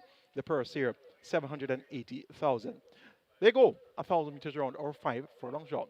Top selection goes to number 5, A Breath of Fresh Air. Has been knocking at the door at this level for a significant amount of time, but has not gotten that job done. But second by head, second by nose, second by head, second by half length has gone quite close to winning. Now gets 4 to 5. Demar Williams picks up the mount. He replaces Ricardo Duane in the saddle, and A Breath of Fresh Air looks ready to finally get over the hump at none. Winners of 3. He's your 4 to 5 favorite. Number 8, Alkebalan. This one has good speed. Only Scott picks up the mount for Turner Earl Burke. Tongue tie taken off. Look for Alkebalan to set off in front. He's going to be the one to catch, but whether or not he'll be as resolute this time around, that's left to be seen. But one thing's for sure, Alkebalan is blessed with good order speed. Make him the one to get back to. Number 4 is Radam. Should get a strong enough pace to chase here. The card to call right to Anthony News. Anthony News looks for his third bill on the card. And this Radam was a runner, second runner-up last time out behind Dream to Reality and Crypto Girl. That was at 5 4 straight, 2 starts back. Was a winner, but disqualified. That was on Derby Day. Won at 26-1, beating first offense and Hail the Queen. So this one should get a strong pace to chase. Look for Radam to be very strong inside the final furlong, and he's going to be the one they'll all have to try to stave off. Number 3 is Siempre Valiente. This one will be a part of the pace, 23-1 the price, which is take to Omar Williams. And this one should ensure a strong enough pace ahead of the horses that will be coming on in deep stretch. Make it 5-8-4-3. Order of preference for race number 7. A Breath of Fresh Air to get a better of Al Kebelan, Radam, and Siempre Valiente. Strike for pool is at 650,000, and that will continue to increase. And we'll be having a mandatory payout in the strike 4 on Sunday. That's going to be tomorrow, the 14th of December. Your last chance to hit the jackpot, which stands at over 1.335 million, is now, before we'll have it all paid out on this Sunday card.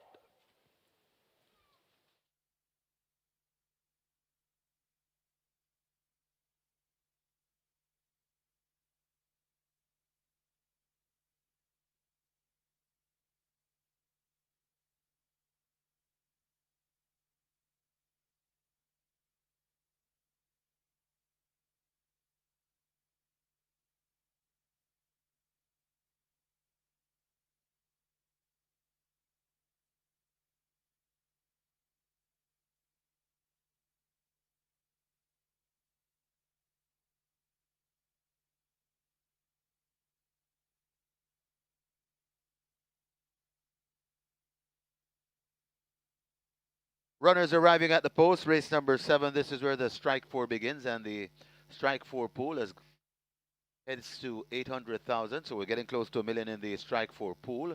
High 5 wagering offered, and that's approaching 250,000. Get your bets on. Runners arriving at the post.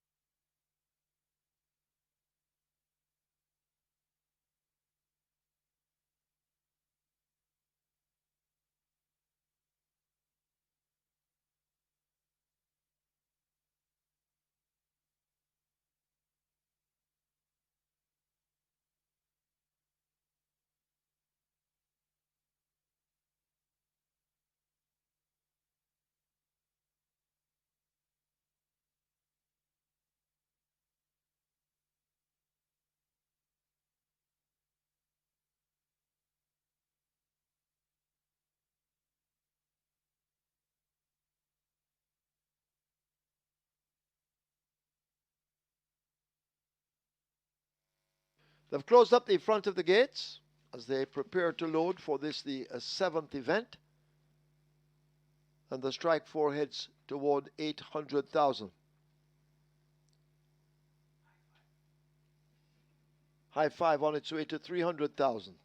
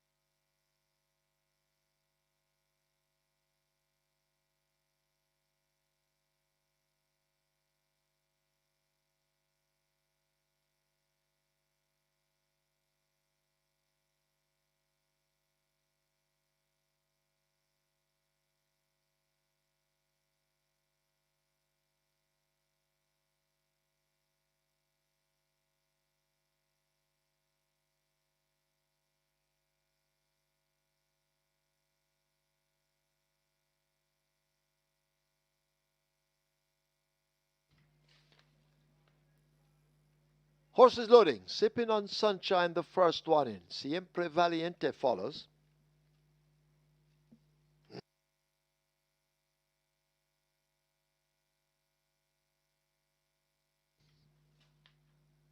Up comes the favorite. A breath of fresh air to load at 5.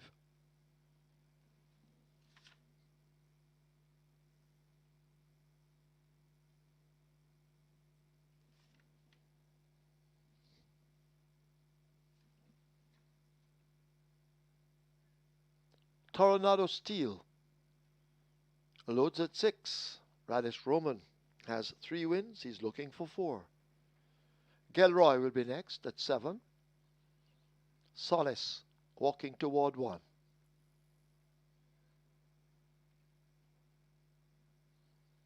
Rider off Solace. That's Emilio McLean.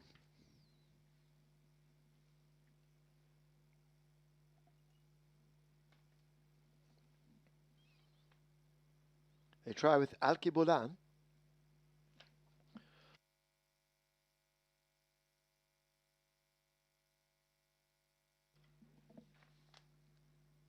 Alkebulan pushed in.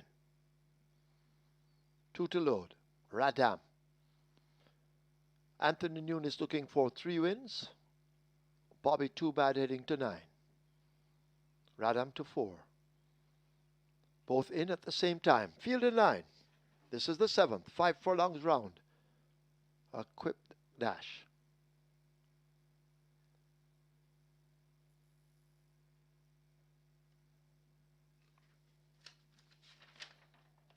They're off. Gilroy, Siempre Valiente, Bobby Too Bad missed the break. A breath of fresh air and a Solace mix it up as they make their way toward the half mile. The bunching up on that lead, and the Tornado Steel has now been sent through to get it. Alkebulan and a breath of fresh air there. Bobby Too Bad racing down on the outside. A break back to Sipping on Sunshine as they leave the 3. Gelroy races in front of Radam, being urged to get closer. Solace toward the back. And last of all, it's Siempre Valiente as they come thundering into the top of the lane, and Bobby Too Bad has taken that lead. Bobby Too Bad, Alkebulan, the one in the orange and blue running on the rail. Here's a breath of fresh air now stoked up and asked to close up. Tornado Steel is in between horses. Bobby Too Bad now feeling the sting of the left-hand stick. A breath of fresh air coming through on the outside, and now a breath of fresh air snatches the lead. Bobby Too Bad ain't done yet and tries to fight back. A breath of fresh air just by the flare of a nostril. Bobby Too Bad on the inside. A breath of fresh air beats Bobby Too Bad. Then Tornado Steel. Solace is finishing in 4th. Radam runs on strongly to be 5th.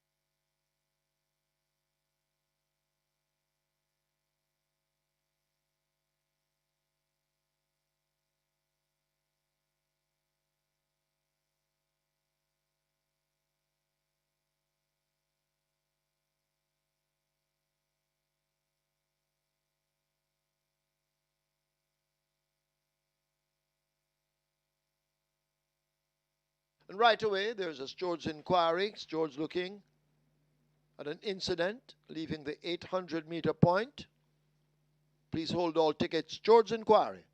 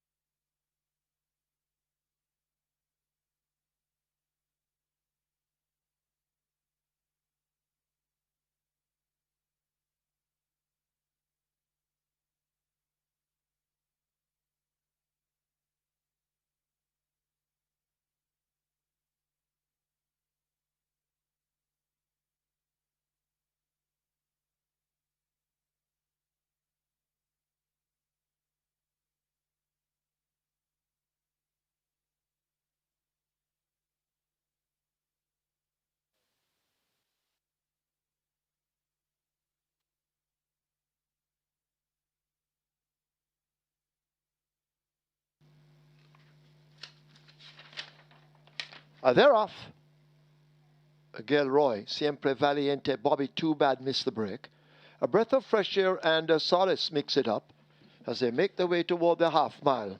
They're bunching up on that lead, and a Toronado Steel has now been sent through to get it. Alkebulan and a breath of fresh air there. Bobby Too Bad racing down on the outside. A break back to Sipping on Sunshine as they leave the three. Gilroy races in front of Radam, being urged to get closer. Solace toward the back. And last of all, it's Siempre Valiente as they come thundering into the top of the lane, and Bobby Too Bad has taken that lead. Bobby Too Bad, Alkebulan, the one in the orange and blue running on the rail. Here's a breath of fresh air now stoked up and asked to close up. Toronado Steel is in between horses. Bobby Too Bad now feeling the sting of the left-hand stick. A breath of fresh air coming through on the outside, and now a breath of fresh air snatches the lead. Bobby Too Bad ain't done yet and tries to fight back. A breath of fresh air just by the flare of a nostril. Bobby Too Bad on the inside. A breath of fresh air beats Bobby Too Bad. Then Toronado Steel. Solace is finishing in fourth. Radam runs on strongly to be fifth.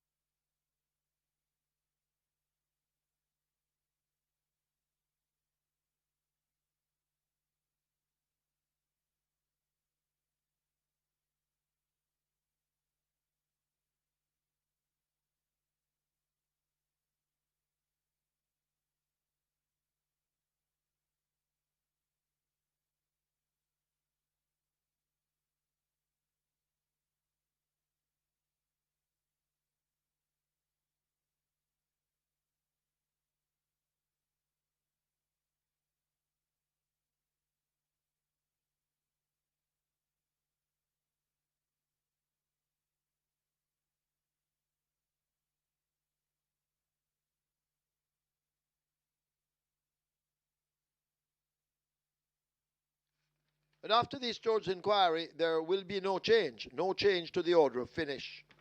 Result of the seventh now official. Horses to the testing barn. 5, A Breath of Fresh Air. 6, Toronado Steel. 5 and 6 go to be tested.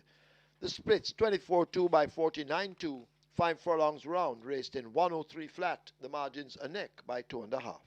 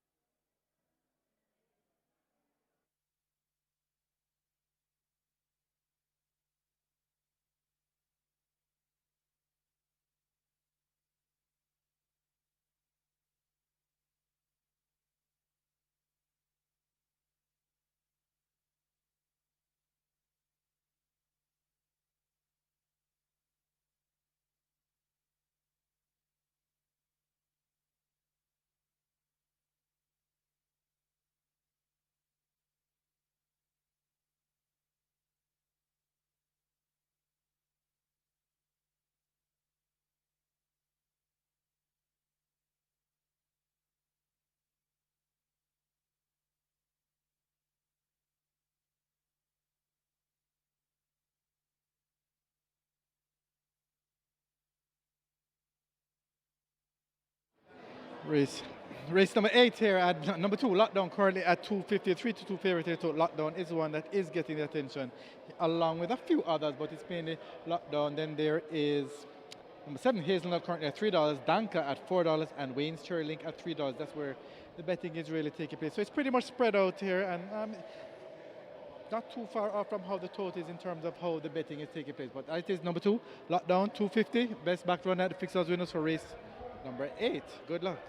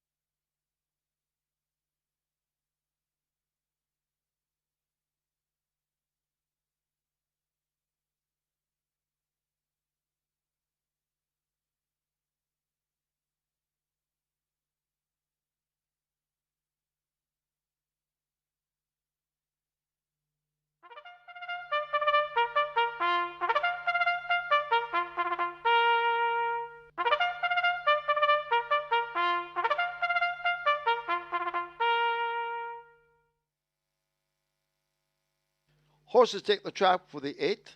It's the Warzone Sprint Trophy, a restricted stakes for imported 3-year-olds and up, non-winners of 3, and native-bred 3-year-olds and native-bred 4-year-olds, non-winners of 4. The distance 1100 meters or 5.5 furlongs. Number 2, Lockdown, the weight 52 kilos or 115 pounds. 3, the Leviticus, 53.5 or 118. 5, Riley J, 49.5 or 109. 7, Hazelnut, 53.5 or 118. 8, Danka, 49.5 or 109. 9, Wayne's Cherry Links, 52.5 or 116. Wagering on double event, exacta, quinella trifecta, superfecta, high 5. This is where the late triple begins. The late triple on its way to 700,000. Runners make their way to post. Get your wagers on.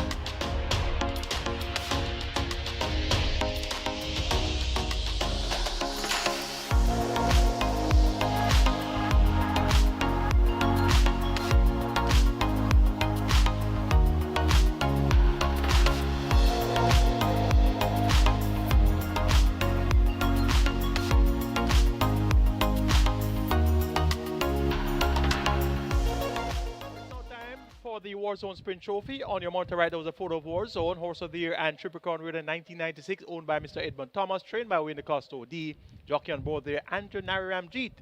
Warzone is a Hall of Fame inductee, had 22 career wins, won the Jamaica 2-year stakes, a great on the event in 1995, won the Red Stripe 2-year breeder stakes in 1995, won the Jamaica 2000 Guineas in 1996, also won the Jamaica Derby in 1996, and of course the St. Ledger in 1996, the Triple Crown winner of 1996. Warzone also won the Lotto Sprint Trophy, a great on the event in 1997, 1998, and 1999. We honor the amazing thoroughbred Warzone with the Warzone Sprint Trophy in the upcoming 8th event. A breath of fresh air finally gets over the hump at nuns of 3, so that one graduates to the nuns of 4 category.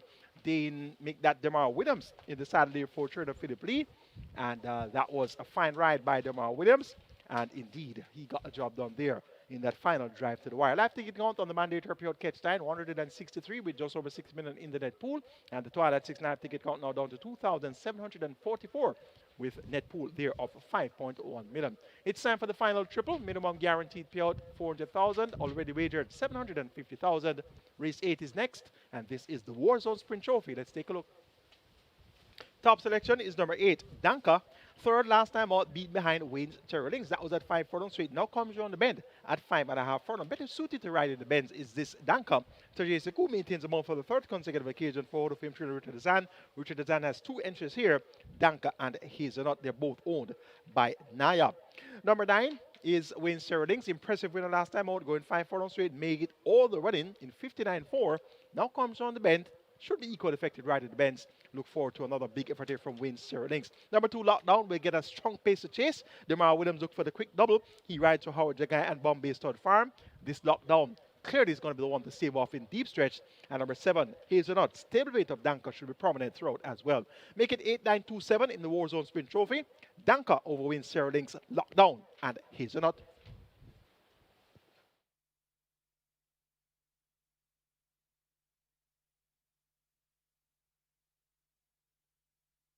Horses loading for the Warzone Sprint Trophy. Brompton Boy is in. Lockdown and the Leviticus. The horses loading, joined by Bob the Builder in gate 4.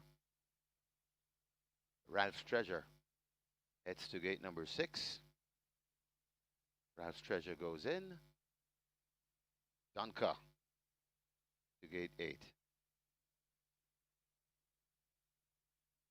Danka hesitating a bit. Now goes in. Late triple, close to $1 million. Very last chance to wager. Riley J landing up for 5. And nice high 5 pull to booth. On its way to 400,000. Wayne's Cherry Links in at 9. 1 to load. Hazelnut, gate 7. Starter Timmel is ready. Hazelnut goes in. 5.5 furlong, the Warzone Sprint Trophy.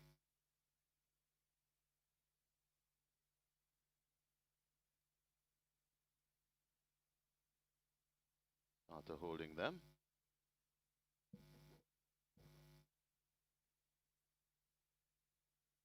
Still not satisfied. Maybe some slight adjustment to be had. One at the gate.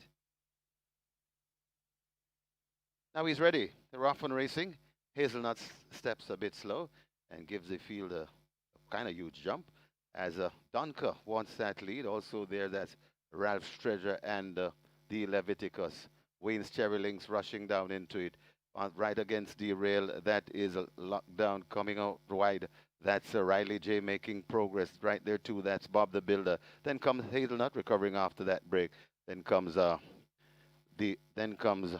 racing at the back of the field, the Leviticus, Lockdown, and Brompton Boy. They're coming at the top of the lane shortly, and it's Danka trying to make short work of these, but Wayne's Cherry Links bearing down on the outside. It's Danka in front. Wayne's Cherry Links trying to get to Danka with a furlong and a half to travel. It's Danka still in front. Wayne's Cherry Links winding up on the outside. That's Ralph Treasure coming forward, but Donker still keeping them at bay. Here comes a Ralph Treasure finishing fast as of all. Donker in front. Ralph Treasure closing in on Donker. Donker still finding more. Ralph Treasure begin to get closer. Donker hanging on by a half a length from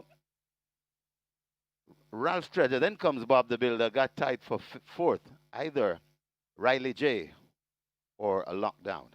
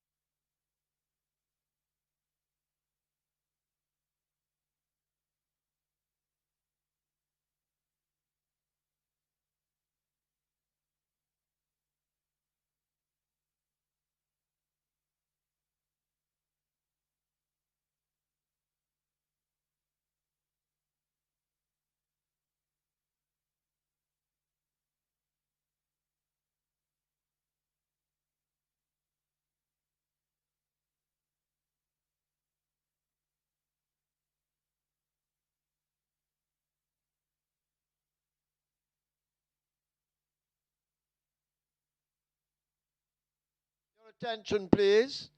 We now have a Stewards inquiry looking at as an incident at the 400-meter point. Please hold all tickets. Stewards inquiry.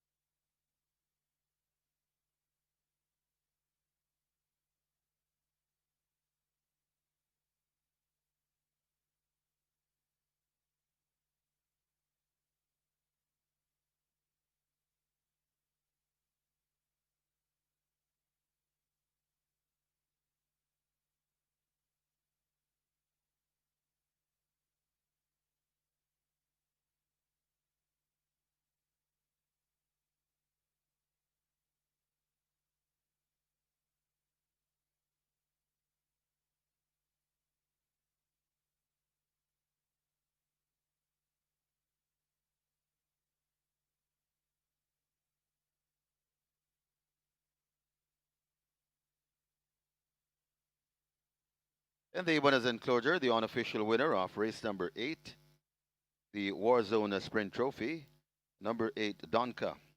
A 3-year-old Bay filly by Avenue Melkenu, a Baby P by Market Rally, Red Monica Zan, owned Naya, trained Richard Zan, the winning rider, very good ride from Tajay Suku, the groom Leroy Wolf second, number 6, Ralph Treasure, a third number 4, Bob the Builder, fourth, number 5, Riley J, and the fifth, number 2, Lockdown. Final time for 5.5 furlongs, 107.3.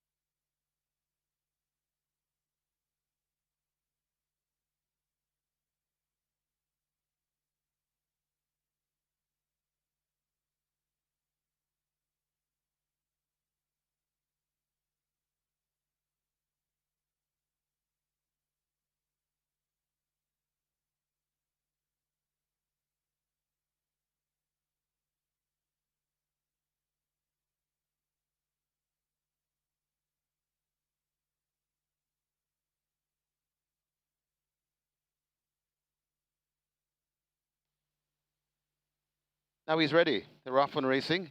Hazelnut steps a bit slow and gives the field a kind of huge jump as Donka wants that lead. Also there, that's Ralph's Treasure and the Leviticus. Wayne's Cherry Links rushing down into it. Right against the rail, that is a lockdown coming out wide. That's Riley J making progress right there too. That's Bob the Builder. Then comes Hazelnut recovering after that break. Then comes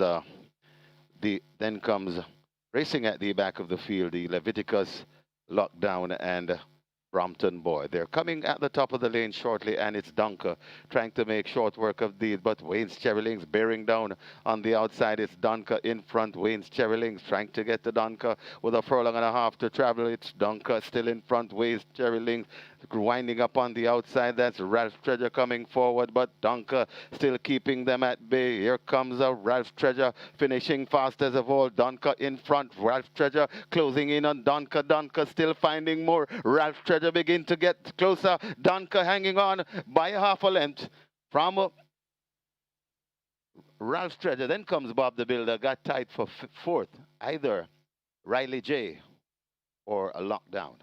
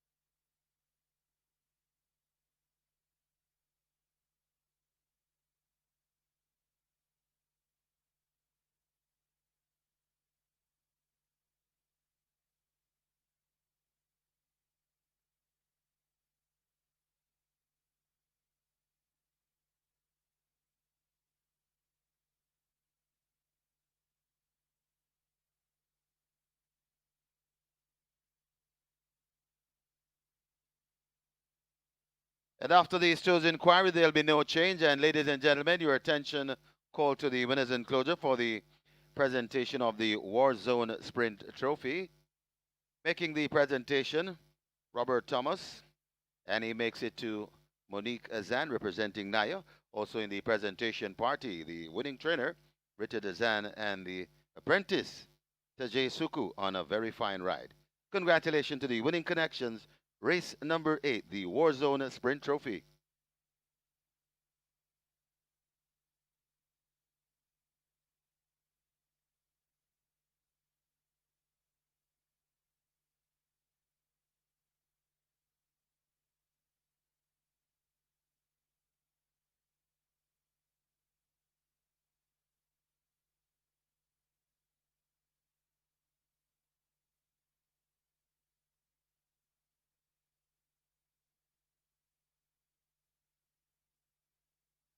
Result of the 8th now official horses to the testing barn. 6, Ralph's Treasure. 8, Danka. 6 and 8, both go to be tested. Splits 23-3, 47-4. Final time, 5.5 furlongs, 107.3. The margins are neck by 5.25.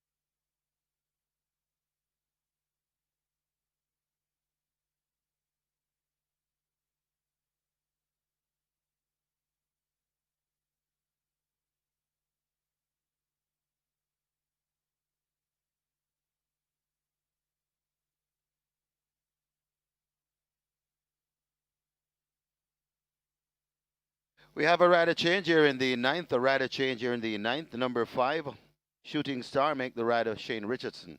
Shane Richardson rides in number 5 in race 9. A Shooting Star, the rider Shane Richardson.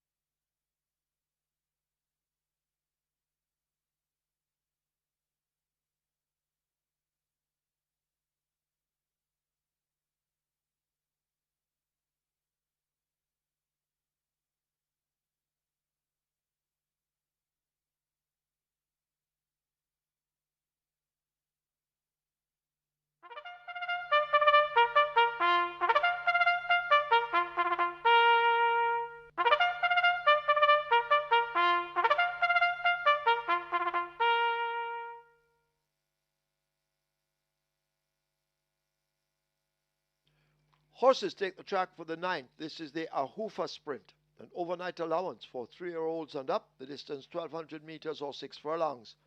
1 miniature man, 49 kilos or 108 pounds. 3 Teflon Don, 55 or 121. 4 Laban, 54 or 119.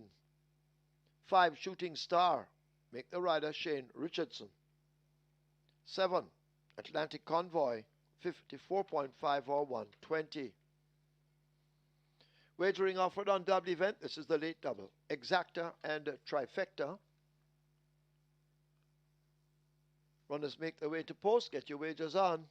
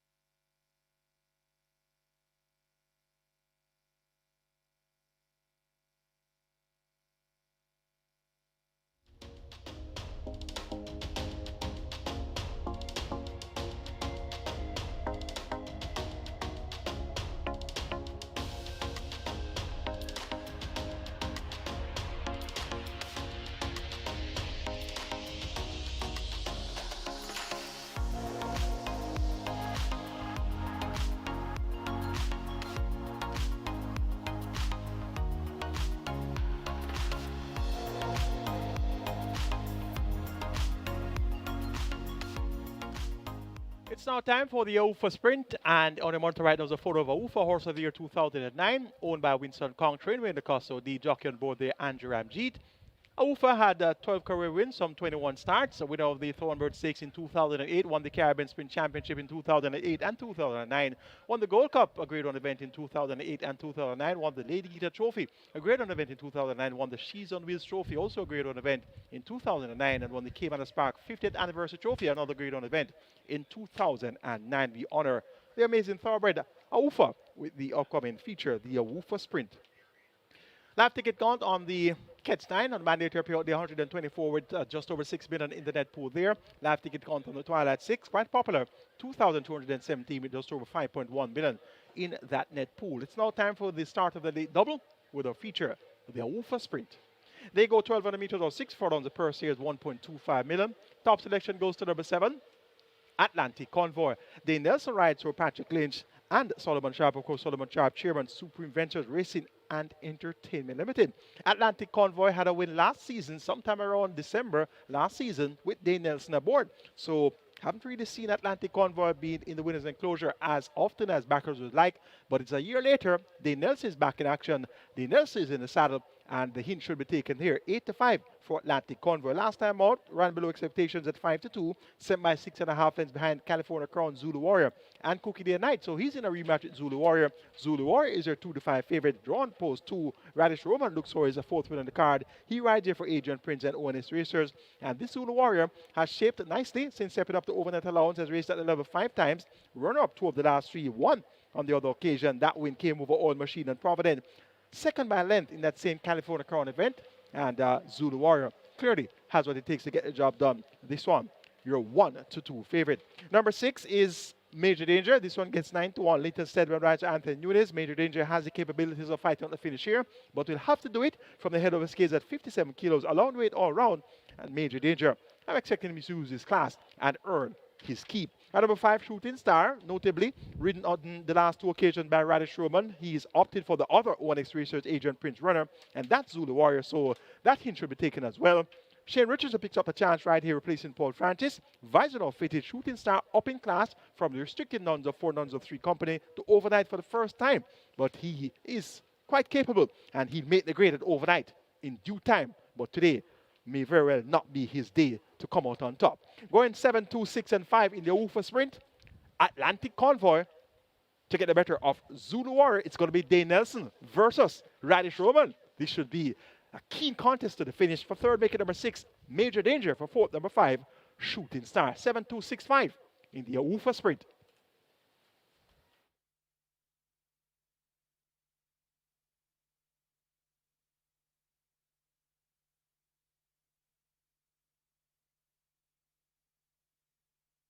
So the runners are arriving at the post. This is race number 9, the AHWHOFAH Trophy. And this is where the late double starts. Late double closing in on $1 million. So the late double, last chance to wager a double on the card at Caymanas. Late double closing in on $1 million. We have a high five carryover. That is race number 10, high five carryover. In excess of 130,000. So that's for race 10. The final event, high five carryover, in excess of 130,000. Late double closing in on $1 million. Get your bets on as the runners are arriving at the post for the AHWHOFAH sprint.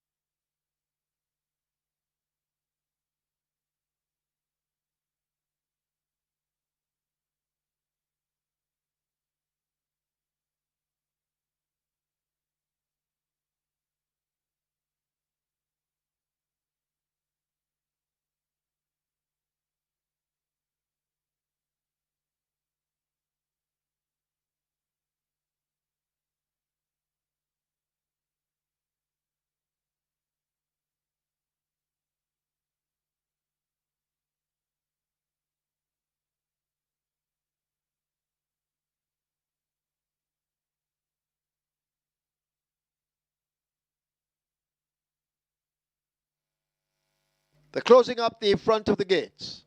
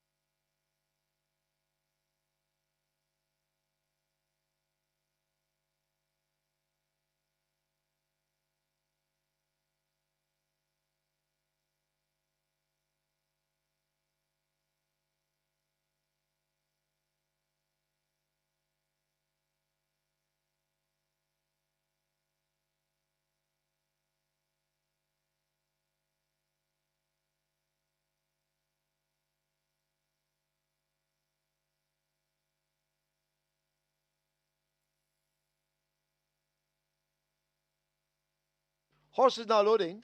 Horse is loading.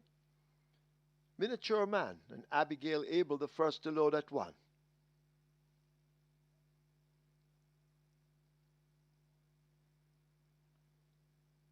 You need to hurry and get those wagers on now.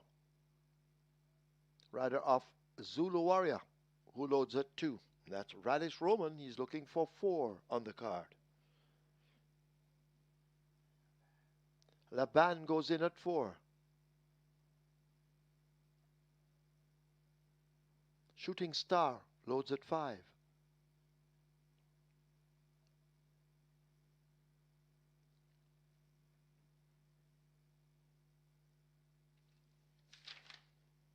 Major Danger they try with at 6.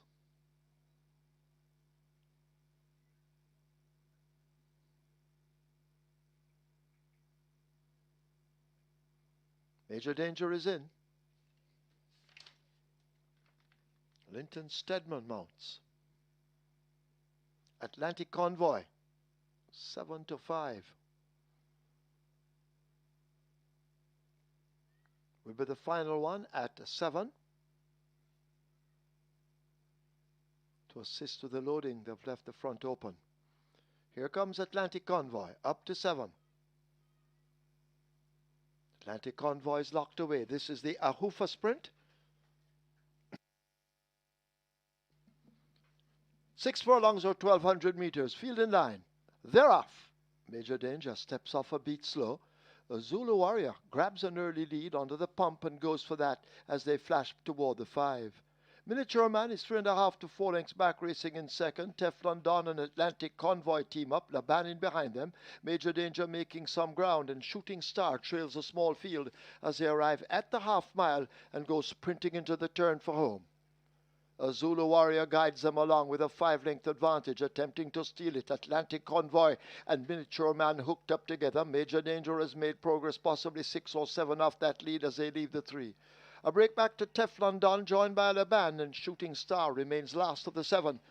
They're coming into the top of the lane at the quarter pole, and still Zulu Warrior holds on to the advantage, now being shaken up. Here is Miniature Man and Atlantic Convoy kicking in on the outside. Over against the rail, that's Major Danger. Zulu Warrior under pressure. Atlantic Convoy and Miniature Man applying it vice-like. On the rail, that's Major Danger. Zulu Warrior continuing to cling on to the lead. Atlantic Convoy driven out on the outside, gets the nose in front. Zulu Warrior under a drive, fighting back, but Atlantic Convoy takes the AHWHOFAH sprint over Zulu Warrior. Close between Major Danger and Miniature Man. Back in 5th, Shooting Star.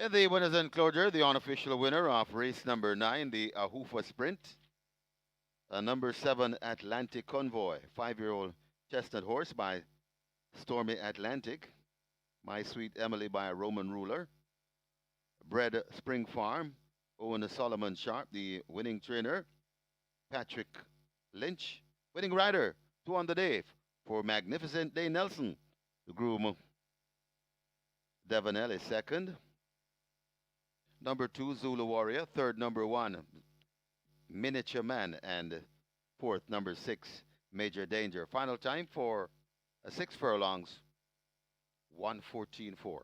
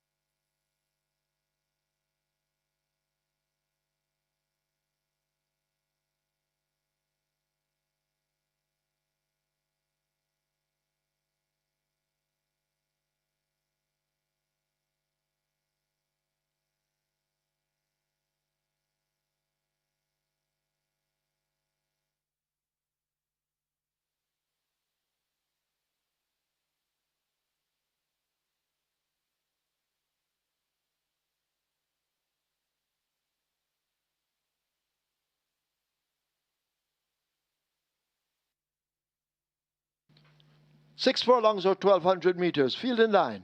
They're off. Major Danger steps off a beat slow. A Zulu Warrior grabs an early lead onto the pump and goes for that as they flash toward the 5.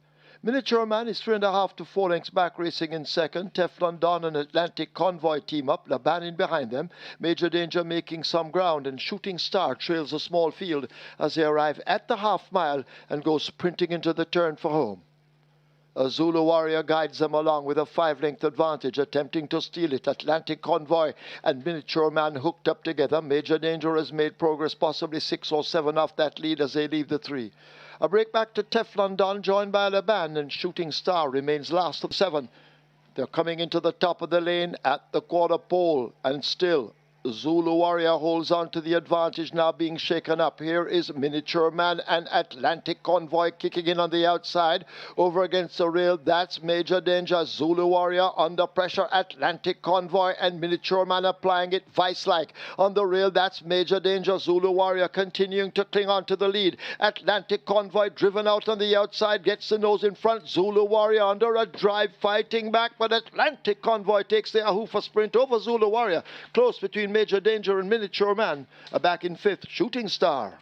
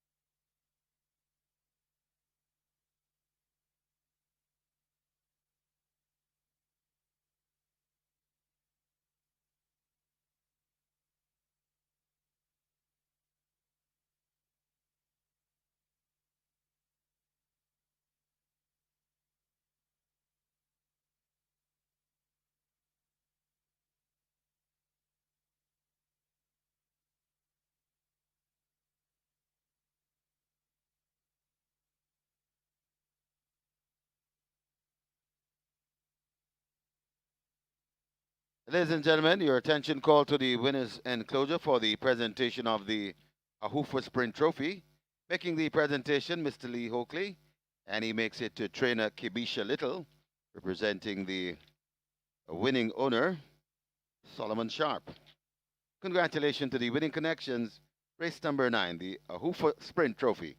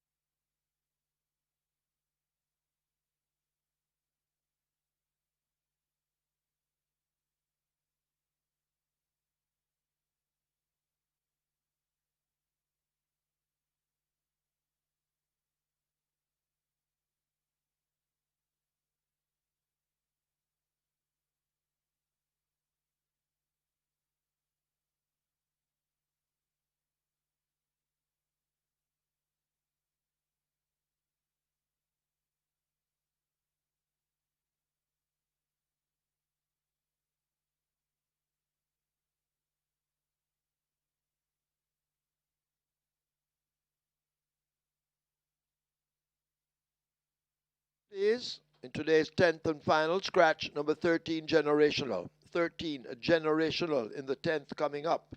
Injured. And please note, we have a carryover in the high five in excess of $130,000. So high five carryover coming up. Race 10 in excess of 130,000.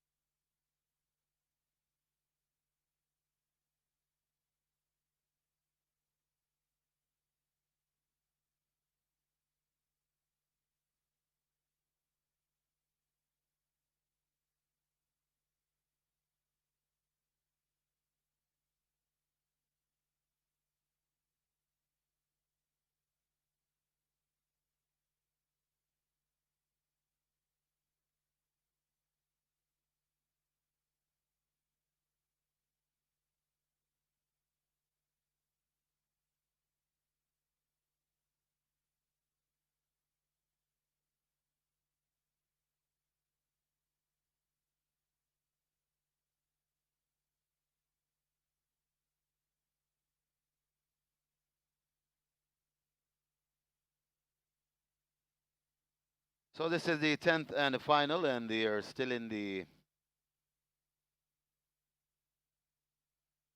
parade ring. Please note we have a high five carryover here in the 10th and final. High five carryover, in excess of 130,000. So the pool at the moment, very encouraging. Gonna get a big one. Already we're approaching 250,000. So the pool arriving at 250,000. And don't forget the mandatory payout for tomorrow. It's the strike four. Strike four, mandatory payout on the strike four tomorrow. And the strike four starts at race number 6. And we got you covered over at simulcast later. Don't forget we have a Charlestown, a big Super 6 carryover, the CT6, in excess 313,000. And a jackpot bonus, a massive one attached to that if you are the unique ticket winner. One ticket can make you an instant millionaire. Jackpot bonus of 630,000 plus at Charlestown later on. In Charlestown will be accompanied by Delta Downs, and that will take you up to about 9:30 this evening. So after this one, live racing at Caymanas Park, we have you covered. We got simulcast racing from Charlestown and Delta Downs. First post at Charlestown, 7 p.m. sharp. And the CT6, a massive carryover in the CT6. Gonna get a massive pool to boot.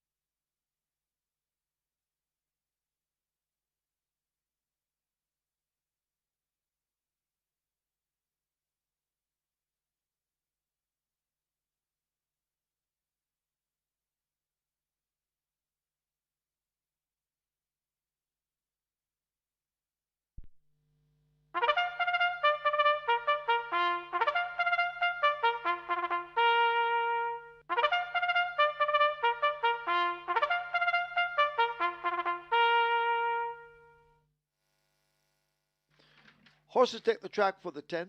It's for 3-year-olds and up. It's a claiming event, 1,000,000 to 800,000 the tag.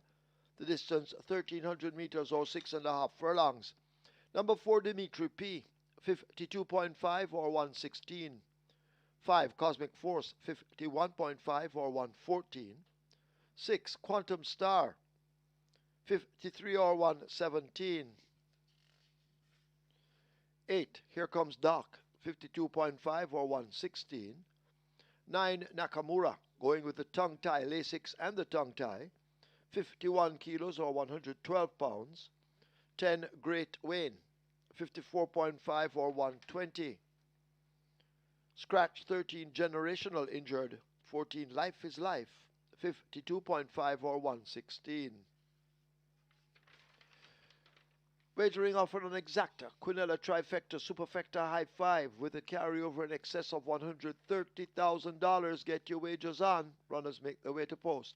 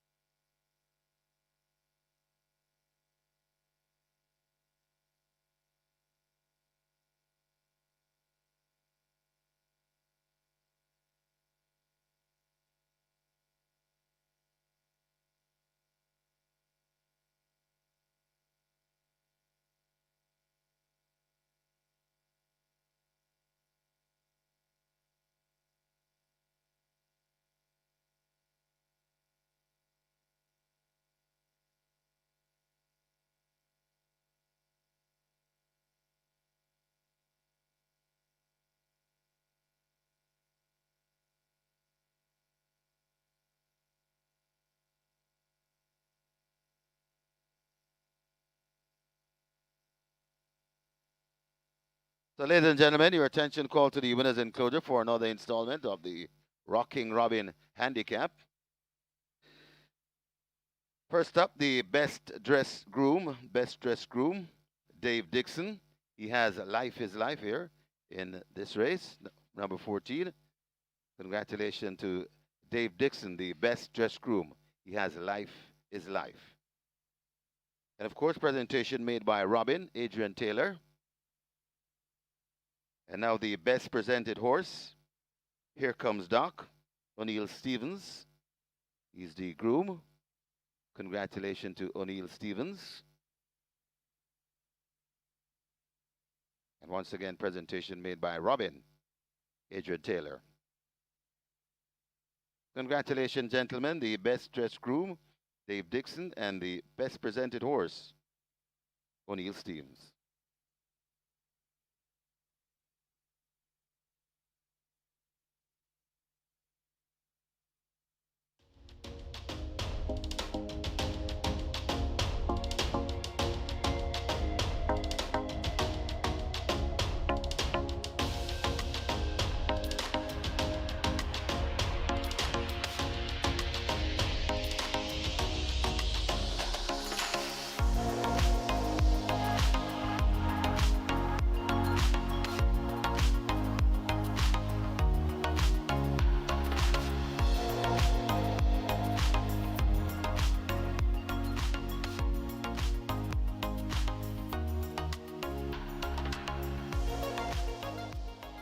The Awfoh Sprint turned out to be an exciting contest in the end. It was a Danish aboard Atlantic Convoy that got the job done over Radish Robot and Zulu Warrior. Zulu Warrior tried to make all the running, got a fast start, opened a big lead, passed in the midway point of the contest, but had a little answer there to the final flurry of Atlantic Convoy. So the big man in town, Dave Nelson, gets a win in the feature, the Awfoh Sprint. Live ticket count on the mandatory period catch 9. 80 with 6 million plus in the net pool coming into the cash out leg. And we have the Twilight 6 live ticket count, 1,491 with just over 5.1 million in that net pool. It's time for the night pan, the 10th and final of the Dig Out Handicap, a field of 14 declared to go postward, very late scratch number 13, generational, and we're down to a field of 13. It's for the 1 million out to 800,000 claimers with a purse of 860,000. Top selection goes to number 12, Easy Peasy. Devin Foster rides her Lydia Anglin, more popular known as Sharon. And this Easy Peasy was claimed from Maiden on the 28th of September with an easy winner over 7 furlongs in 127.3, beating Natural Dancer and Rejected Roger. Has looked well at Texas High since, scored 6 furlongs in 122.3 on the 5th of December. And is back here with the waiver claim option engaged. So they have 2 chances with this Easy Peasy. The first chance should be a win. This one is your 75 favorite. And then after winning, hopefully, they can go after the double. So Easy Peasy gets the vote here, your 75 favorite. Number 14 is Life is Life. This one is at odds of 72. Demar Williams, he rides for Stedman Curtis. And this Life is Life had the blinkers removed last time out, but is still able to finish third. 5.5 lengths in arrears there to Midnight Galaxy and Here Comes Doc. Both Midnight Galaxy and Here Comes Doc are present here. Midnight Galaxy drawn post 1, Here Comes Doc drawn post 8. So it's a rematch among these horses. And Life is Life from this outside post and the blinkers back on. I would be the least surprised if Life is Life were to turn the tables on both Midnight Galaxy and Here Comes Doc. Midnight Galaxy drawn post 1 had an easy lead last time out, going 7.5 furlongs. Too easy to be true. Turned for home 3.5 lengths clear, 5 lengths clear at the furlong pole. Made all the running over. Here Comes Doc and Life is Life. It appears to be not much more of a competitive event today. He's drawn post 1. He has the big weight 56 kilos with Shane Ellis. BH, that's badge of honor on board. And this Midnight Galaxy. Let's see how sharp he'll be from the inside post. Number 13 is out. That was my original 4th choice, generational. So it's going to be 12, 14, 1, and 8. My new 4th choice is Here Comes Doc. Here Comes Doc was a runner-up last time out, going 7.5 furlongs behind Midnight Galaxy. And Here Comes Doc could very well get much closer than that second by 5.5 lengths on last. Make it 12, 14, 1, and 8 in the 10th and final.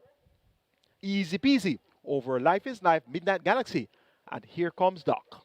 Thank you very much, producer. You have limited wagering time remaining for the 10th. Best of luck.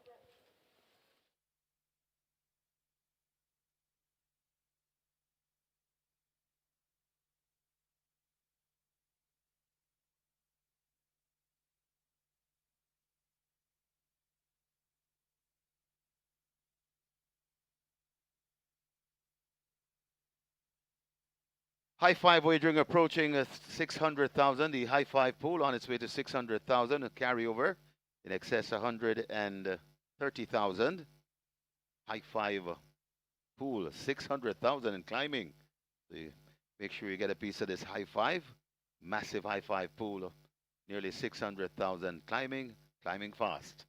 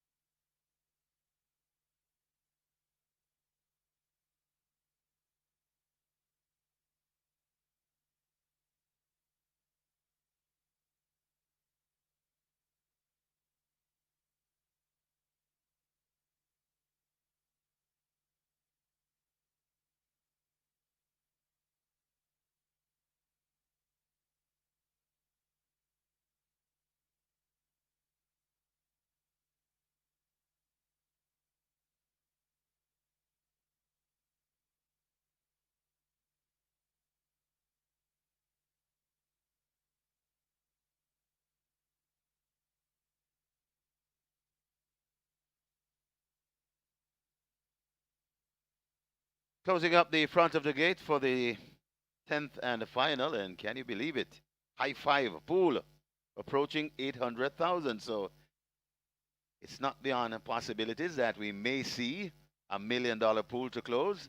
High five pool approaching 800,000. And they're closing up the front of the gates. Got to hurry to the windows and place your bets.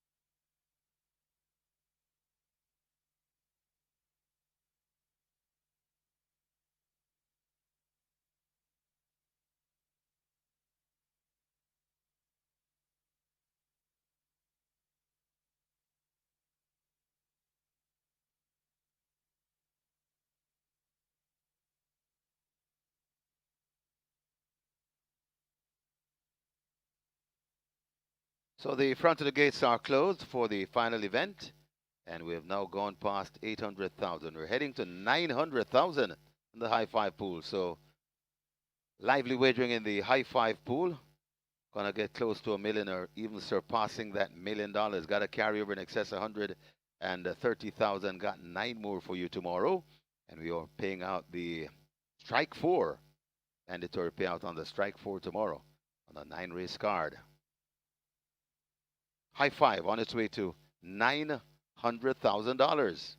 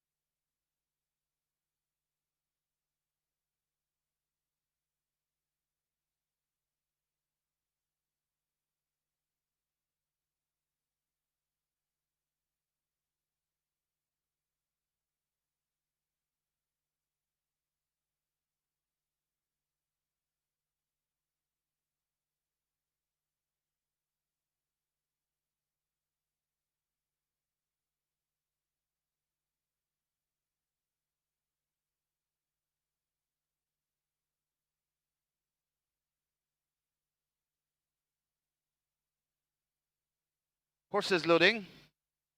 Loading for the 10th and final. The first one to in, Princess Talisi. Dimitri P in at 4. High five approaching $1 million. Last chance to get a bet in on this high five. Nearly $1 million in the high five pool in the closing event. Cosmic Force in at 5. Carryover in excess of 130,000. Quantum Star comes to gate number 6.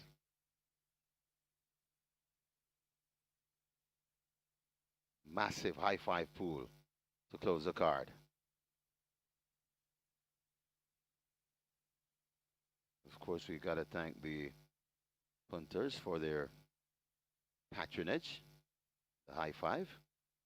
This is a massive pool, not to be missed. Nakamura comes in at 9. Lucy in the Sky comes to gate 7. Goes in. Loading process well advanced. Great Wayne coming to gate number 10.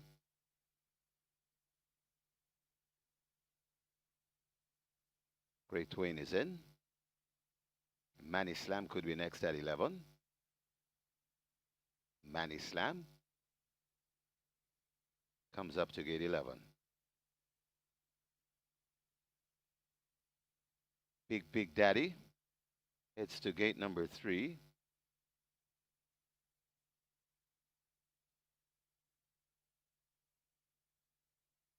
Easy Peasy in at 12. Big Daddy now in at 3.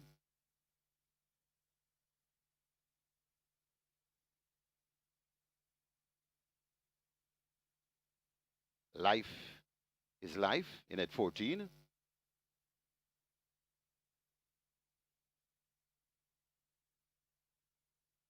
And we seem to have a line. Starter Timal is ready to close the show.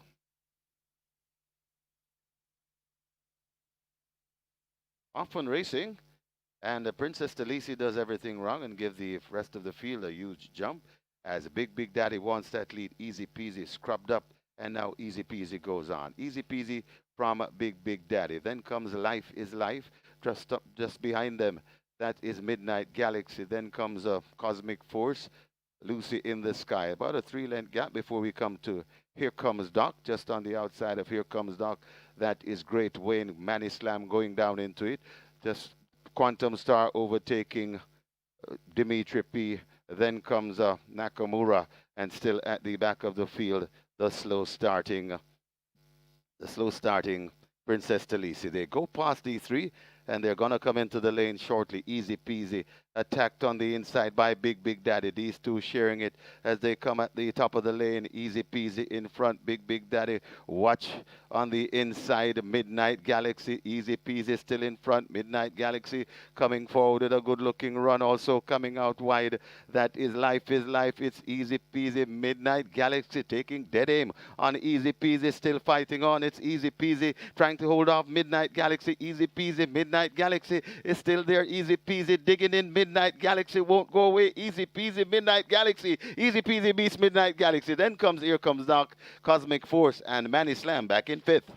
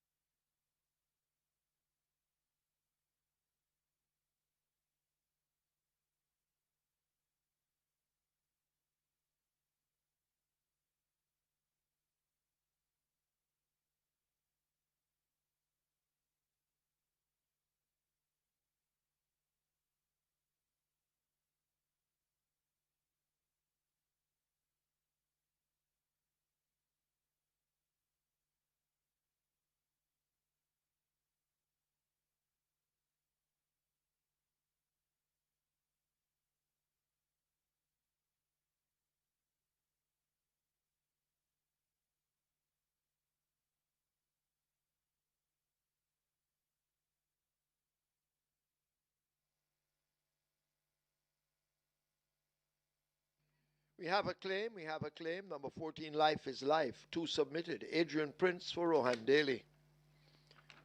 Adrian Prince claims Life is Life for Rohan Daly. 1 Midnight Galaxy, 1 claim submitted. That claim was void.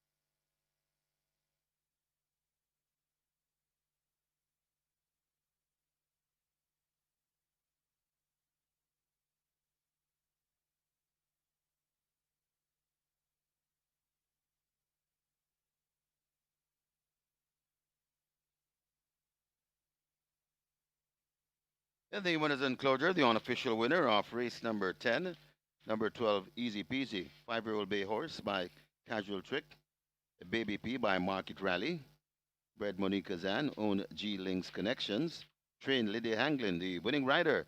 A fantastic ride from terrific Tevin Foster, the groom Mendel Williams second. Number 1, Midnight Galaxy. Third, number 8, Here Comes Doc. Fourth, number 5, Cosmic Force. And fifth, number 11, Manny Slam. Final time for 6.5 furlongs, 122 and 3.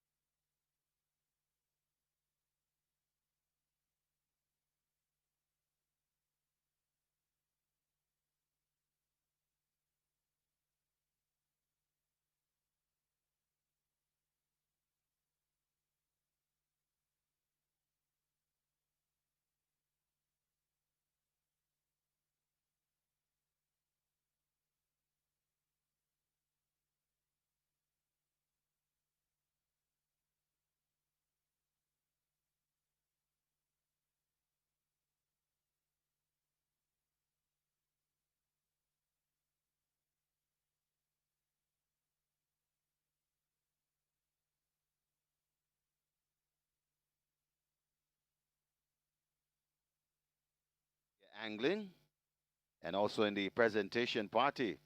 That's terrific. Tevin Foster on a brilliant ride this afternoon.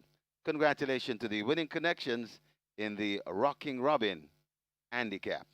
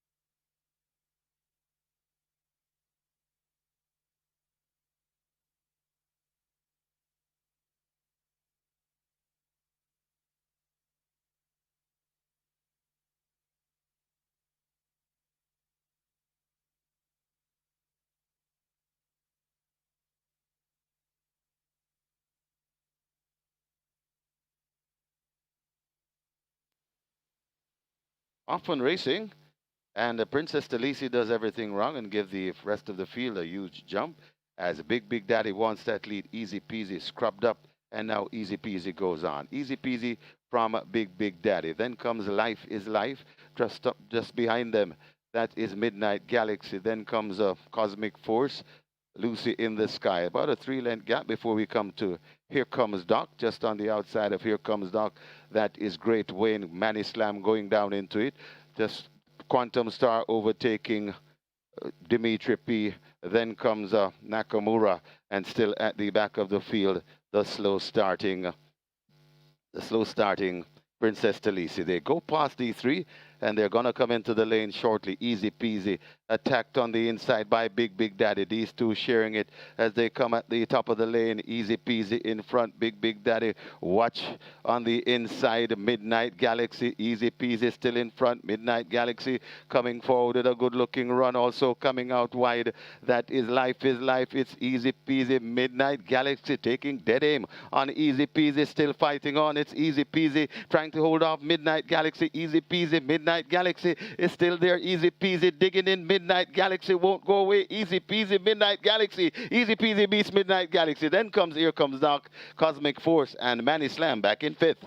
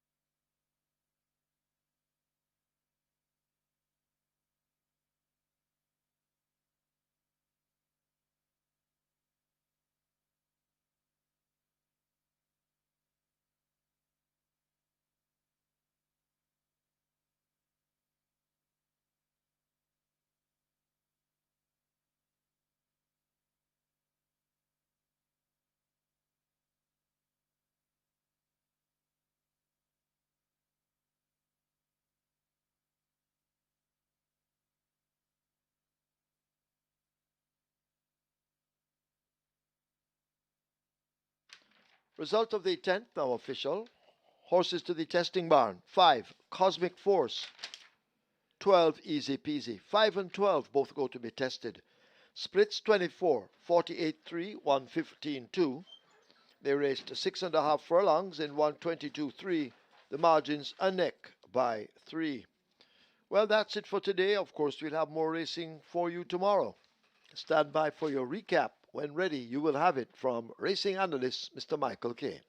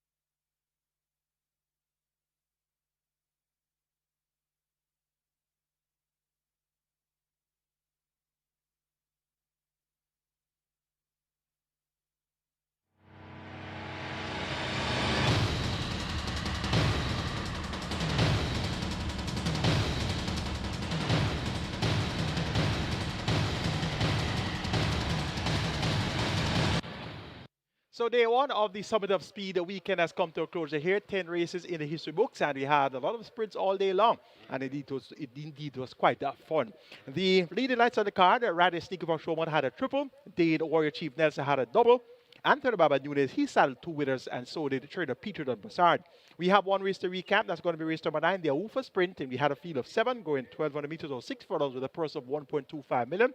And the favorite was Zulu Warrior. Radish Roman riding for Adrian Prince and ONS Racers. And the strong second favorite was Atlantic Convoy. Dane Nelson riding for Patrick Clinch and Solomon Sharp. And these 2 horses were expected to come right down to the wire in close proximity of each other. And of course, I tipped Atlantic Convoy just over Zulu Warrior. Let's see how they came back in the AHWHOFAH Sprint. They're coming into the top of the lane at the quarter pole, and still Zulu Warrior holds on to the advantage, now being shaken up. Here is Miniature Man and Atlantic Convoy kicking in on the outside.